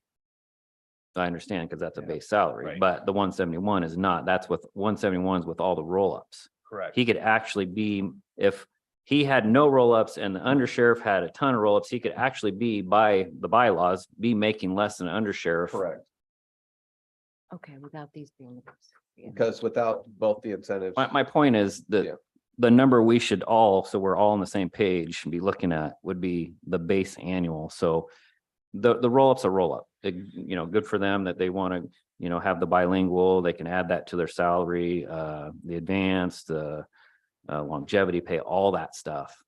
I think the base, which the budget committee agreed the 6,000 last year to be above, not the number after all the roll-ups. Correct. So if, However, the number that we are looking at here is really the number that it's going to cost, so we cannot look at it all we want, but it's still there.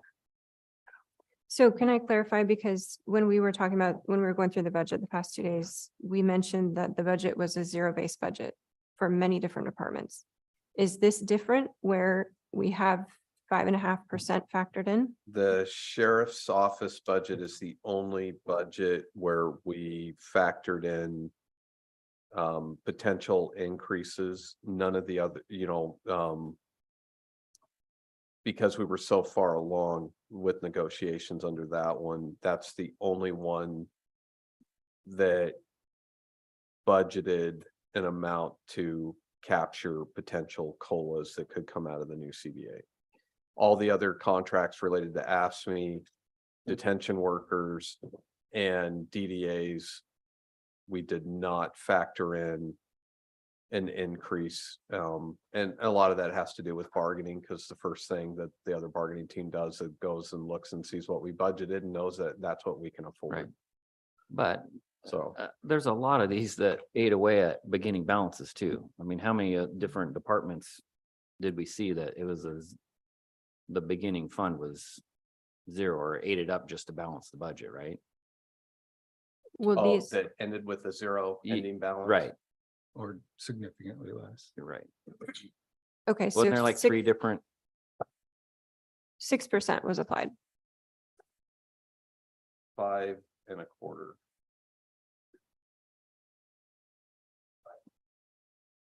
Which one? 5. Oh, thank you. I forgot the half. Yeah. So 5.75. Okay. I'm not advocating for this. I'm simply asking a question. if we do not extend the contract to non-bargaining employees, does that put us up against compression issues? I don't know. I'd have to do, I haven't done that analysis yet. Because on a macro level, somebody's already mentioned it, how it feels like this budget's very sort of administrative top heavy, right? We're looking at a $430,000 add back for deputy positions. And that also brings us to a 0 ending balance. So it doesn't feel like there's a whole lot of wiggle room. And I'm just trying to look in every nook and cranny to have some savings here. Because if we don't, next budget cycle is going to be pretty brutal.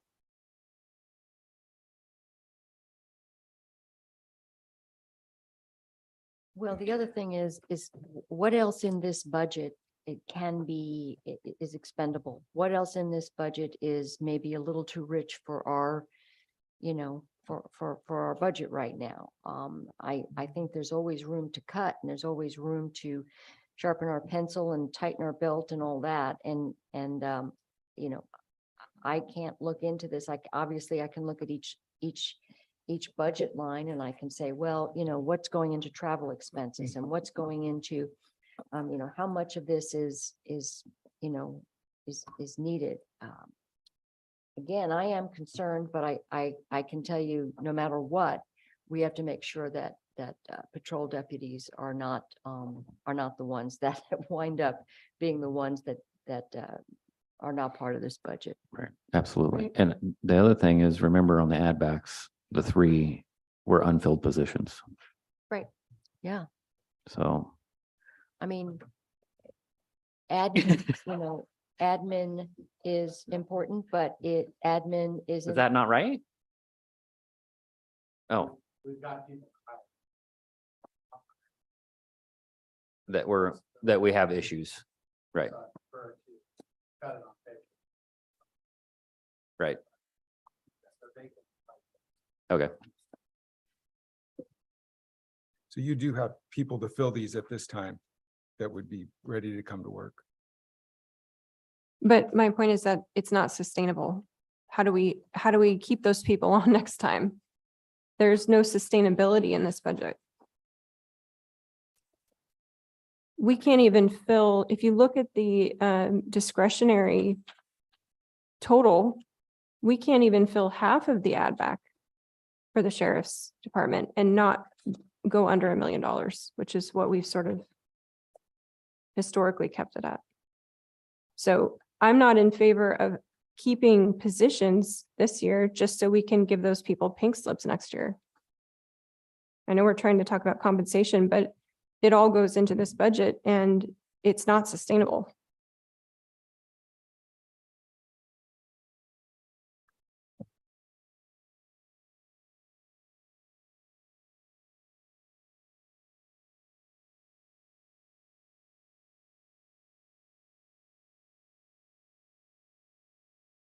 I don't know. I mean, at this point, I don't know if I can really suggest something because I would want to know. Let me take one step back. The 31.5% increase was astronomical. And we knew it at the time. We knew it was going to cause problems down the road. That was extended to all of the administrative positions in the sheriff's department. Before I feel like I can even make a decision, I would want to know if that's not extended this time, what does that look like? Are we bumping up against compression issues? Because even though this is different from county commissioners in our philosophy of we take less so we can do more elsewhere, you know, that's not something we necessarily can just push on the sheriff. But it does feel a bit like, hey, if things are getting tight, you know, what do business owners do? We take less ourselves and we make Yes. sure it happens. I just feel very frustrated about the fact that if I make this decision now, it might mean that next year we're cutting deputies, and I'm just not okay with that. So, oh, go ahead. No, go ahead. Well, I left here yesterday. And just thinking about, you know, I'm honored. It's that I get to sit here and even talk about these issues. And I don't know, this is my 6th year, I think. But I just remember watching or just talking about the budget the first year I was here. And it's like, as a business owner looking at this as a business, I was like, wow, they run it the way I do. I like to have these little safety. We're never pushing it. You know, I mean, I feel like generous, but conservative and wanting to make sure rainy day, we're going to be okay. And I left yesterday going, I don't even know what the answer is as a county. You know, I looked at what I understand is the discretionary money, the money that comes in just from the county. It's like 30-some million dollars, which represents just a hair under 16% of our global budget for this. I'm like, you know, raising taxes doesn't even, it's just a little pebble coming in. So I don't know what it looks like to revamp or bring it back into line, but it's almost a bigger issue than talking about a salary right here. It's almost, what's the big picture look like before next year? When I talked about hitting that wall, I always, you know, I got a credit line that's got nothing on it. And I'm like, I never want to use that. Mhm. I never want to use that. No, it's. So what do you do before you hit the wall? And when I looked at the ending balance for this year, and then I looked at the years before, it's like, yeah, we're at some point, there's going to have to be some really tough decisions being made to say, like, what do we do? We no longer have discretionary funds to fill the gap. So when you're saying, yeah, this is a big picture, I agree. What is that road ahead look like to, you know, and I'm 100% with Mary. I'd go to the sheriff's department and the law enforcement. I feel like is our front line there. I'd put them at the top of what we need to serve this county. I mean, everything's important, but I would put them at the top. And so how do you, yeah, you don't want to have less people out there, because we already know what happens just by looking through the country, what happens when you have less. Mhm. And I don't want to do that. So, you know, I could make, with Dorian, I can argue both sides of this, Yeah. you know, but I don't know what the answer is. And maybe it is, I mean, is there a way there seems to be some huge unknowns about this budget, that if it went one way, absorbing this proposed doesn't really do much and seems to be okay.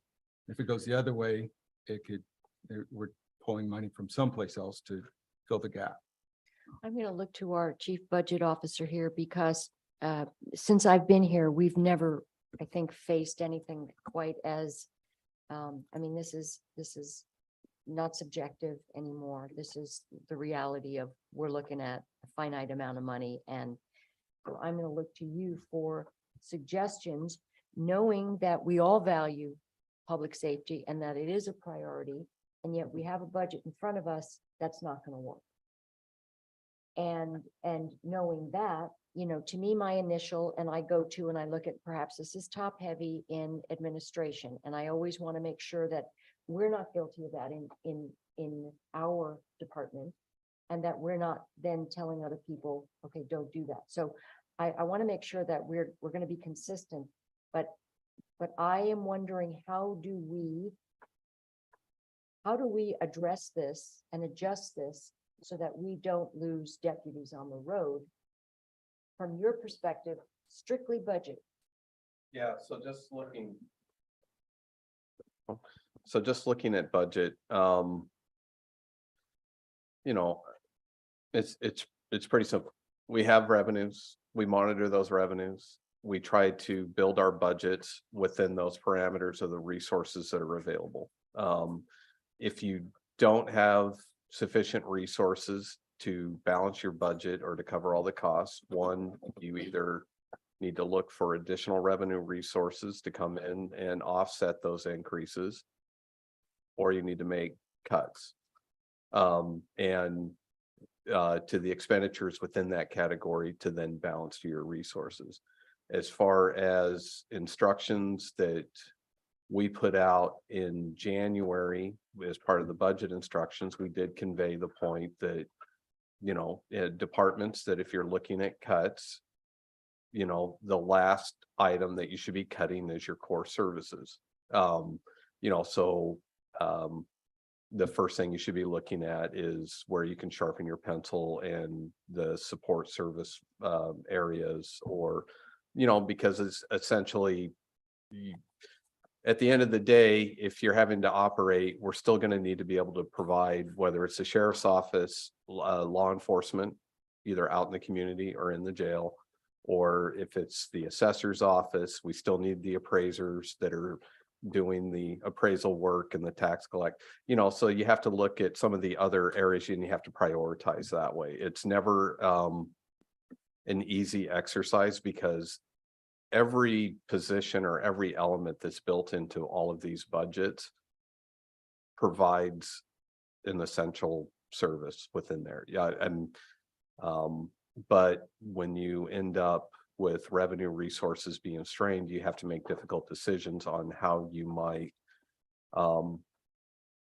what is I absolutely have to have versus, yes, this is nice to have because this helps us run more efficiently. So you know, and I get it's a difficult situation. It's even further compounded because you have two different discussions because of, you know, depending on the challenge that's coming up here. It's not that the county has this revenue impact, because if you look at some of the other larger departments that we have that are state grant and aid, or some of the, you know, that have these out, they're experiencing cuts, but at the same time, not to the degree.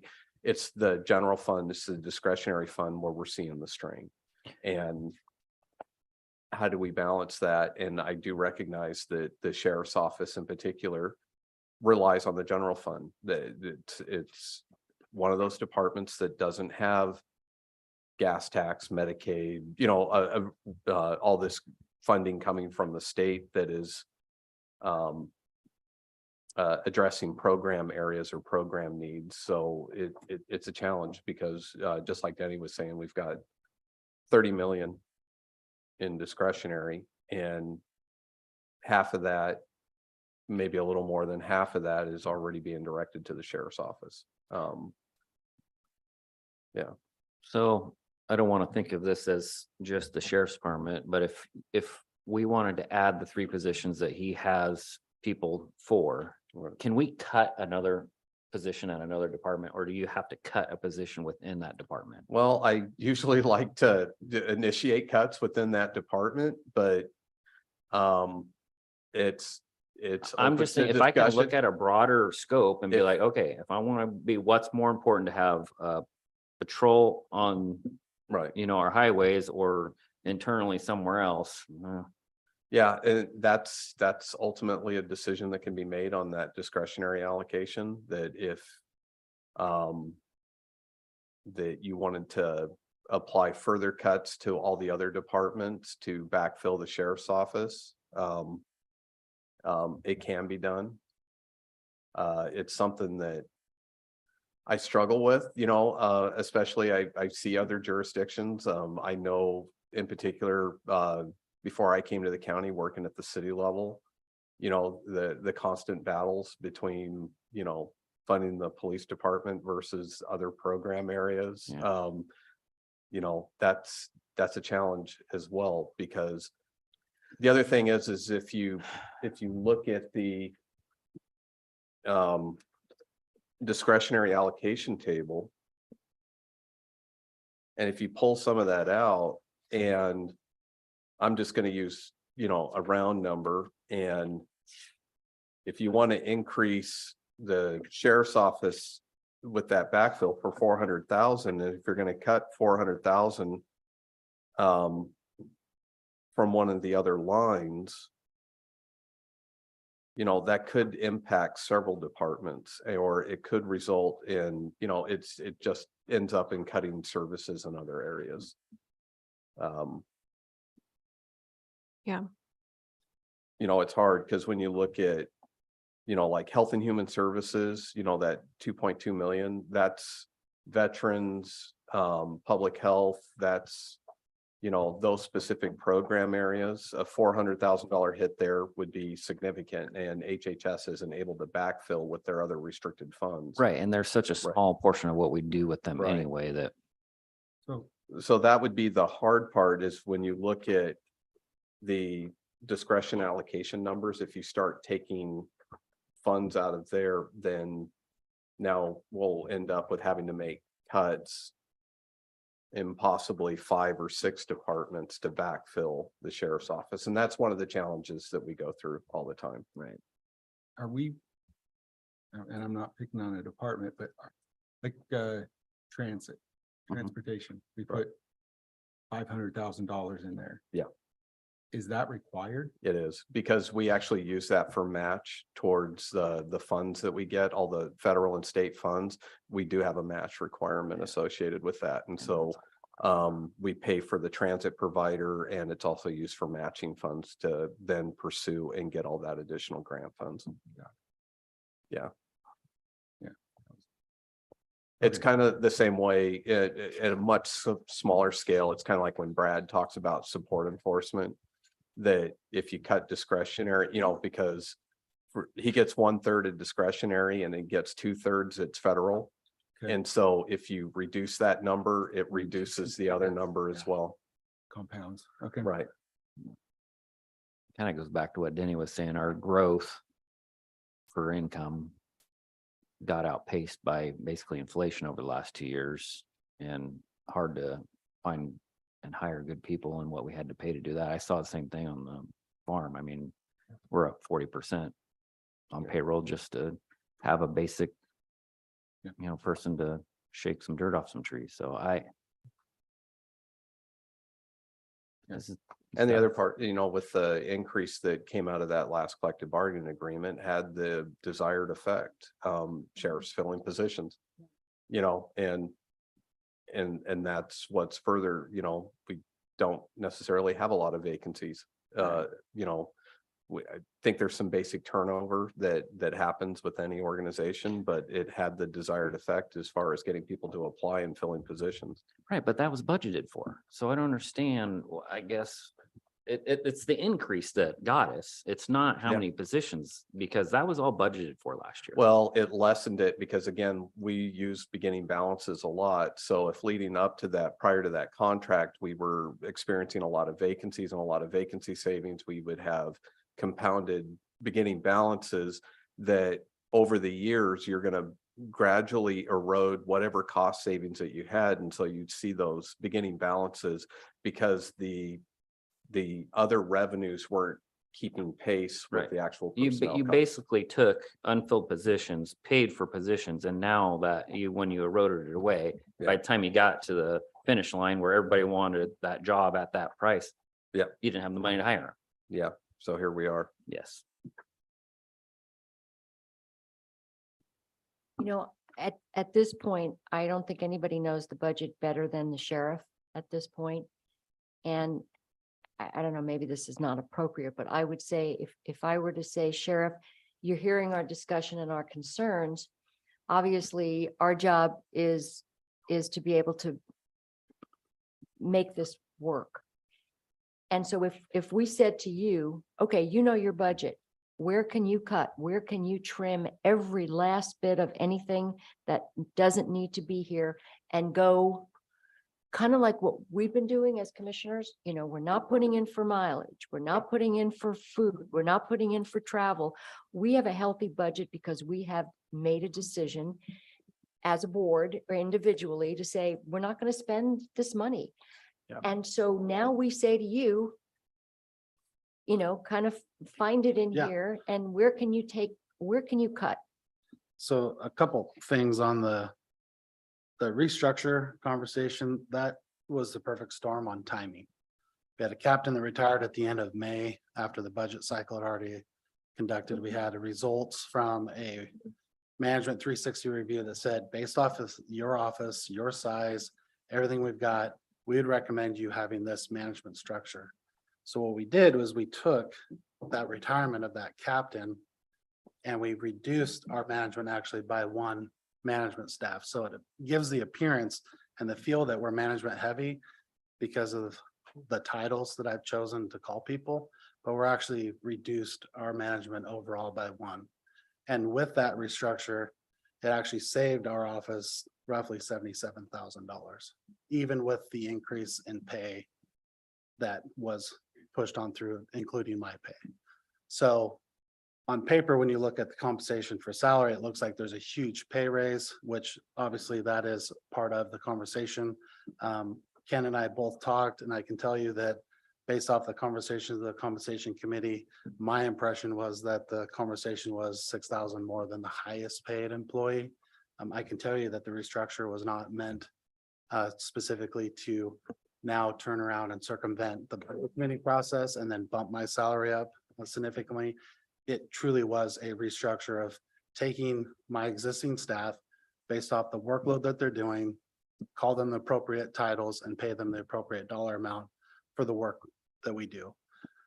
Moving forward, every year we look at the lines, we look at our, we look at the materials and services, we look at how much we put towards training. Bottom line is staff cost a lot of money. And when you look at a entry-level deputy costing us with roll-ups roughly $120,000, $130,000, I can reduce $10,000 out of my training budget. It's not going to do anything when it comes to personnel. If you look at our entire training budget for our patrol division and you were to equate that out to our entire staff, that's roughly $500 a year to invest in our staff and training.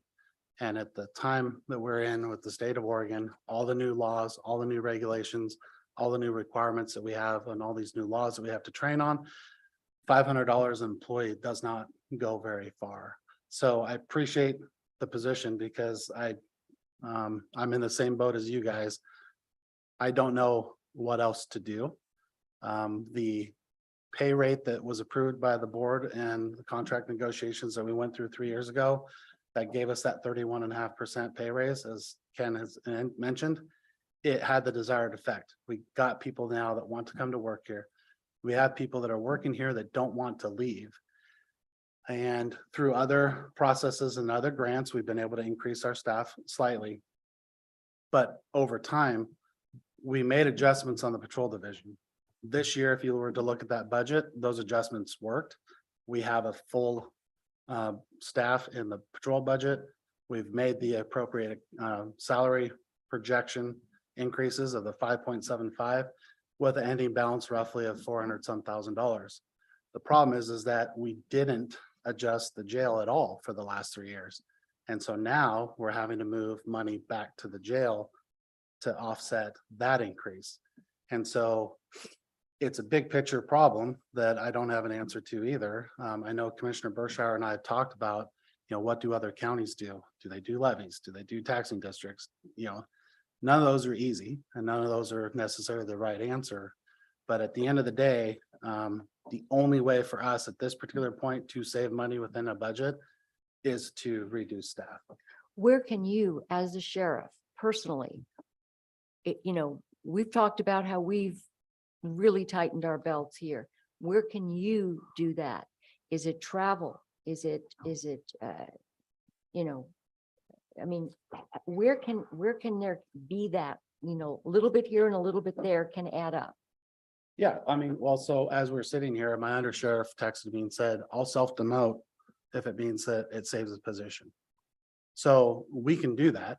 That's going to save roughly $26,000. What did he say? I didn't catch that. Self-demote. Okay.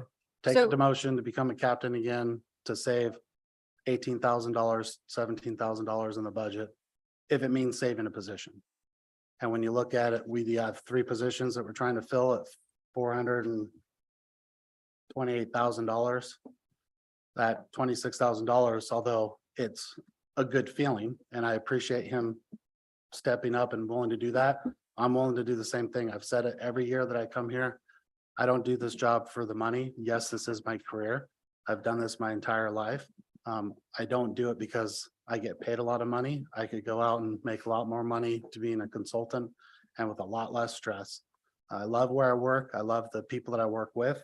And our office is doing a great job.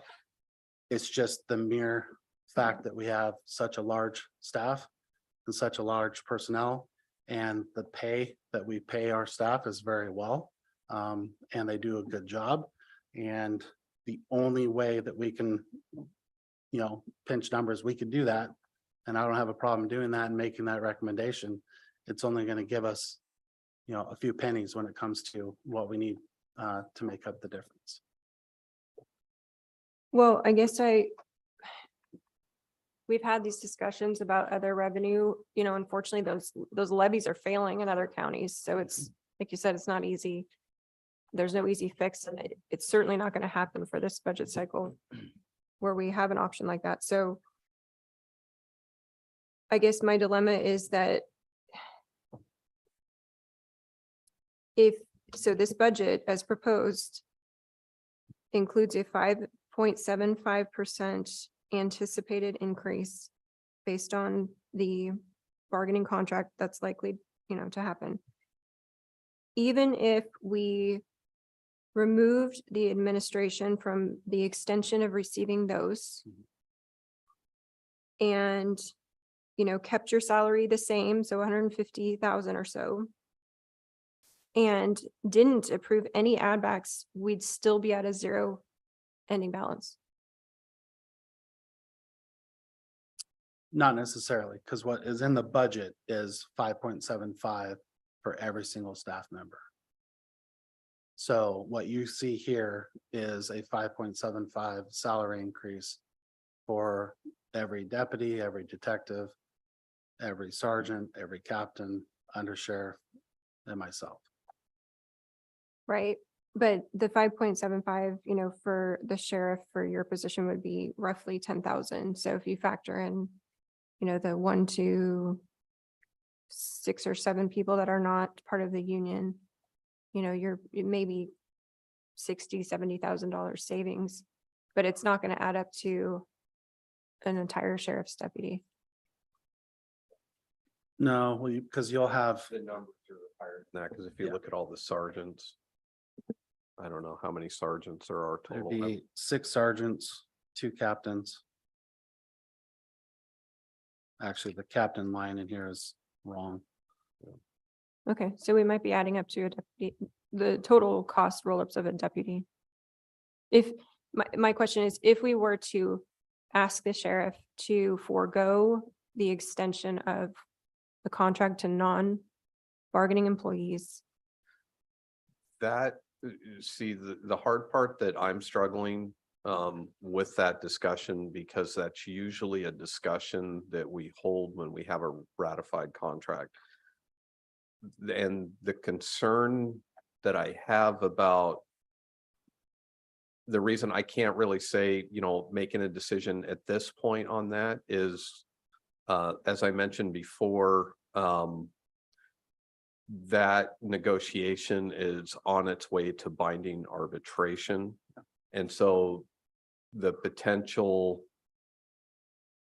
and so you're going to have an arbitrator that's going to rule on pick which one is, and if worst case scenario, it's not the county's last best final offer and it's the union's last best final offer, that's a different goalpost that we're talking about. And so that's the hard part with having that discussion. I mean, we talk about the open contract negotiations and we always have that in the back of our mind that that's there, but that's why it's really hard to get into the specifics on that, because we don't know what that goalpost is going to be.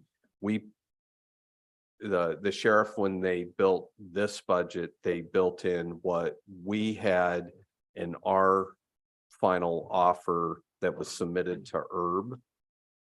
but it doesn't take into account the union's last offer that was submitted to Herb. So depending on that discussion around compression issues, you know, there might be less concern of compression issues with our final offer, but if the other package is selected, we could run into compression issues. Hopefully that makes sense. And so that's one of the other hard parts. The other part that gets really difficult, because it's more than just strictly compression, it's also being able to recruit and attract people to move into management level positions. And that is already, being in a management position is extremely challenging, because not only, especially when you're a line level supervisor, because not only, you know, thinking like a sergeant, that you're still performing a lot of the law enforcement duties that a deputy's doing. So you have that, but then you also have all this additional layer of management and supervisory responsibilities that's also piled on top of that. And we've seen it in other departments that if we don't have sufficient incentives to encourage people to move into management, we end up in a deficit, or we don't necessarily end up with the best people that should be in that management position, because they don't see that it's incentivized. Why should I take on the additional work, stress, and responsibilities with now being a manager where I can stay where I'm at, and there's really no incentive for me to go. And so then that hurts us long run, not only in recruiting, but then it creates exposure to the county as well, because if we get folks that are in management level positions that aren't applying best practices or are not the best, then all of a sudden we see more grievances, we see more lawsuits, we see more issues that come up over the years, or decisions being made that then we're depleting Fund 80.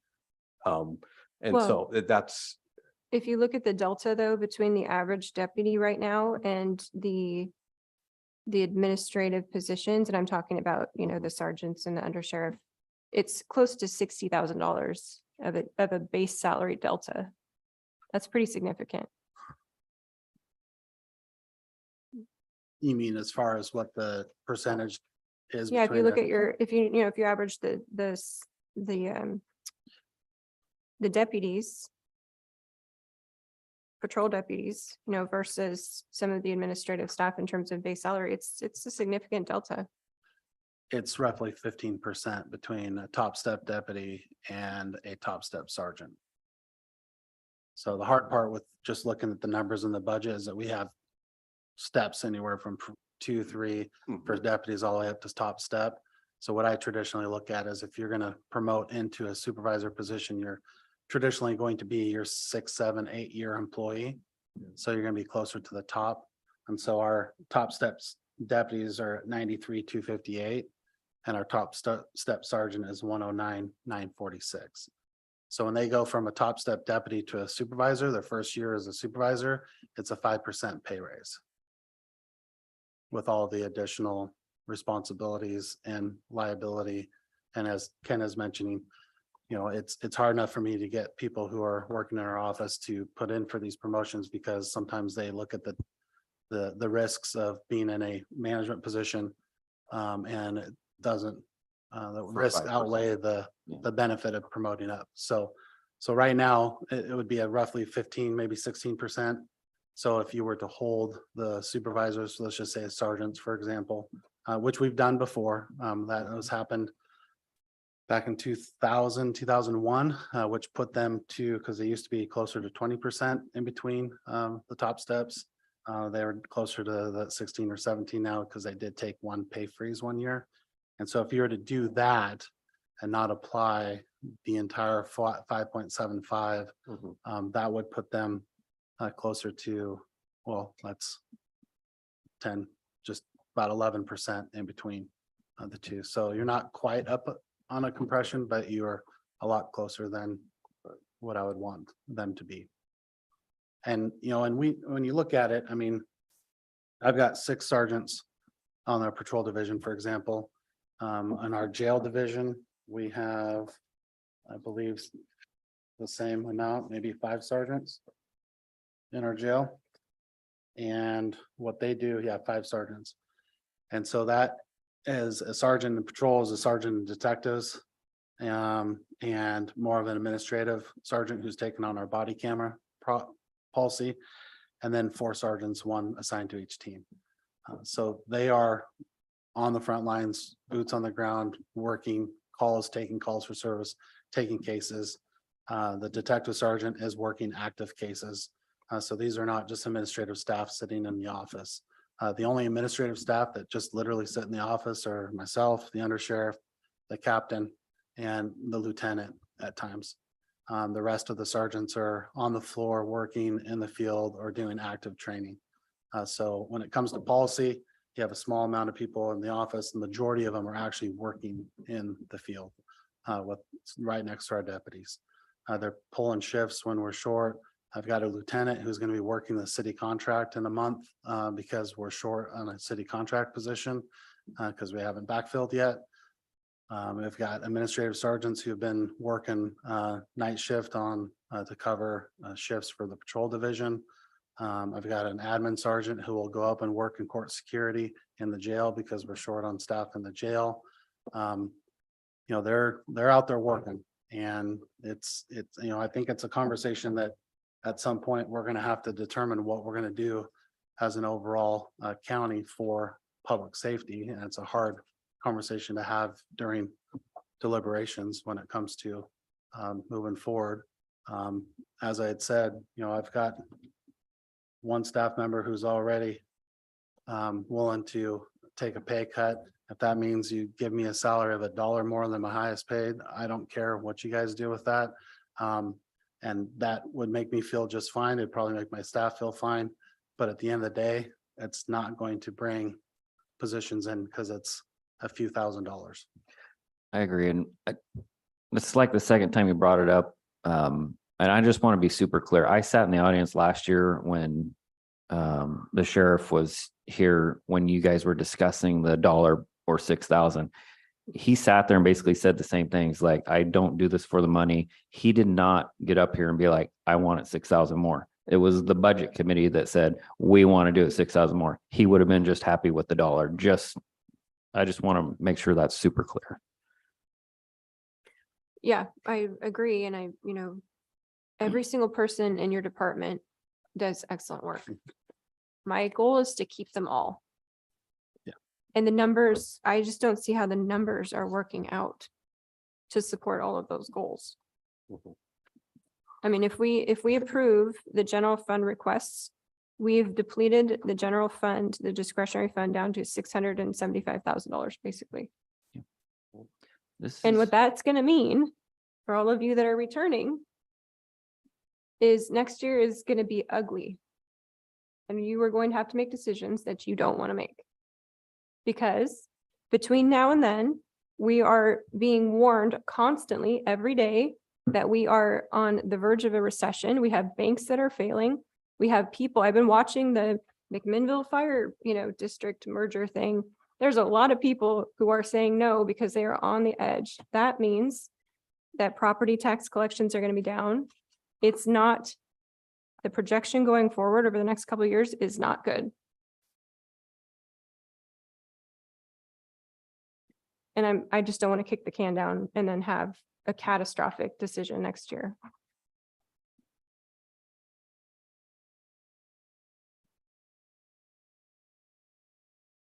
I look at everybody that you have, promoted, and I think, wow, we've got a real brain trust of really good people on the bench. We've got really quality people.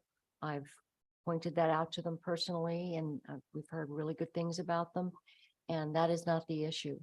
The issue is, when it comes to what we're tasked with here is, how do we take this budget as it is presented to us, looking at the options we have as to where to draw that money from, and keep all those people that you have on the front lines, and the deputies, and everybody else in your office. There's no question about the fact that we have the cream of the crop. However, how do we pay for those? So I look at our budget officer and I say, what are your suggestions? Because to me, I look at this and I go, where do we trim? What do we do? What do we get rid of? And I don't know that there's an easy answer, but we have to do something. And I don't think it should ever include getting rid of personnel.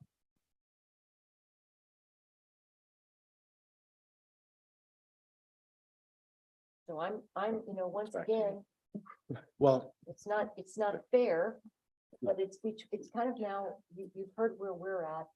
Now we're going to you and we're going to our budget officer going, okay, what's your best offer? When you're making those comments, are you including the 3 unfilled positions that have people in line to be hired for the Well, add back? because that add back is, it's on the deliberation list for consideration. And when we're discussing all this, everybody thinking that as a whole picture, right? Yeah. Okay. Yeah, Of course. yeah. yeah, I mean, it's, just to make sure that I reiterate what Ken had brought up. Our budgets that you see in front of you, like the patrol division, for example, that projected ending balance that we have budgeted in there, we would transfer that to the jail. By doing all that gets us to the 19 deputies in the jail plus the 2 from community justice for a total of 21. And that's stripping all of our other budgets of their projected ending balance and all the savings and bringing that down to 0. Then on top of that, you have the additional 3. 370. So one thing that I would recommend or want to propose as a conversation is that I pride myself in trying to elicit as much information as I can from my command staff and from my team. And if it works for you, and I'm not sure timing and how this works, but I would like to be able to try to convene my supervisors group and ask them if this is something that they would be willing to consider, which is what we did last time. As the sheriff went to the sergeants and said, here's what I'm looking at doing. And see if that is an option. And then I can also look and see what that dollar amount might look like. I don't think it's going to get us to the 3. It may give us 1.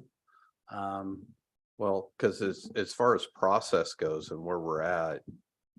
So right now we're in deliberations, and ultimately I hope we come out of today's meeting with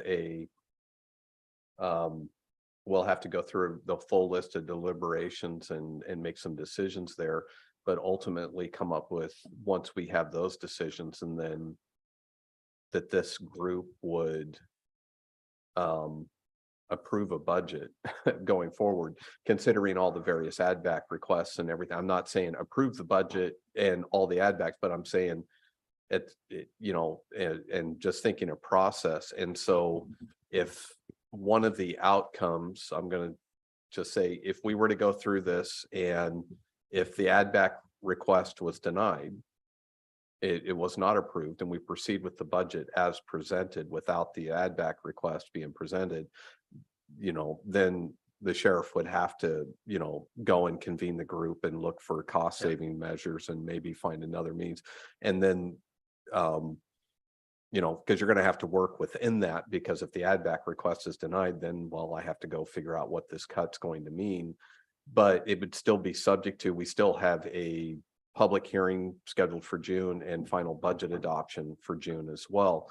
So any other changes or further requests or information or modifications to the budget would happen to what's essentially to, at the point of adoption there. I'm just, I'm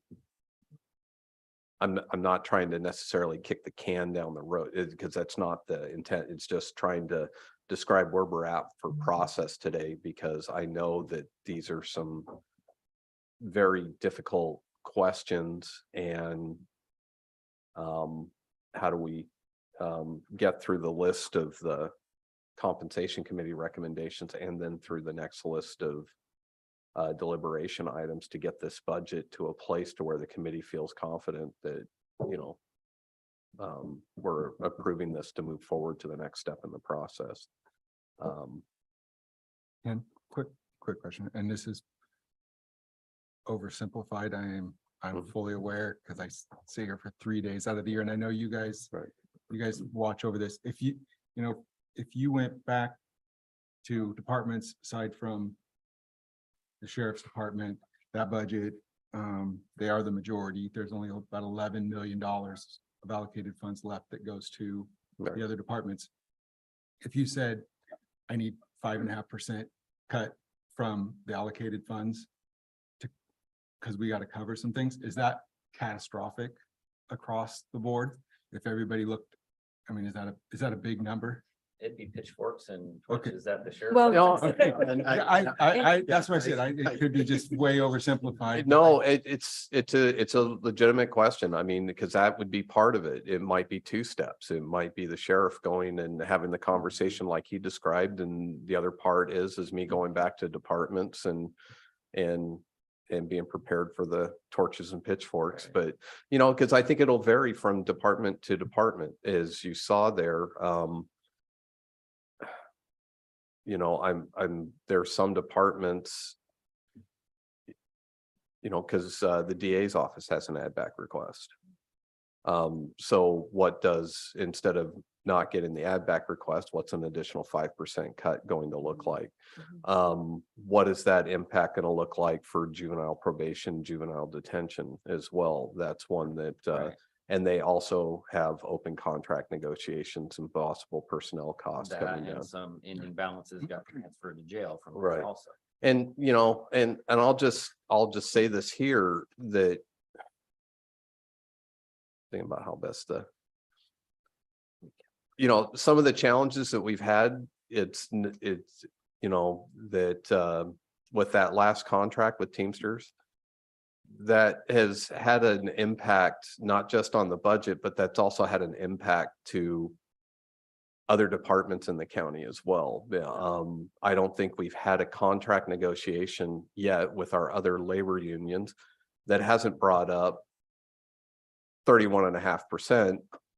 And what are you offering us? And, you know, and it's a struggle, and I'll even speak to, you know, it had its desired effect and got that caught up, you know, and even I have, when I look at it, that I'm glad we've prioritized law enforcement and we've done what we've done. We're able to fill positions and make that happen. At the same time, there is a little bit of a lag, and I'll just speak for my own when I'm looking at, when I have sergeants that are making more than some of my appointed department heads that supervise a lot more FTEs. You know, it's a struggle, and it has that implication. And I think that would be one of the challenges. And I'm not saying I would go and deliver the message and we would look for ways that we could make this work. But yeah, there's some departments that would have a real difficult time. We would see a drop, especially the ones that are really heavy in personnel costs. You know, I think, you know, I for one would probably chalk it, you know, I built in you know, we had that additional FTE that was in admin. I would offer that up, that potentially we could take that out of the admin budget and reduce our discretionary allocation to help fill that gap. You know, I think that would be one department we could do it. But like I said, we run pretty lean when it comes to central services, and that's going to have impacts on service delivery and how we support all the departments. You know, I look at the assessor's office, that would be a tough one, because Derek had to make a number of cuts. He has a vacant position that he's really struggling and really wants to get that filled, and that has an impact. He would have to cut deeper. Yeah, so that would be the hard part about going back out to departments. You know, that's why we did the 2% reduction for the discretionary allocation for this budget, to try to come up with some of those funds. And I'm you know, I'm hoping we might have to do that again next year, going into it, but I'm trying not to think too far ahead, but paying attention to that. But it's a great question, and if it's a decision that we need to come up with more cost savings in other areas, I'll do it. Yeah, I wouldn't be in favor of it. We have lean departments in every other area of the county. The budget that we put forward is a zero-based budget for all of them, except for this. So we're not even factoring in potential bargaining costs. Correct. So it's not just about cut 5% from everybody. It's on top of that, we're gonna have to factor in how we pay for the contracts. So it's just not, it's not feasible. And, I think Denny, you mentioned that the commissioners have sort of a macro level view of this, and that is that we see areas where we're almost too lean, like we need some additional help, particularly in administration. That's why the FTE is in there. That affect how we do service, how we serve our constituents. So I'm not in favor of cannibalizing other departments to try and make this work. We've looked at a number of different options here, where there are existing pots of money, if you will, and going in and rating those, it is very tempting, because we say, hey, this money's been sitting there, we're not doing anything with it, and hey, this money's been sitting there. So there's that, little voice that says, hey, look, we've got this money over here, why not just rate it, and then we'll worry about next year. And it is very tempting to do that. And so I just want to put that out there. We've seen a number of those. That is an option if we were to kind of raid from a variety of different, but then again, it doesn't solve the problem, because we are going to be here, in a worse way, with less money in those little pots of money than we are this year. And we won't have that money. And it'll be gone. And so we haven't really solved the crux of the problem, which would be, how do we pay for everything that exists right now?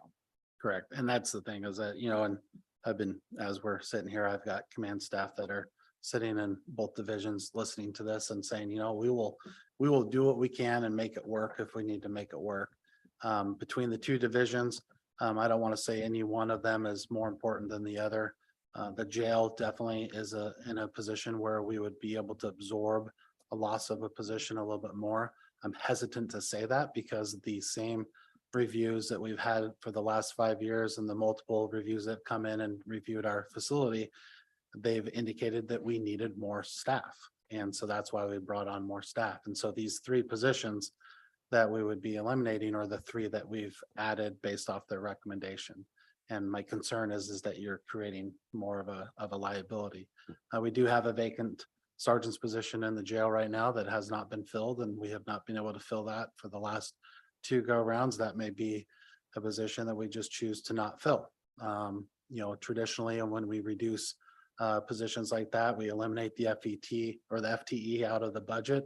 And if we were to do that, my only request would be that we just don't budget it, and with the understanding that if we can find revenue down the road at some point, that we would refill that position. Because anytime you have a supervisor position of that nature, in essence, we would be eliminating 1 supervisor off the floor of the jail. But given our makeup of the facility, we might be able to try to find a way to make that work. By doing that, obviously would save at least 1 position in the jail. So I'm totally open for the conversations. As Ken said, it'd be something that I'd take back to my command group to say, this is where we're at. This is what we're looking at doing. But no matter what we do, even this year, we're going to be having the exact same conversation next year, because the jail doesn't make any money. There's no revenue in the jail. It just costs money. So that's going to be a conversation that we're going to have to come up with at some point. Sheriff, when you say your sergeants are texting you saying we'll do what we need to do, do you mean in an effort to cover the add back, the 3 add Well, backs? it's my command staff, so it'd be my captains and the undersheriff. They're willing to freeze their pay and not take any pay raises if that was the case. which I think is, it's honorable for them to be doing that, just like I had said the same thing, keep me at $1 above. That's gonna get us, $40,000-$50,000 better than where we were before. But every penny counts. But in an effort to keep the 3 positions. Yeah. Okay, gotcha. Sheriff Swenson, I'm the disembodied voice. Hi. I want to thank you so much for being here, because just in you coming back, you answered a whole bunch of questions that I had I had a hole in my knowledge. So thank you very much for being here. So the 3 positions, if we only are able to find a way to get to the end of this budget meeting, what is your most vital position that you would want filled? I know there's 3, but what's the most pressing? And is it 1 or 2? I guess if we had to make a choice, which ones? And how do you see that? It's a tough question, because, all 3 of them would be good, but I mean, any additional position at this point would be preferred. With the 21 deputies, that gives us enough to assign 4 deputies to a team plus 1 additional rover. We've had conversations with the possibility of adjusting our schedules. There's operational things we can do to maximize those 21 deputies. So if we had 22 or 23, we can maximize those bodies even more. So at this point, any of those positions would be beneficial. Okay. And please pass along. It's so touching, and we value your staff and you very much in this county, and you do an exceptional job, and this is really hard. And just hearing you say that, they're stepping up to not only protect their other coworkers, but to protect the positions, it's very moving. Thank you. So I'm not sure what that would be, and because we're discussing compensation, so if the proposal was to adjust the budget so that there's no extension to non-bargaining employees of the, what do you call them, roll-ups or whatever they are, the base salary, and then keep the sheriff at his current salary, which is 153.18, 319. if that's correct. How does that work? Because the budget's already been proposed in a certain way. Well, much in the same way,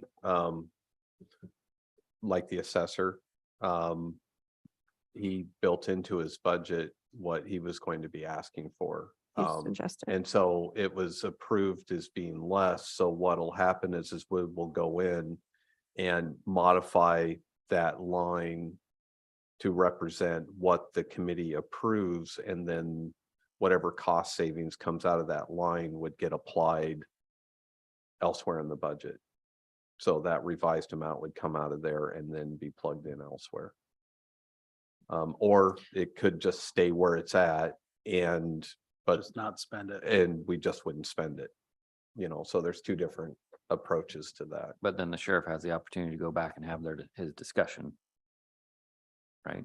Yeah, except for once this committee approves the budget, we wouldn't make any further changes to it until the budget hearing before the Board of Commissioners, and then would come forward with any further suggested changes. And we would make those changes at that time. I have to keep a really close eye on it, because there is, per Oregon budget law, limitations on how much we can change a fund. And if it's, so I would need to see that information really early so I can make a determination, because then worst case scenario is we would have to reconvene if it's more than the 10%. If it's more than a 10% change, we would have to reconvene the budget committee. Yeah, and my recommendation would be that, just given what my sergeants do, that between my 2 captains, my undersheriff, myself, keeping pay freezes, not taking any of the increases, Leaving the sergeants kind of where they're at, let the commissioners decide moving forward if they want to apply the Me Too, just because I don't want them to be up against a wall where they're determining whether or not they actually want to be a sergeant anymore and maybe go back to a deputy. But applying that in essence, at the end of the day, the budget can remain the same. The PAs just don't go through the system. Mhm. And at the end of the day, it's just savings that we have that would go to the ending balance into the next year. And it doesn't require any changes with the budget. Yes, I don't know if that If answers. that makes sense. Yeah. But ultimately, we do have a, well, a $428,000 shortfall right now. So how that shortfall gets addressed, if it doesn't get approved, then the budget proceeds with that shortfall in the budget and then, yeah, and then that's where we'd have to figure out how to, prior to final adoption, where that gets factored in. You had said you had an open position right now in the jail, not a sergeant. Yeah, I have a sergeant's position that's vacant. So we could, that's roughly 120, 130,000. Thank you. And that would free up enough to save one position in the jail. So if you looked at, and it's hard even saying this because I know what I'm asking you guys is, if we froze those positions, there's $50,000 to $60,000 ish. There's $120,000 on that position. That is not too far away from funding two positions, which, then the add back would be $40,000 or $50,000. Am I correct in that? For two. If we just said we're going to add back two of those positions.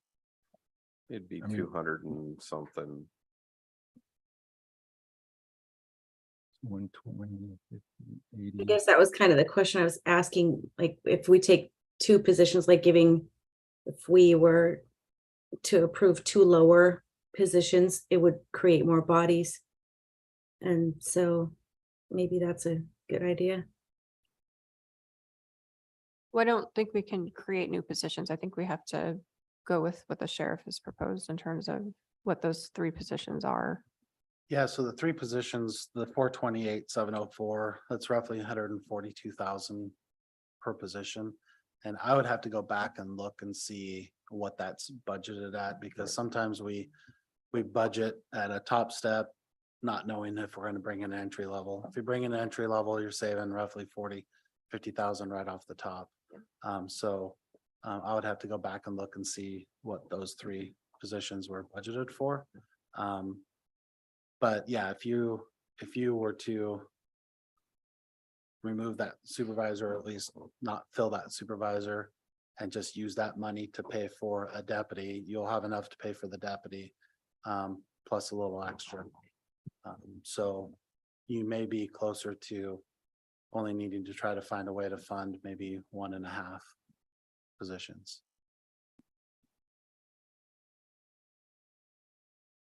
I mean, I would fall into the figuring out how to fund it all, but I'm not in your guys' position to go. I mean, obviously, we're at a spot of, we either gotta bring in more money or we gotta cut. I mean, and I don't know it. I don't know the details enough to know what are those options. I mean, are there options or, I mean, like I said, I don't know if you guys are going in the back of your head, have some ideas that might work out before next, if you have a year to figure things out. Do we have ideas that by next year we could correct a few things before we got there? Then, we fund this and figure things out, but.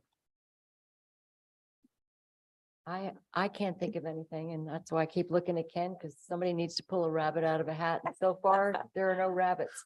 Well, no, and it's something, and that's some of the challenges that we have about doing this, because at this point, one, my primary goal is to have an adopted budget come July 1 to make sure that we're open for business. But then the second part, which it's always ongoing throughout the year, is thinking about down the road and how we're going to build a budget next year, and even beyond that, even projecting out even further. And I think one of the biggest challenges that comes out of this whole thing is the last couple of years, we were receiving so much federal funds and the ARPA and the CARES Act and some of these things that were coming in. We knew that was going to be one-time funding, and eventually it was going to go away, which is why I'm glad we didn't put a heavy reliance on using that for operational costs. We used it more for projects or one time. And that's what we've protected that for. Yeah, I don't have any rabbits. Otherwise, I probably have a more cohesive recommendation as far as going forward. You know, as I mentioned before, I do want to be really careful with the discretionary funds on. I do believe that there's some room to consider partial add back requests and some of these things but in looking forward to next year, yeah, that it's going to be and we're going to be right back here and having probably these same discussions next year. I still remember the look on your face in the first year I was on the budget committee when you talked about going below $1 million in a discretionary fund. It's burned into my brain. So do we have a motion? Do we want to move on? I'm still a little bit confused here because my understanding right now is Tim's gonna go back, have some conversations, and which means we can't really make a decision until we know what they want to do, right? Or do we have to move forward knowing that We they have can to come move back and say, hey, this is what I found out, and we can amend our decision? Or Well, I think, you know, because where we're at in the process, we're in the deliberations. And like I said, I'm hoping that we'll get an approved budget today. But okay, and that's fine. If we Right. approve a budget, that still leaves the option for, right, because if you say whether it's no or 50%, or here's what we're going to do with the add back request, Tim's going to have to go back and meet with his command team. right, and right now, so let's just take the scenario, we say no, he goes back, finds out where he's at, and then at what point do we hear him again and be like, oh, okay, cool, now it's X number of dollars that we can add back? Well, we typically, June is when which isn't that far away. June sounds like a long ways away, but it's not. So a lot of conversations can happen between now and June and still be able to get this figured out, hopefully by then. Well, because I'll continue to work with the sheriff And through I that think- whole part, and also just keeping in mind that. And the only reason that I really hold it, really hoping to get a proposal, because I have a lot of steps and timelines ahead of me as far as notices, what's required in statute and reports that I have to put together. We do the budget tabloid, we do all this in preparation for the hearing, which usually occurs in the second week in June. And then we have budget adoption. We're like one of the few jurisdictions, we wait till the very last second to do a final adopted budget. And so that's where I have to keep in mind that I'm up against timelines process wise. So does the motion have to include the sheriff going back and having his conversation, or is the motion just no add backs? But we still have to make them. We're still on compensation. Yeah, we haven't got through the compensation committee Well, and recommendations actually, yet. and I appreciate you guys having that conversation because I was supposed to be someplace 10 minutes ago. So I'm gonna leave, but call in case you guys have further questions. But what I would ask is that I'm gonna commit to you guys that I'm going back to my command staff. We're having this conversation. We're gonna go back to it. We've already been having the conversation of what if we don't get those 3 positions. And so we will continue that process. And then if you guys end up making a decision to fund it partially, halfway, fully, or not at all, we're gonna be having those conversations no matter what. Right. And at the end of the day, whatever we do is just going to help our ending balance going into next year. so that we may not have as much of an issue. And I guess just before you go, if the recommendation was to no add backs, it's not because we don't want it. It's just because we're waiting for more information. I just want to make that super clear. Can I ask, Because sorry, nothing's final until the budget's adopted in June. can I ask a quick clarifying Yeah. question? So you mentioned step increases. Is that happening with some of these positions that are non-bargaining outside of any Oh, yeah, contract? yeah, we do step increase, Yeah, we we do have annual step We have a increases. handful of Okay.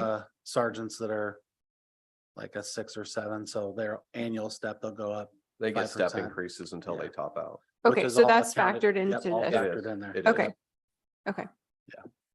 Thank Well, you for yeah, everything. Yeah, no, I and appreciate it. and- thank them. And for those who are watching, you know, this, Yeah. it's painful and they are obviously experiencing the pain of this and will, but my goal is just, I don't want to lose anybody. Yep. And I don't want to be in that position next year either, so. No, I appreciate that. Yeah, I would just say thank them for even making that offer. Yeah. Hopefully, because it's that nobody's, there's gonna be no body count at the end of this. That's the object of the game. Yeah. Everybody Yes. intact. All right, well, if you don't need Cool. anything else from me, Okay, but call me though if you do. okay. Yeah, Thank Will you. do. Thank you. Thank you. Thank you.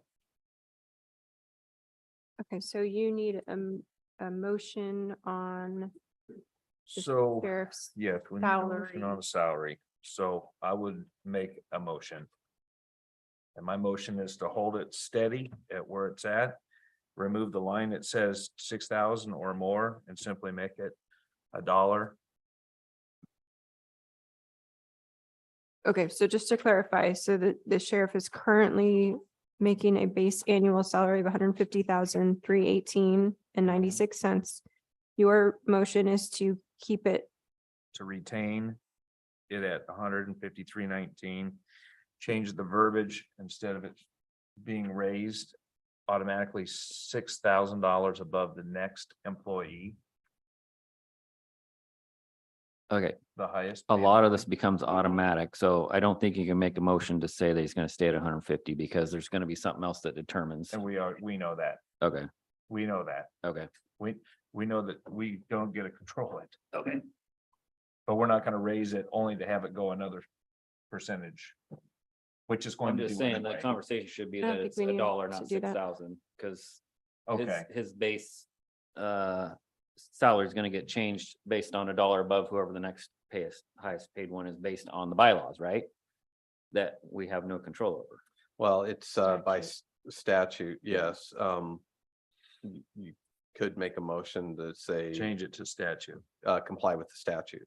Which Okay. does the statute say $1? Yes. It says shall not make less than the highest paid employee in the sheriff's And office. he can say. no, we within need to $1. clarify that then. So your motion would need to be that the sheriff's base annual salary needs to be $1 more than his highest paid subordinate, whatever the Okay, title is. okay. So the motion is the sheriff's salary will be changed to will achieve the goals of the mandate, which requires it to be $1 higher than any of the employees. Comply with Oregon, Yes, comply with the Oregon Oregon statute statute. regarding the sheriff's pay being $1. Well, It's not $1 though. It's We have not to $1. specify it's $1. so just say $1. No less. Okay, we're going to make sure that we comply with Oregon statute requiring that his salary remains $1 above anybody else's salary, any other employees. Yeah, That's not support what the statute says. what does it say? It just Highest says it has to paid. be higher. It needs to be $1 higher. No. No. It doesn't Oh. say $1. It says higher. But don't we want to change it to $1? Yeah. Because we're at Yes, so 6,000 we need to now. Say So that. say Is that. that not what I said? Well, you said Kinda. the statute says $1. Statute doesn't say Okay. $1. It just says higher. We're saying $1 higher. Okay, we are going to change the policy that the sheriff's salary will be $1 higher, will be guaranteed to be $1 higher than the next Subordinates highest paid employee. or subordinates. What's technical? Highest paid employee. that Okay. works. That works. Thank you. So. There's do I have also a a way where second? somebody else makes it and they'll be like, so moved. Do I have a second? I second. Okay. So, any discussion? I think we Okay. had plenty of that already. Yes, how about, we'll go for a vote. So all in favor, say aye. Aye. Aye. Okay, passes. Are there any nays? No, we have everybody. Okay, so now. See, who do we have here? DA. Okay, the DA did not ask for an increase. Is there any discussion? So last year, we changed the stipend from $25,964 to $30,000. Which matches everybody else, And I think, as I recall. I move to keep it stable with no increase to stipend for this period. I second that. it's kind of a wide range of comparables, but it's right there in mine. Any discussion? Sorry, was the motion to keep it the same?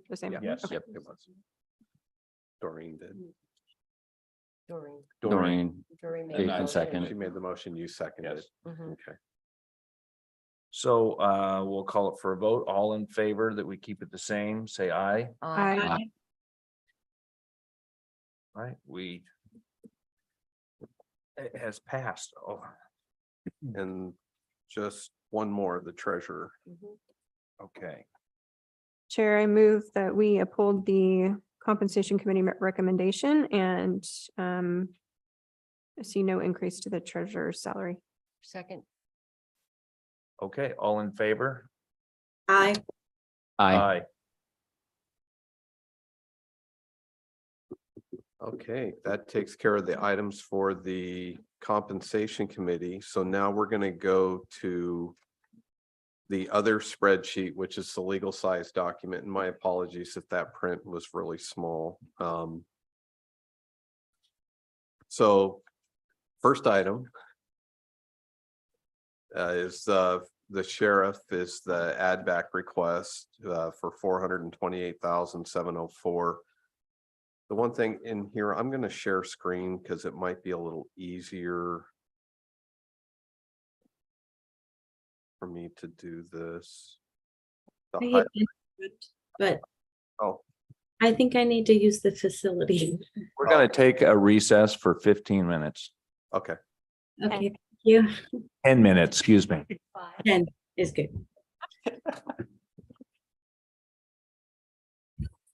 Same thing.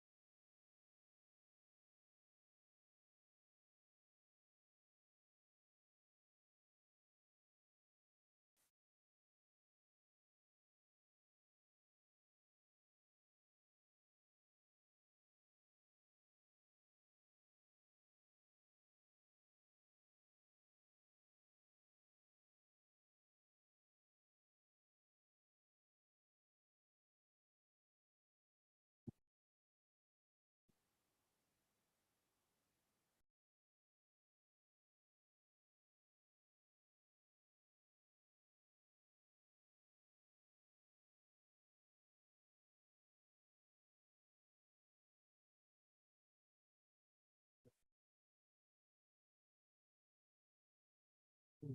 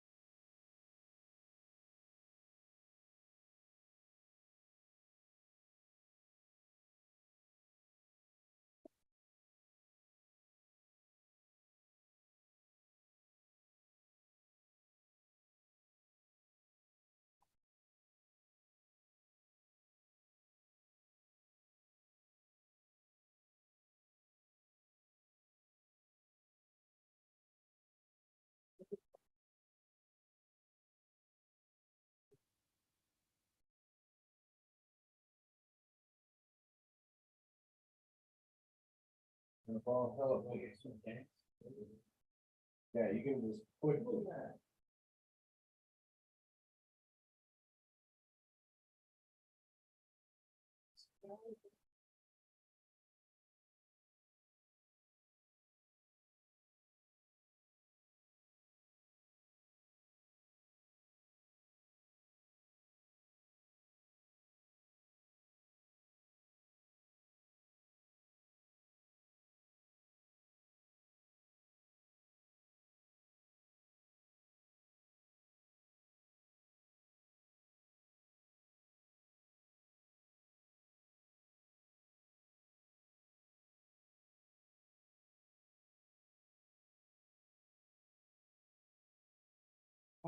Where's down there?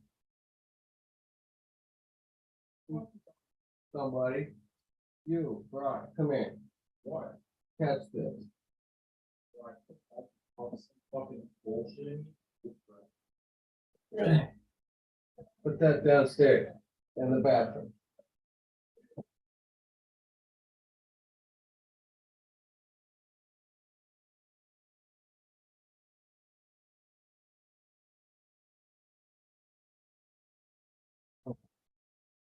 Tell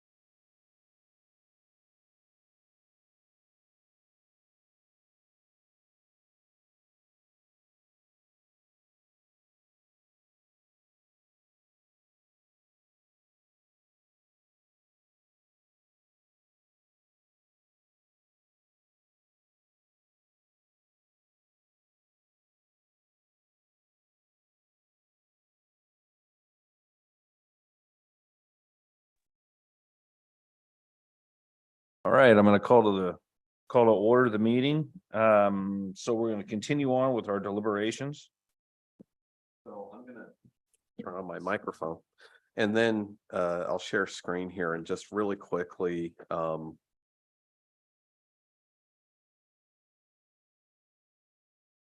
Okay, so the spreadsheet and the information that I'm sharing. Minimize so I can actually see it. So when you look at column B, you see I divided this up into categories. One, under department, you're gonna see I have the add back requests listed. So for example, the first one is the sheriff's office.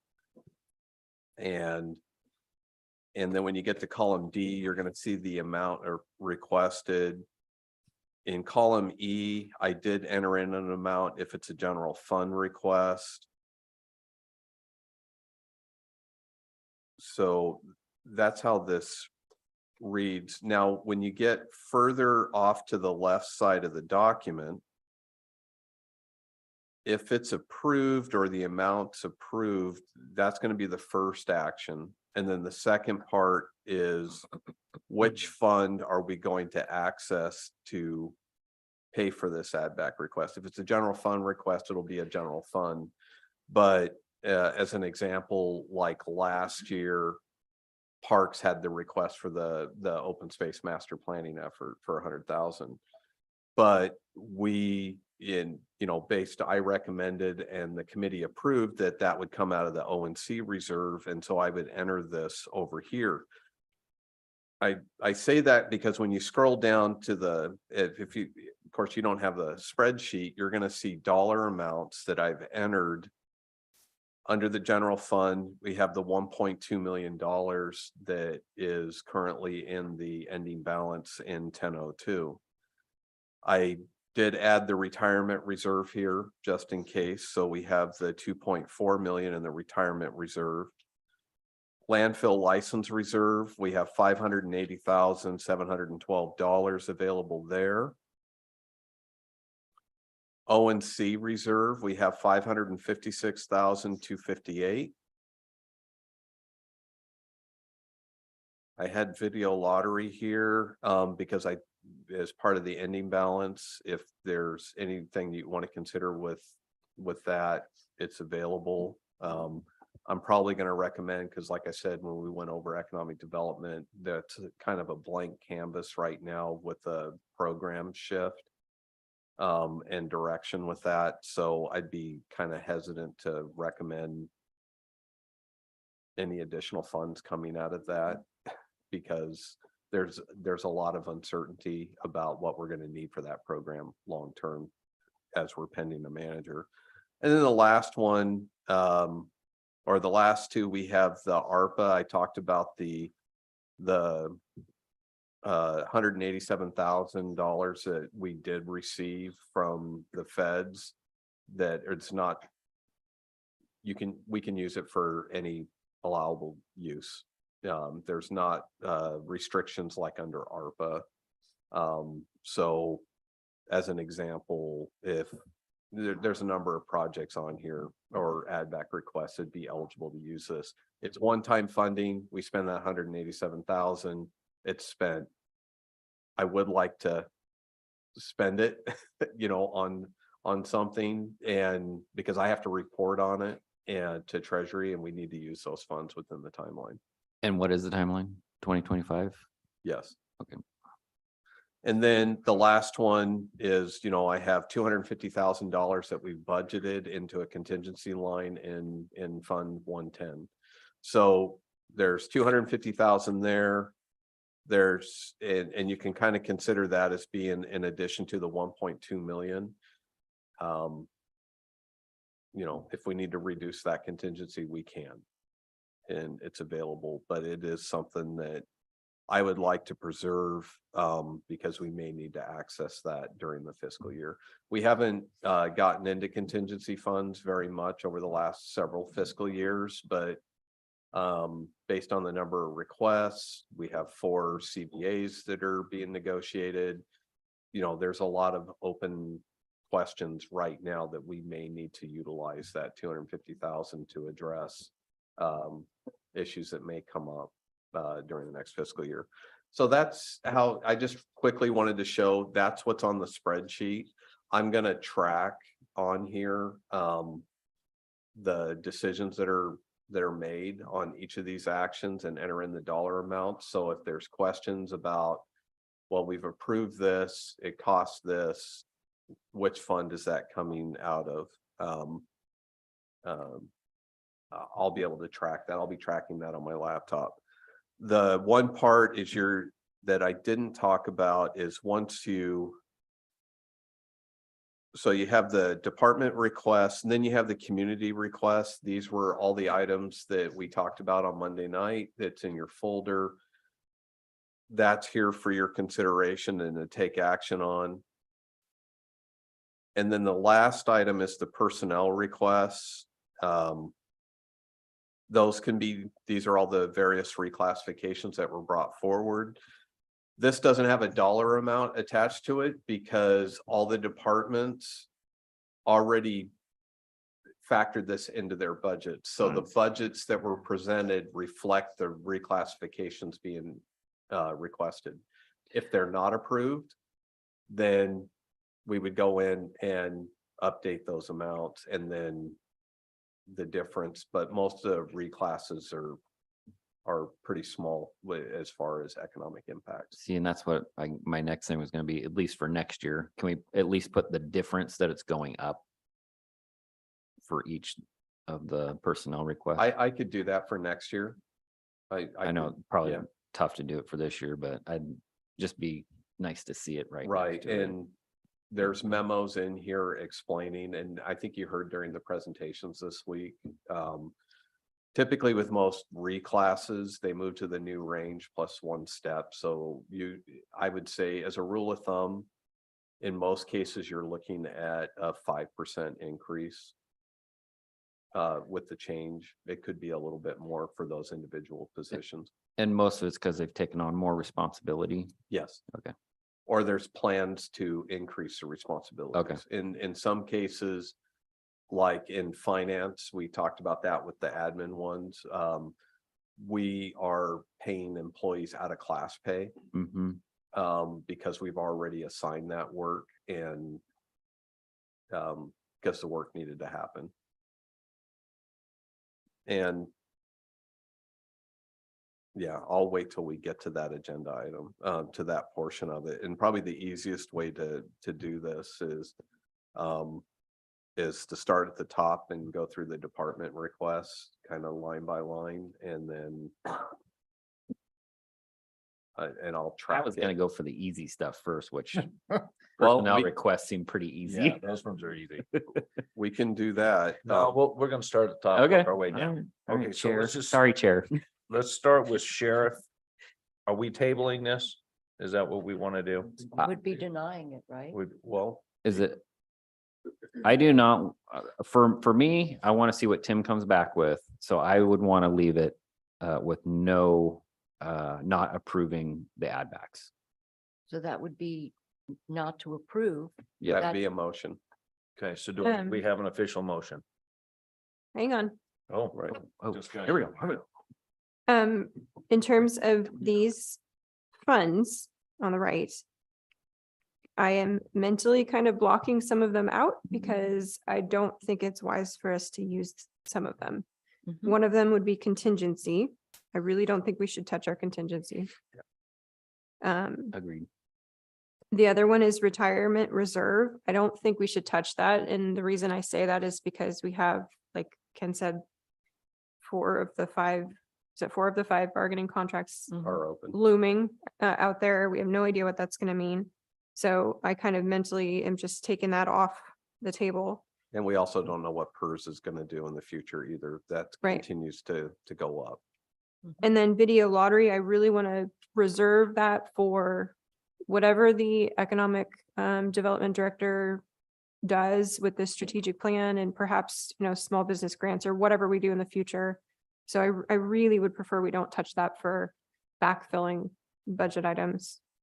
And we can't anyway, right? Isn't it restricted to certain things, the video Economic lottery? Development.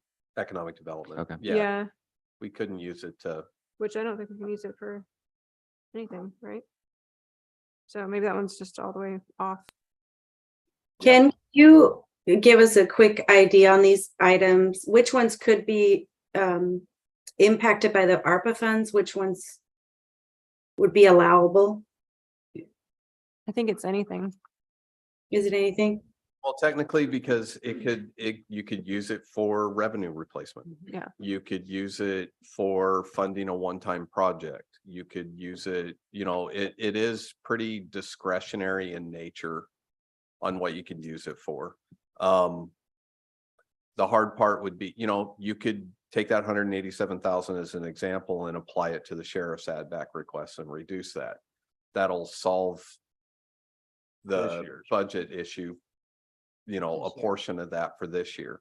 Another example would be getting into the community requests. The gospel rescue mission, I think that would be an easy one to justify using those funds for.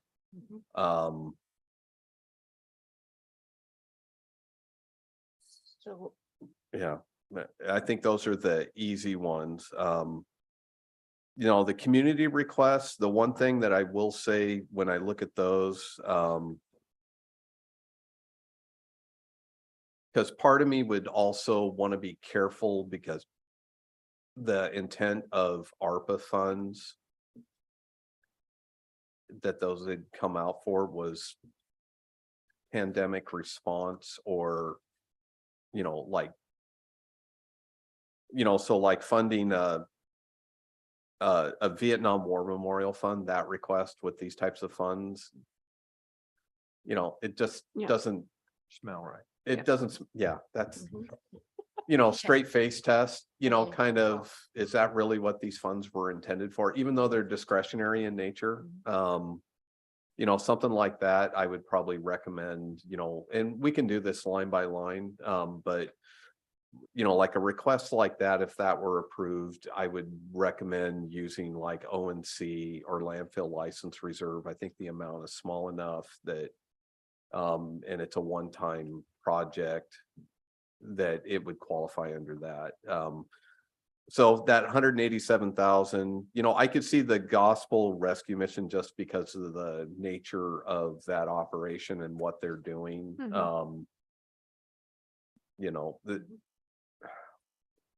That would probably be a good one. That would fit into that category. The other thing with the community requests, the OSU extension and CASA,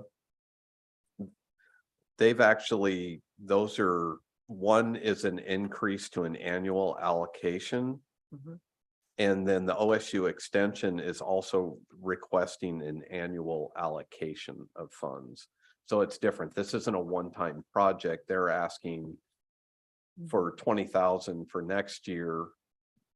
And then hopefully 20,000 every year going forward, but we don't adopt multi-year budgets. This is a one, so we would act on that, and funding would be like anything else, subject to discussions next year. And if I remember right on that one, their funding was getting cut from OSU, right? Yeah, the funding was cut from OSU extension, and so And we give OSU extension.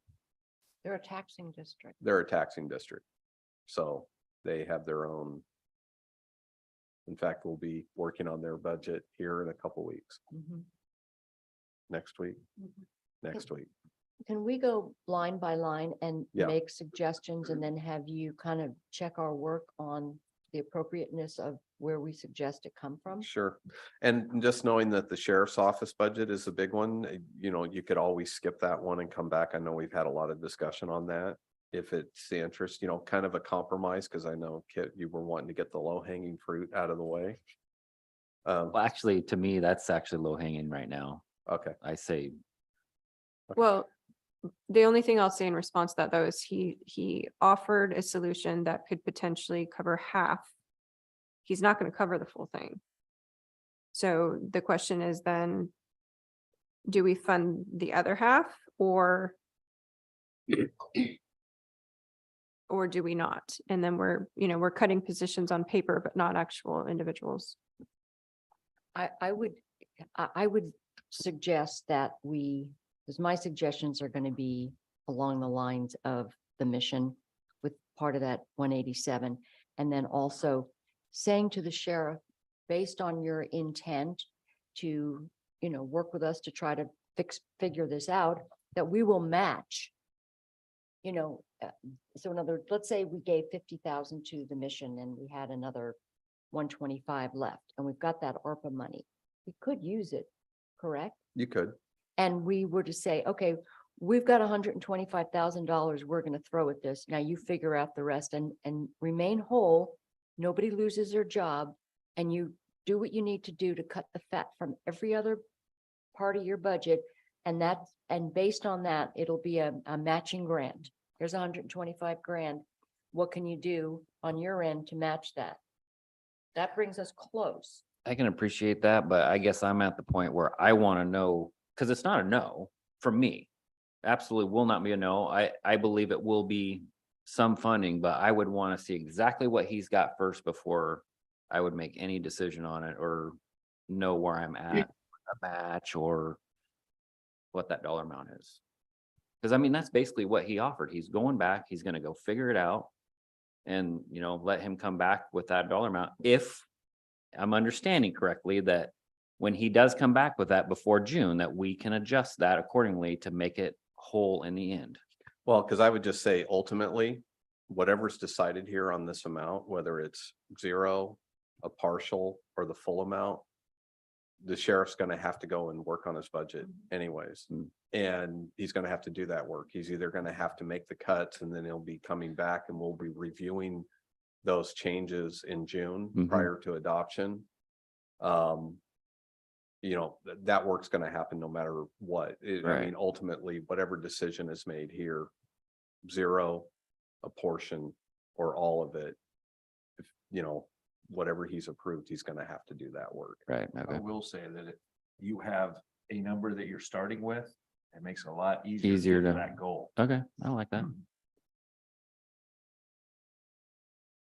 Mary, you want to spell out your motion one more time? Unless, is there any other discussion? Looks like you got some. No, I have kind of a suggestion in mind, but I'm interested to see what you think. Well, I would make a motion that we take that 180, take 125,000 out of that 187 ARPA money and offer that as a match to the sheriff to be able to match that or better in order to bring us closer to the request. And that is the maximum number that we would go. It would come out of this. This is one time. This doesn't fix next year. But what that says is this is where we're at. You got it a year to work on it. Here's $125,000. We get rid of some of this ARPA money, which we need to spend down. And then I would also make another motion for the 50,000 to go to the mission, because that's along the lines of what we From ARPA. from ARPA. But it's 187,598. So if you wanted to increase the amount to the sheriff and approve the 50, Yeah, I To think make it a zero amount. for Ken's sake, we should do 137, I- 598. 37, 598. 137,598. So do you want to amend your motion? I move that we offer the sheriff a grant of 137,598 out of the ARPA funds and as a match for bringing us closer to filling that $428,000 add back request. Mary, is your idea to leave the contribution to the sheriff's department at that as the total? Or are we in a position to consider that we might use some of our other funds to fill in another portion of that? So I'm saying that this is what we can offer. We can do this one time and we can do that this year. And that brings us, that is basically saying now work with this number to come up with what you can do on your end to bring the gap closer, close that. So yes, one time, and this is it. Okay, Did you have a second? Do we Yeah. have a second? A second. Okay. All in favor? Say aye. Aye. Aye. Aye. So it's unanimous, so motion passes. Any opposed? No, it was unanimous. I didn't hear Doreen, so I'm I not didn't sure. hear Yeah. Doreen vote. Oh, yeah. aye, yes, Sorry, we got to make sure that the record reflects. Okay. Okay, so So then, Commissioner, did you want to make a motion to allocate the 50,000 and get rid of that fund? I move that we use $50,000 from the remaining ARPA funds and allocate that to the Gospel Rescue Mission for their commercial kitchen. do we have a second? Second, oh, go ahead. Denny, seconds. All right. So we'll vote on this. All in favor, say aye. Aye. The motion passes unanimously. And I just have to say that the three of us toured that facility and it's absolutely incredible. And the people it's going to serve is just, the scale of the amount of people it's going to serve is so much more than what they are currently doing. Mhm. So it's really definitely a big bang for our buck, so to speak, in terms of that investment. It'll help a lot of people in this county. Agreed. I thought it was super cool. Yeah. They put a butcher locker. Yeah. in. They're literally Because gonna they get butcher their own. donations Yep, of, Super. yep. big game or whatever. Yeah, So wow. Very resourceful. Yeah, talk about cutting costs. Yeah. Okay, we're gonna move on to the district attorney. literally. I thought it was. I didn't even That was get it. good. Cut in the So, fat. Well, it's kind of like Yeah. Mary, just so easy. I your didn't even comment to know. the sheriff about the bodies stacking up or whatever. I'm like, Body oh, man. count. The body count. The body. Yeah, that was probably counts. not a really good choice of words. District attorney is where we're gonna go next. Restore. It And- looks, And that's an office specialist two position to budget. So he had it was his, he had to balance his budget. He cut a front desk receptionist. Yeah, I don't see how he can go without a receptionist, so we gotta find the money for this. I don't, That's general gonna have to fund be it. Yeah, I agree. seems to be the most Yes. appropriate. Motion? Oh, so I'll do a motion, I guess. Move that we grant the add back request of $72,280 to the district attorney's office from the general fund. I second it.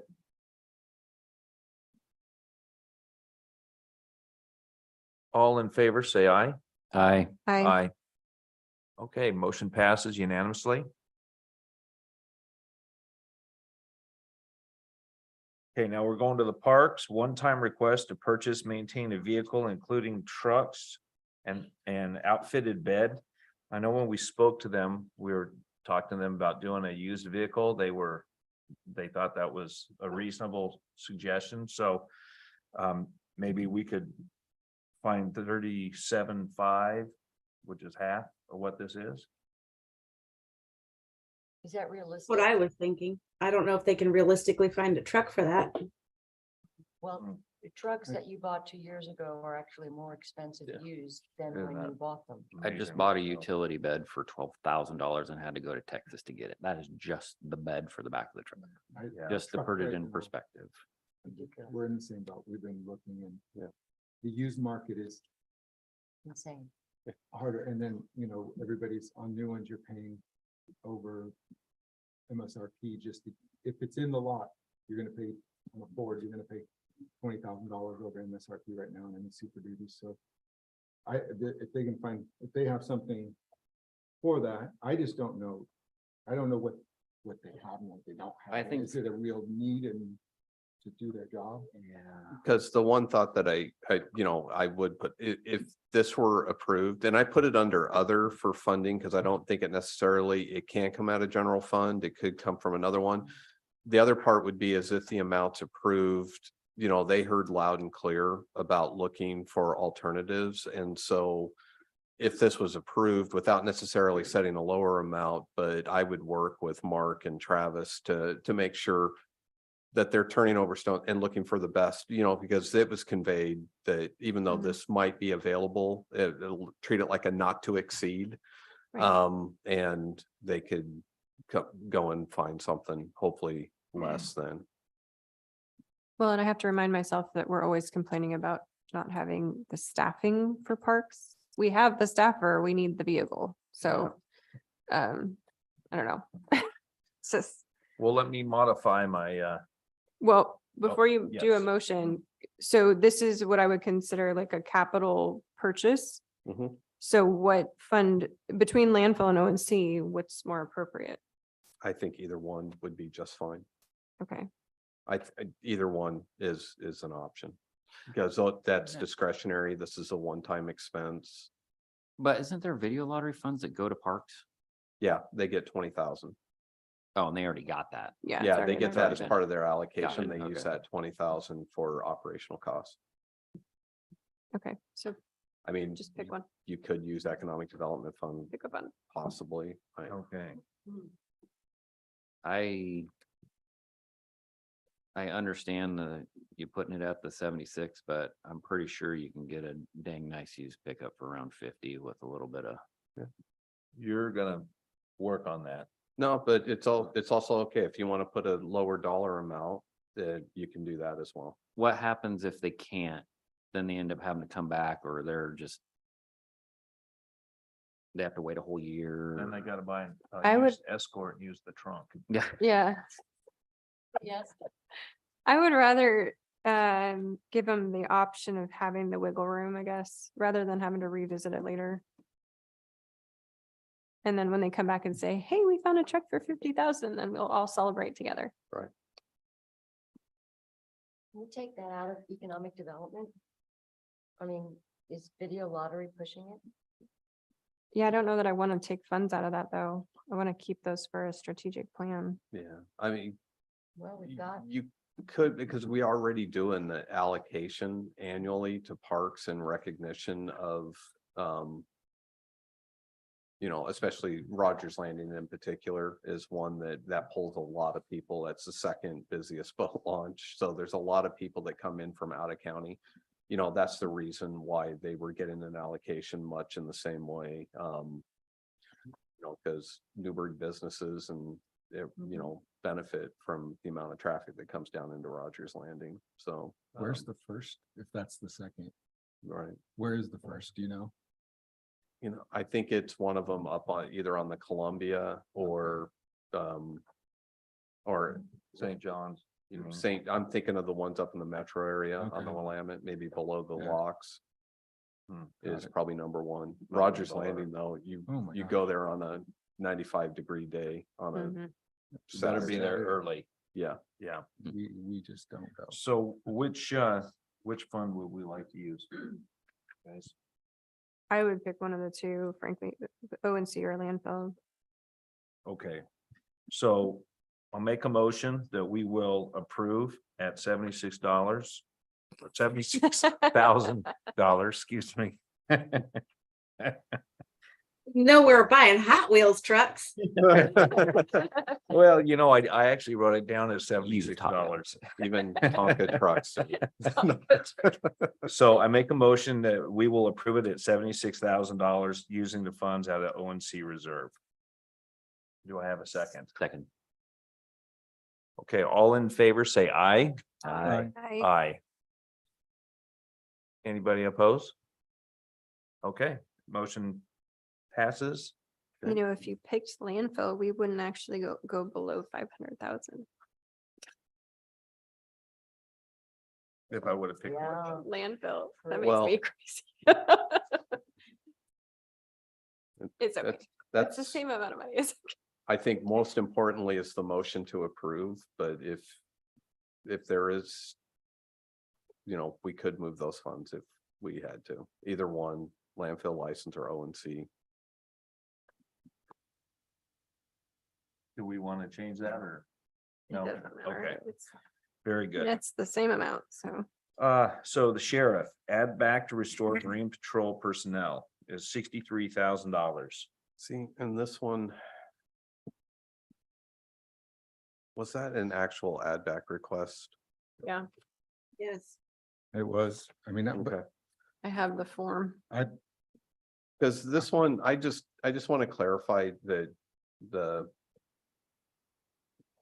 because the sheriff provided this, I've had this discussion with him as well. You know, the one thing I want to clarify that.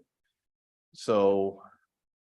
He has several divisions that receive discretionary jail, patrol, marine, court security. He has an allocation. It's really up to him if he decides that I'm not gonna have the 63,000 that used to go into Marine Patrol. He made that decision because he was short in patrol, so, and he didn't need it in Marine. So he made the decision to move that. And he could have moved it back. And so I just want to just clarify, because he said like, well, we didn't add it back, or we didn't make the decision to move it from that account to that account. He could have made the decision to restore that fund back in there.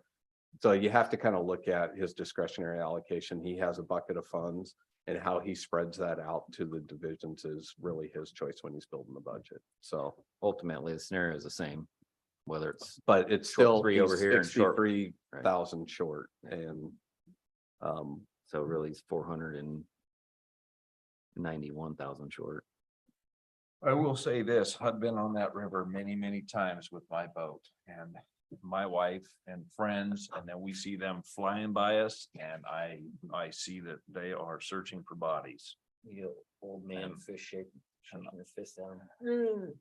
And I would not want to look at a mother in the face because we didn't have the support out there to help find somebody who's gone under.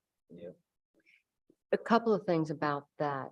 When we need to call in, you know, a dive team, that's not what these guys do. Newburgh has a dive team, or had a dive team. When they are great visual enforcement on that river when people are drinking and driving, and there are paddle boats, and there are people that are not doing what they should do in terms of safe boating on the river. However, when the sheriff does have a marine presence, it's sporadic, and it's certainly nothing close to what it needs to be. If the Marine Board funds, what is it, $61,000? Well, is that the, 63. well, is it 61, the grant from the Marine Board? so what Tim had entered is 61,875. And that's what we get. It's not nearly enough, but that's from the Marine Board, and that would fund minimal presence on the river. I would say that this is what we have to work with. And if we can't do it, we can't do it. It's just a capacity issue. We don't have enough patrol deputies. We don't have enough Marine deputies. This is how I look at this one. So he can, the 61 barely covers a boat, trailer, fuel to get that on the water. Now nobody's manning it. So you were at 0, where at least, patrol, we're looking at doing 3 more patrols. There's already patrol deputies out there. You have 0 Marine. None. I thought he said that amount covered about 30 days. Of About one- of 60 one days, person, 60 days. Of one person. Of one. one, so it's not 0 then? It's not 0, because I asked him if you had that amount, could you choose the weekends? And he said, yeah, I would, obviously I choose the weekends, I choose the Memorial Day. Memorial Day, I Yeah, choose yeah, all yeah. these, Busy. The heavy weekend. the heavy weekends. So that amount does give a presence. I Mhm. mean, I know this sounds crazy, but if they took the trailer or the boat off the trailer and just went down there and parked that Mhm. boat and trailer, just like when you're driving in, because I pull in there and I'm like, I like them. I mean, I'm fine that they're out there, but I know other people are like, the minute they come down, like, oh, sheriff's here. Because, and to your point, they're just one spot on that river. And if someone calls in, it's probably a search and rescue at that time. If someone's missed, if they're out on a boat and someone's not found with everybody that's on the river, the sheriff's just showing up to control the situation. TBFNR has a boat too. Yeah, that they they're bring down out. there a lot. Mhm. you know, Yeah. I just. I would like to have them on the river, but if I'm choosing between that and filling these other positions that were short, as long as he's on the river at some point. So what you're saying is make sure at least the bare minimum, there's a truck with an empty trailer in the parking lot. I'm just saying that would detour a lot. Everybody out there thinks about it. You're like, because when you're on the river, you never know where the sheriffs are. You'd be Right. anywhere and pretty soon they just come bopping by you and wave at you or come over and talk to you and, you know, assess. We're down there enough. We know them. So, you Yeah. know, but It's the halo effect, Yeah. that visual enforcement where you Yeah. don't That's know. why I gave up one of the tie down spots for where they park every year. Yeah. Because it was front and center. yeah, exactly. It is you think about it. Mhm. People think about it. I would, if there was no money, I'm with you. If there was zero, I think it's important that they're out there on that river, because on normal days, I mean, it's busy, but it's not crazy, but on the weekends when everybody's, the rafters and the kayakers and inner tubers, you got everything on that river. There's a lot of times when they're really helpful. Yeah. So do we have a motion? Well, can we clarify? So the 61 that's currently in the budget covers high traffic weekends. Yes. It doesn't cover any personnel. There's no personnel built into this. So what they built. Although there's a $15,000 ending fund balance. So of that 61,000, all but 15,211 was budgeted for fuel storage, all basically. Because then he said That's what- 11, that's what- how many hours? 1,100 hours, He- two people, 1,100 hours. Yes, that's what he said. I remember him saying that what's left is this many hours for this many people, and I could disperse them across. Can we get verification on that? We call a friend. We could call Tim. Lifeline.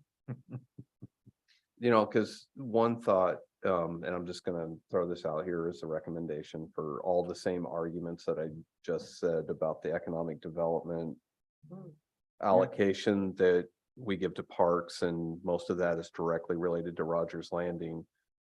If you were to do like a $20,000 allocation of economic development funds, plus they fix this budget to remove the 15,211, that would be $35,000 that could go into backfill and personnel lines to at least figure out how many hours of service that may fund for the next year. Did he say he needed at least two every time they went out? So it'd be the hours that get cut back. There will always be two guys. Yeah, I think they typically run with a boat commander and a lot of times they'll use seasonals or even a cadet. Reserve. No way you can pull up to a boat with one guy. Right. It's different, unless you're framing it. You know, so that would, while it's not the full 63,000 that used to be in here to support all the personnel costs, but that would be the 20,000 plus the 15,211, that's 35,211. And then hopefully that would be something that Tim and Brandon would be able to work with to at least come up with a plan, even if it's a modified Yeah, schedule. it's a great idea. And I do think economic development can handle it right now, and it's 20,000 and it's subject to review each year. And so if we get further along and it's like, well, But that you're saying video lottery is where we, for what economic, did I just say? Sorry. economic development. Yeah, but it's- Out of it, Yeah. but out of that fund. So you're only talking about, what'd you say? 20,000 20,000. Plus So the 15 ending. plus, because he has budgeted $15,000 of ending balance. so Not to that, Complicate things more, but I have dog control has a $30,000 add back request. Oh, I didn't have that. that's not. Is that in addition to his? You're talking about the trust report? When I was questioning him yesterday, or was it yesterday? I asked about that and he said the budget still didn't pencil out and there was a $30,000 add back request. Yeah, I didn't get that. Or something like that. That the trust would be, that this would cover it this year, but then Yeah. next year it wouldn't. So it's covered using the trust. Yeah, because I didn't get a memo or an add back request for specifically for dog control. And that's what that's also what I remember, is this year it was covered, but next year we were gonna be in trouble. Looking at the Yeah. trust being spent down. And then we were gonna have to come up with Plan B when we had more time to really figure out dog control. Yeah. I don't know why I wrote that down and I highlighted it, so.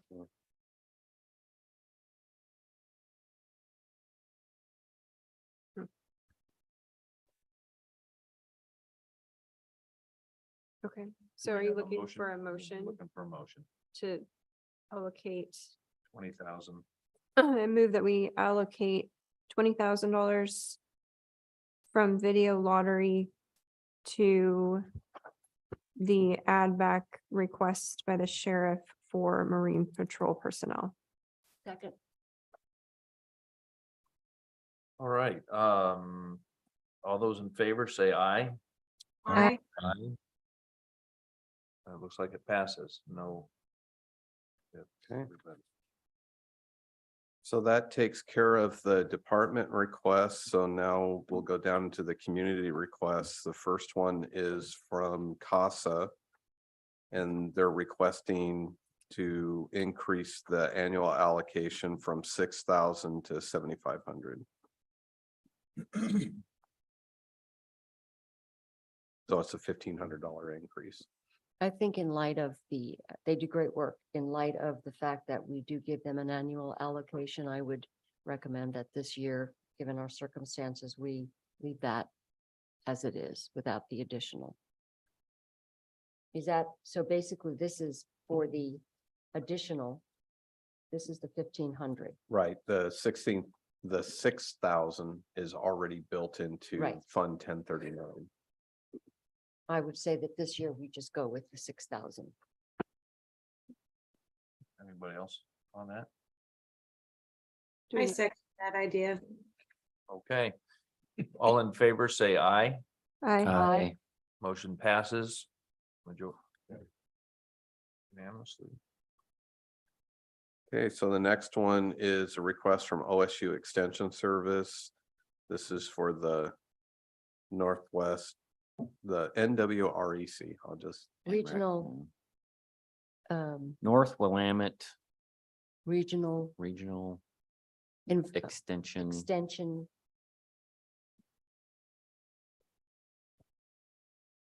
I'm gonna pretend like my microphone cut out and look it up. Yes, and there, Center. the one thing I didn't Center. know is they're actually asking, and I think this is based on the last time that they came and made a present. It's the North Willamette Research and Extension Center. And I believe, because they did come and present to the Board of Mhm. Commissioners earlier this year. And their specific requests are for economic development funding. What do they do? What is their purpose there? They, They do Trying to research think. on crop, it's like new variety. Their biggest thing would be like Right. breeding new variety. The biggest thing that they've done in the last, over the decades would be breeding the new hazelnut varieties that are blight resistant.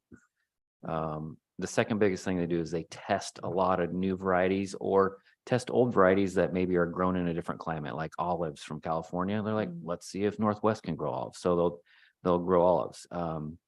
The other big thing they do is like pathogen tests. So if I had an issue with a plant that I had no idea what was wrong with it, I could send it down to OSU. They would test it. They would be able to identify what's wrong with it and give me a recommendation on how to solve it. I mean, just the local extension service has that also. They'll identify weeds for you or whatever and kind of help you out. Testing new equipment. You know, maybe there's a new way I know when hemp was super popular 3 years ago, they're trying to do water technology on based on weight. So how much water to water in a plant based on weight, not just by overwatering it. So there's a lot of different aspects You to know it. where else they get their funding? They get money from the state, don't they? I don't know. I don't want to say anything because I'm not 100% positive. I think they get money from the state. Well, their letter said that they got service district funds, but they would no longer be available. Correct. This was something that came up during last year's extension service budget process that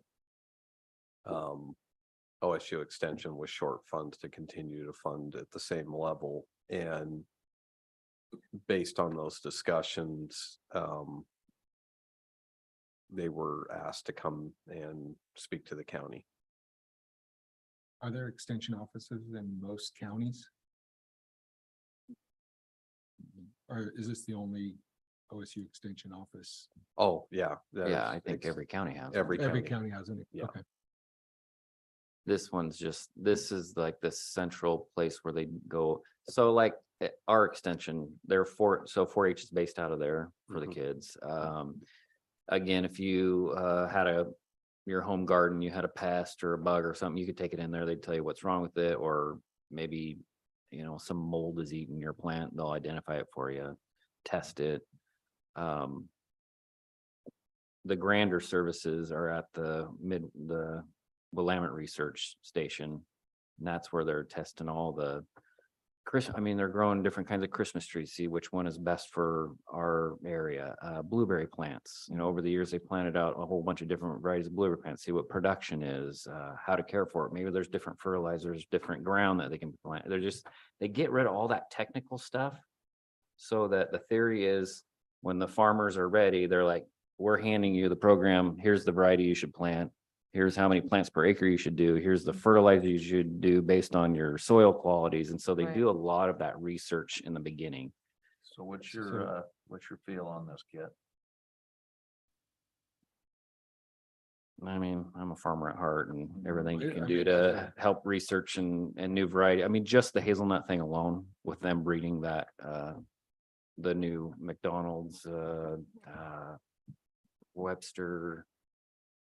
There's more. I can remember, but it's, Well, it sounds like important work to me. I don't think that we should do the full $20,000 because we are trying to be tight. I'm more of a $6,500. I'm sure they'd be grateful for anything that, Yeah, We're willing I don't to want put to say towards it. no, but I definitely want to somehow help them keep their program going.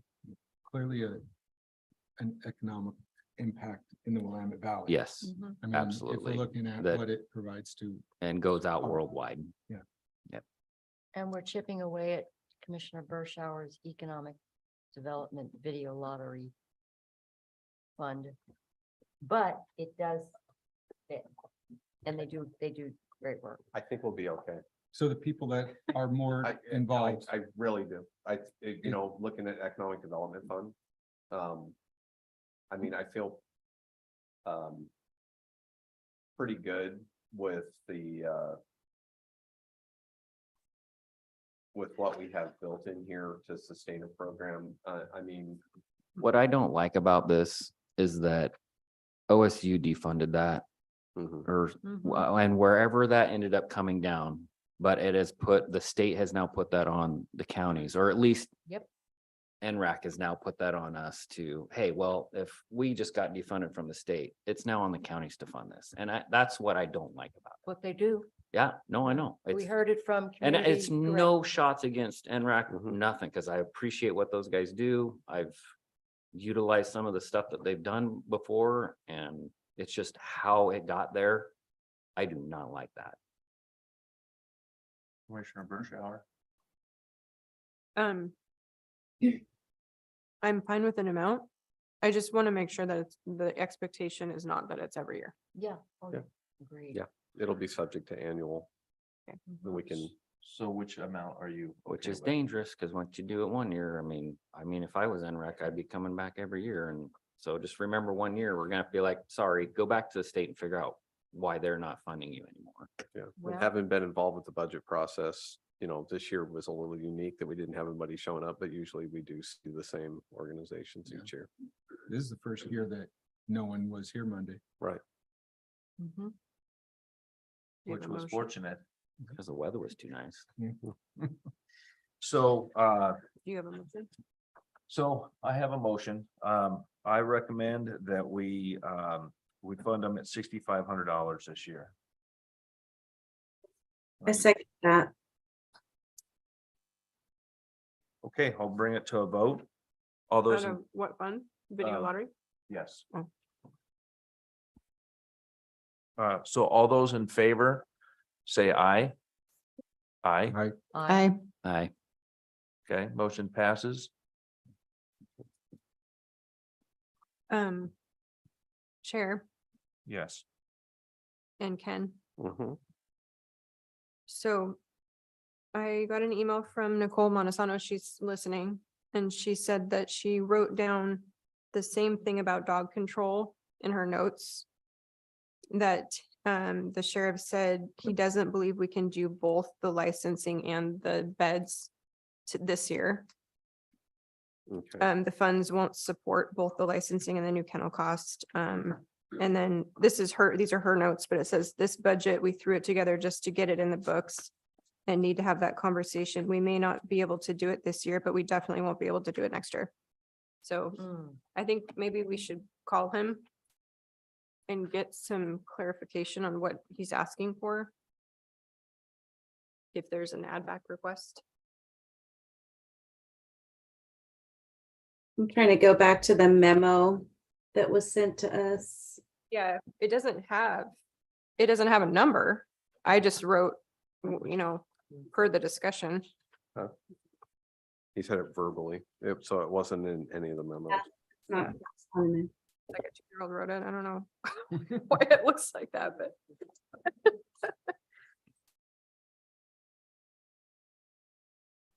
Anyway, he said he's available if we want to call him and get clarification.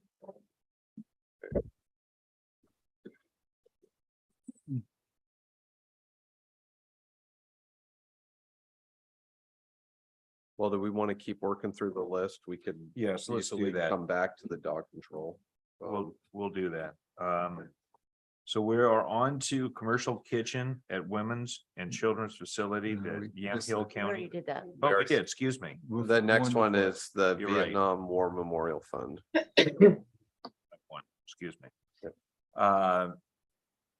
Yes, Vietnam War Memorial Fund. They are asking for, looks like $10,000. I just put in 10,000. You'll see, if you look at the handout, There's a comparison from all the other. I just looked at counties. What the they're. counties that have contributed. It ranges everywhere from $500 from Harney County to $10,000 from Deschutes, Lincoln, Marion, Polk. So I just put in a number there as a placeholder, but that's not. I just saw the range was 500 to 10,000, so. So,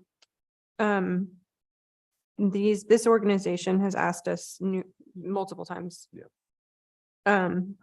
And so this is a one-time request.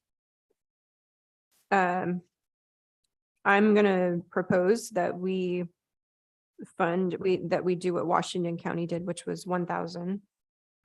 So that we're at least part of this group of counties that's participating.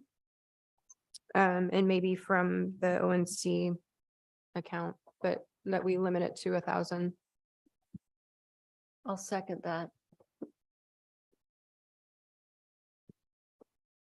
This is which ONC? Correct. Yeah. Okay. All right, all in favor, say aye. Aye. Aye. Okay, motion passes. $1,000.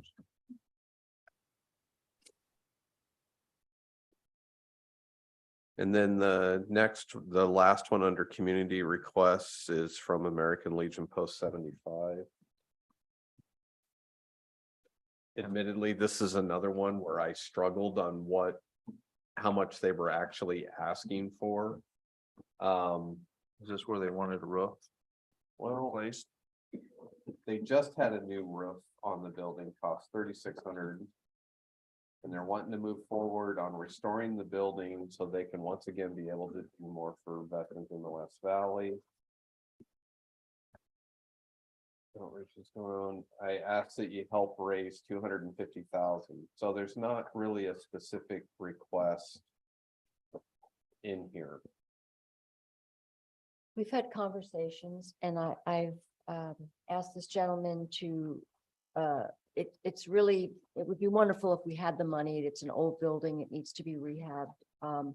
And the work would be geared to West Valley veterans, but I've asked him to work with our Veterans Service Officer and in terms of outreach to veterans in lieu of having the funds to have a dedicated center in the West Valley. I just don't see us having the wherewithal to do that right now. And I think a partial amount will really not get them where they need to go, and we'll still be back at in the same place. Yeah, I agree. So I think right now we just don't have enough to make any difference. And I would keep in mind that we have funds in ONC and landfill license that if this weren't approved, they could work and refine their request. Maybe if they're making more progress towards that, and then possibly come back and make a request directly to the Board of Commissioners at a later date. If this is not approved, it doesn't mean if it's no now, it doesn't mean it's Sure. no 6 months from now if they're making progress. Do we have a second? Second, sorry. Okay, so all in favor? I Aye, All in favor of declining for now, so no dollar amount committed? correct. correct. Thank you. Aye. Okay, motion passes or? Yep. Yes. Okay, so now it's the list of personnel requests, even though we still have the dog control, or do we want to talk about the dog control right now? And If you have the information. We need to call him. I don't know how we call. yeah. Is his number still 911?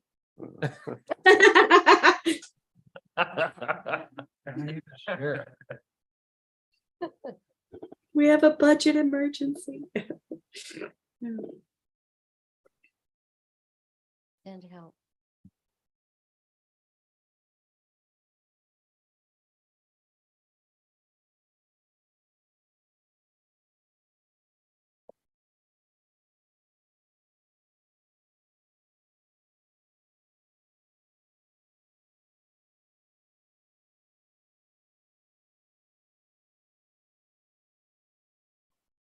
You want the number? I got it. Have it. Do you? Here. Mary's got him on speed dial. Yeah, I do too. You never know when you gotta call the sheriff. Mhm. So we'll have them going via Mhm. speakerphone. Just a couple. Okay. Because I'm actually gonna have to join the meeting.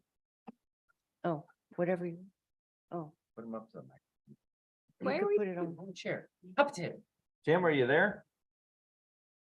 Wonderful. We're gonna figure out how to have you on We're putting you on the a louder speaker hot seat here. here.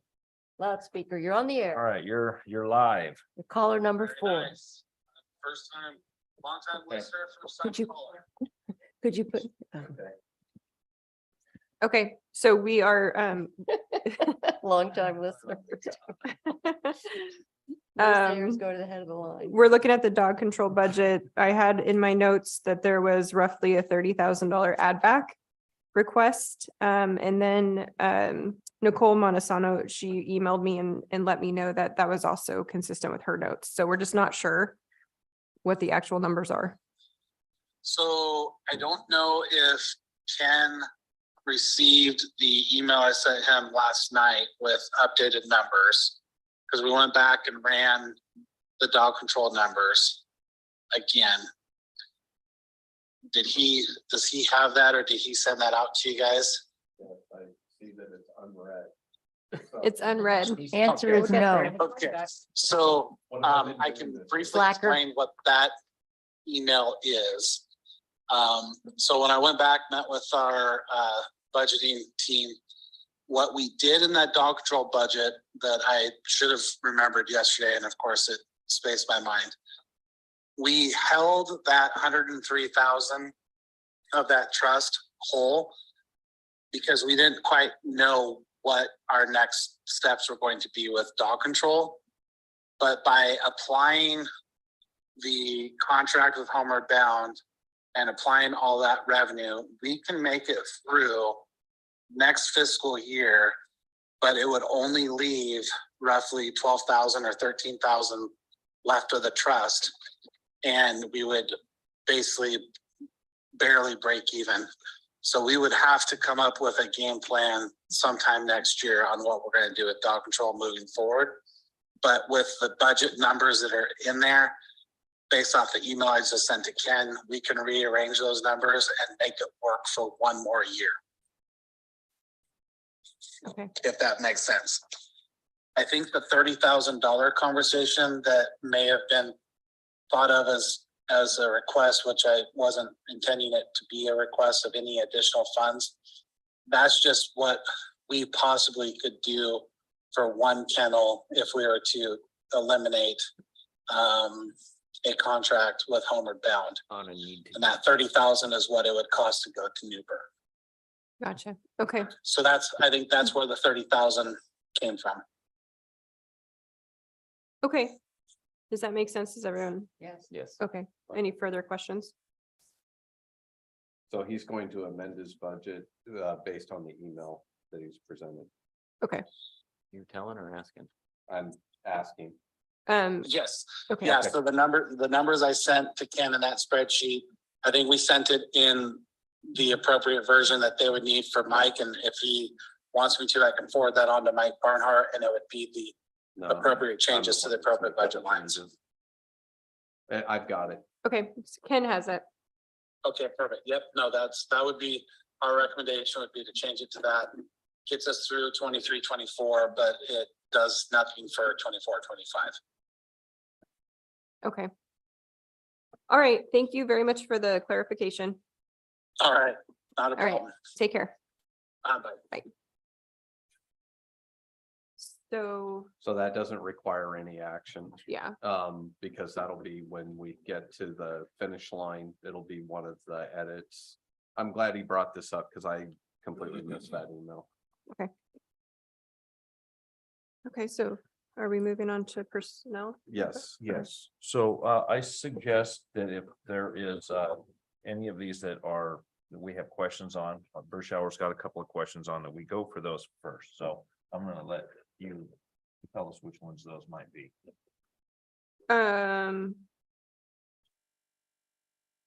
Okay. So I think I'd rather kind of take them by department, maybe. You wanna do that? Okay. Yeah. We'll start with HHS, we'll start at the top, work our way down. Yeah. Okay. So we're gonna start with item number 1 in HHS, reclassify 3 FTE HHS2 to HHS3. So just for clarification, Ken, you said that these are all budgeted. Every single one of these in Okay. HHS are, I'm going 1 through 6 are all budgeted. And the one that it's kind of unique for a reclassification, the admin services director to a program manager for is actually cost savings. That's reclassifying the other direction. That's not a increase. Many of these is Lindsay presented. The HHS 2s to 3s, that's based on, having their master's level clinician, that this is huge for us to be able to retain those higher level credentialed staff. So this has worked well for us over the years. The OS 2s to senior office specialists is probably the one with a little bit larger impact, but that's our clerical staff in the behavioral health clinic. And it makes perfect sense. Lindsay and I have talked about this in great detail to change those classifications. The OS2 is more of an entry level position.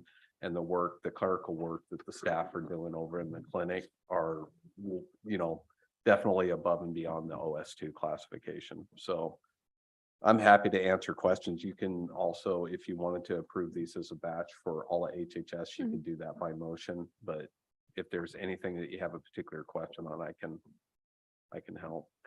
I would move that we approve all of the HHS requests in one motion here. Okay, I second that. Jinx. We got a Doreen or a Jason. I think I heard. Doreen, she was first. All right, so all in favor, say aye. Aye. Aye. All right, motion passes unanimous. So the next group is planning. And the request for the surveyor, like Ken Friday mentioned, you know, him and we had talked about that, and I'm also supportive. The one thing that I'd be looking to do, because I know we had a lot of discussions this week about GIS, and one of the things we'd be doing with the salary increase is with the additional responsibilities. I would like the surveyor, and I'm going to convey this to Ken, that if this is approved, I really want to see the surveyor work on a plan for what it might look like, both for the surveyor taking more responsibility, overseeing the contract that we currently have with COG. And then the second part is working on a plan and presenting a concept for bringing GIS in-house and having that rest in his office. Does that have to be part of the motion? No, it does not. I'm just adding that if approved, this is what I would convey to Ken Friday Okay. and to Jason Foos I- as far as some outcomes that I'd like to see that comes along with this. Yeah, I agree. I make a motion that we approve the reclassify and the surveyor reclass for the planning department, lines 7 through 10. I second. All in favor? Aye. Aye. Motion passes. All right, next is the sheriff's office, two reclassification requests for the senior accounting clerk and the executive office specialist.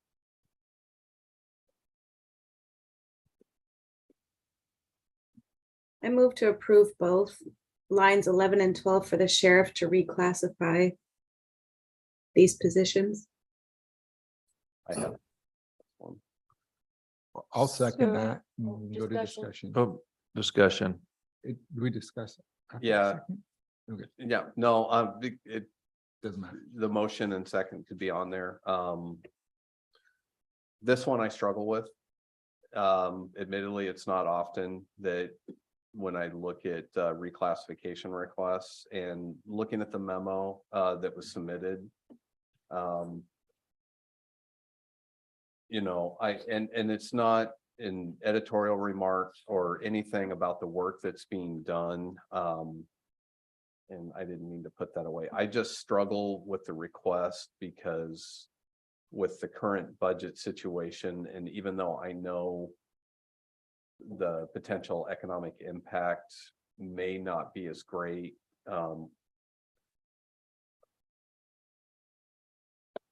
you know, as far as approving this, I do have concerns with taking these two support positions and making them management positions, especially when I look at across the board. You know, because when you look at these two classifications, the program, the senior management analyst and the program manager too, kind of the breadth and scope and the number of FTEs, like for the program manager or program manager too, that they're supervising. I'm not seeing a lot of similarity with that. I understand, and when I see things like being a liaison to HR, being a liaison to IT or things like that, we don't really have liaisons. I mean, our IT department and payroll, yeah, we might have a centralized source that we might be working with within a department, but you know, I'm not even sure if we've even seen job descriptions. I know based on the memo, it was a conversation with Human Resources in May of 2022.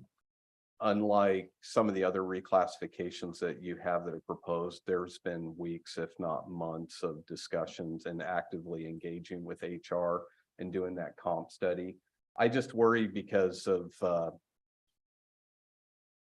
just the nature, like moving this to a program manager to, you know, some of the positions, when I look at the salary increase and without getting into the details of the positions, this would be comparable to our facilities maintenance manager, our building official, our chief appraiser, the parks manager, an assistant county council position, our office managers, in particular, business services director for Department of Community Justice, Cassie, or Alicia in planning, or Michelle out at Public Works, and a road division manager.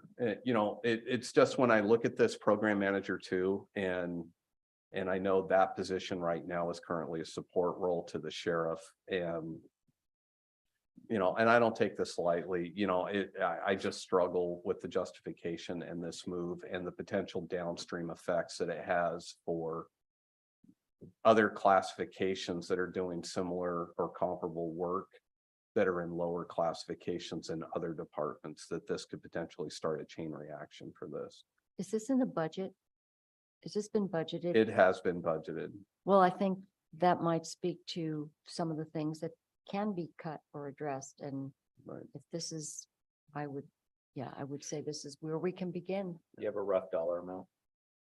I don't, Page is that, because I'm trying to scroll back through to that, to the sheriff's budget that these are in, so I can take a look and see what the these were. So most of these were kind of explained as being more or less smaller increases. So I'm glad you brought that up so we can take another look. Sheriff starts on 169. Thank you.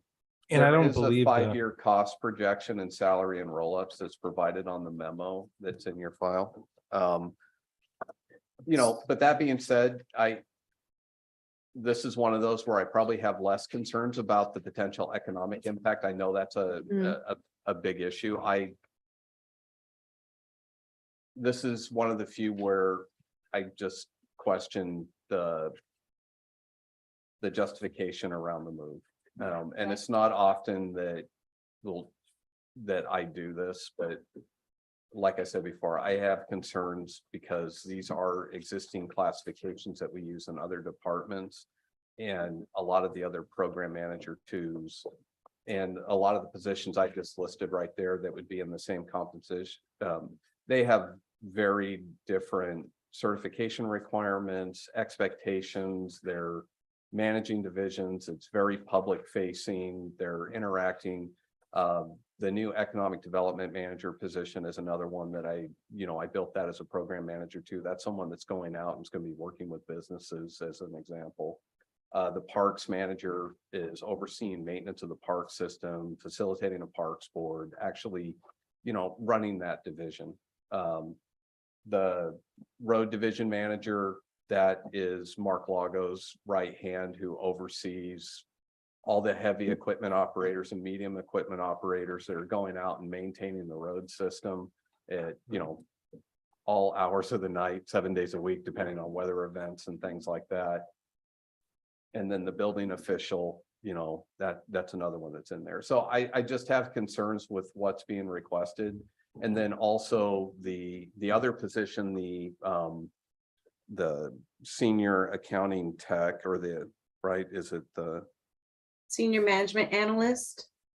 yeah, for that position, but I think the current classification is a senior accounting clerk. Yeah. That's another one. That was that's a position that's not that old, that hasn't been here for very long. And to see it moving to a senior management analyst, for working in Oracle. Well, we just moved our admin, our finance team.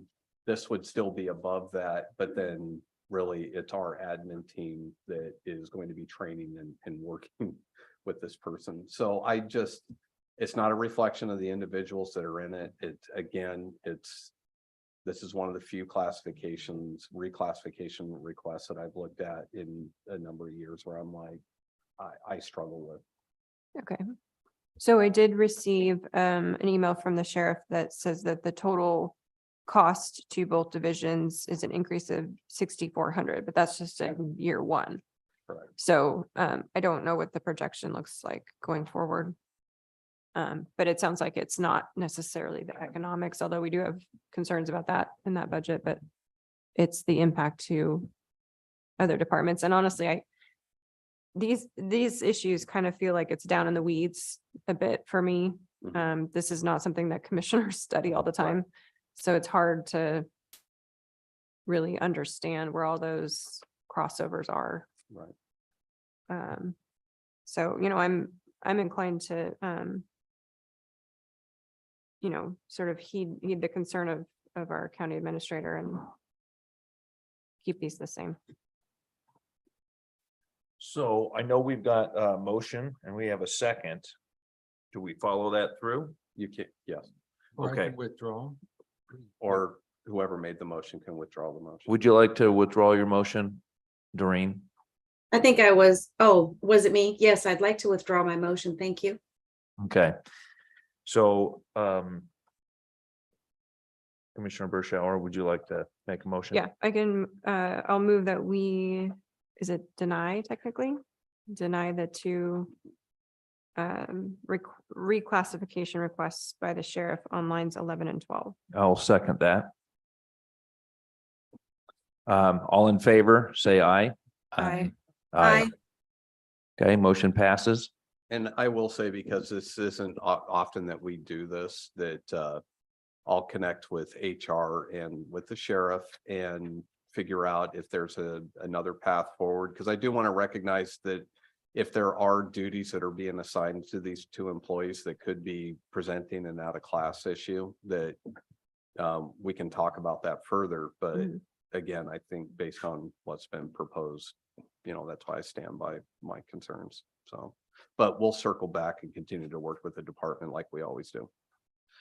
And again, it's not a reflection of the employees that are in this position. I know they work really hard and do a fantastic job. I just have concerns about this. All right. So we are now at Public Works, reclassify office spec tech to senior office spec tech. I move that we approve the reclassification of Public Works line 13, office spec tech to senior office spec tech. I second that. All in favor, say aye. Aye. Motion passes unanimously. Then the next three are admin. These are the ones we talked about this morning. So this is in direct, requested by Mike and Justin. So worked these are on the it. ones you wanted denied? Huh? These are the ones you wanted denied? No. No. All right, I move approval of the reclassifications on lines 14 through 16. I'll second that. All in favor, say aye. Aye. Aye. Motion passes unanimously.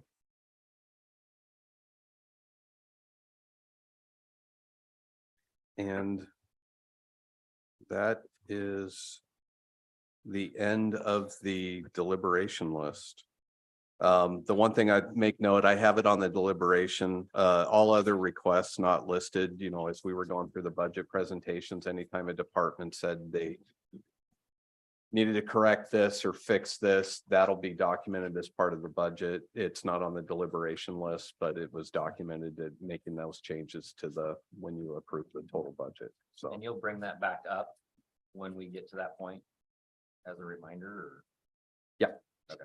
So the next step, so we've reached the finish line. If you're ready whoever wants to make the motion. So the final step for budget committee is needing to approve the budget and approve the budget and tax rate. And a motion would be to move approval of the budget as amended and set the tax rate at 2.5775 per $1,000 of assessed value. Is that right? Mhm. I thought it was 0.002577. Yeah, I like that number a lot better until it comes time to pay bills. Well, I need that piece of paper you had, so I know I could. Get the tax rate. Poured out of last year's minutes. Like I did. Been that way for what, 25 years, 30 years? If in the future, the county has to address an increase in the tax rate, where would that naturally come up in budget committee meetings? Would that just be part of our early on discussions? It could be part of the discussions here. In deliberation? Yes. Okay, Or if that's something that we should talk about, because we're gonna be in a real trouble next year, and, you know, Bite your tongue. You want to run for commissioner? I understand that. Well, I understand that. Believe me, I understand that. I understand we have to live within our means. Yep. We're at 2.99, is that correct? 2.7. 2.7. 2.575. I can't. I will say this as well, as somebody who has ran for office, I've knocked on thousands of doors. Thousands, and I will tell you that there are so many people that are so close to being forced out of their homes because their property taxes are just out of control. So I'm listening. Okay, so anyways, thank you for bringing that up, Doreen.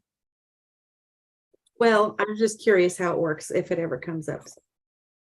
And admittedly, this is like one of those areas because that rate has not been changed, that I would have to refresh myself on How it's done. on that whole process. And so it's not something that we haven't done since I've worked for the county, and I've been with the county for 18 years. Wow. I'm going to suggest that that is not something we even consider. We got to live. But if there's live within our ever, means. but if there's ever a question about that, I'm be happy to pull together some information. So you have that if you feel like it would be important to any of you. No questions about that. Well, the same question applies if we were suddenly flush and could take the taxes down. I'd be a lot more for that. Boy, I would love Actually, that we, more. I remember having that discussion with Laura several years ago, saying, hey, we can do it, right? We had some money. And then it never went anywhere. Oh. Hope we get back there. Yeah. All right, well, I will make a motion that we approve the budget as amended and set the tax rate at 2.5775 per $1,000 of assessed value. I will second that. And I will ask for a vote here. So all in favor, say aye. Aye. Aye. Motion passes unanimously. This is the conclusion of our budget committee for Well, and 23-24. Before we adjourn, I just want to express my gratitude to the full budget committee and especially to Denny, Jason, and Doreen for signing up again this year and coming back and assist with this process. Again, we went long. This has been some of our longer sessions, but I think to your credit, I think there was a ton of fantastic questions. And I also think there was some really good deep dive into what these numbers mean. And I think it's really important to, because I know the budget, I know what's in this book.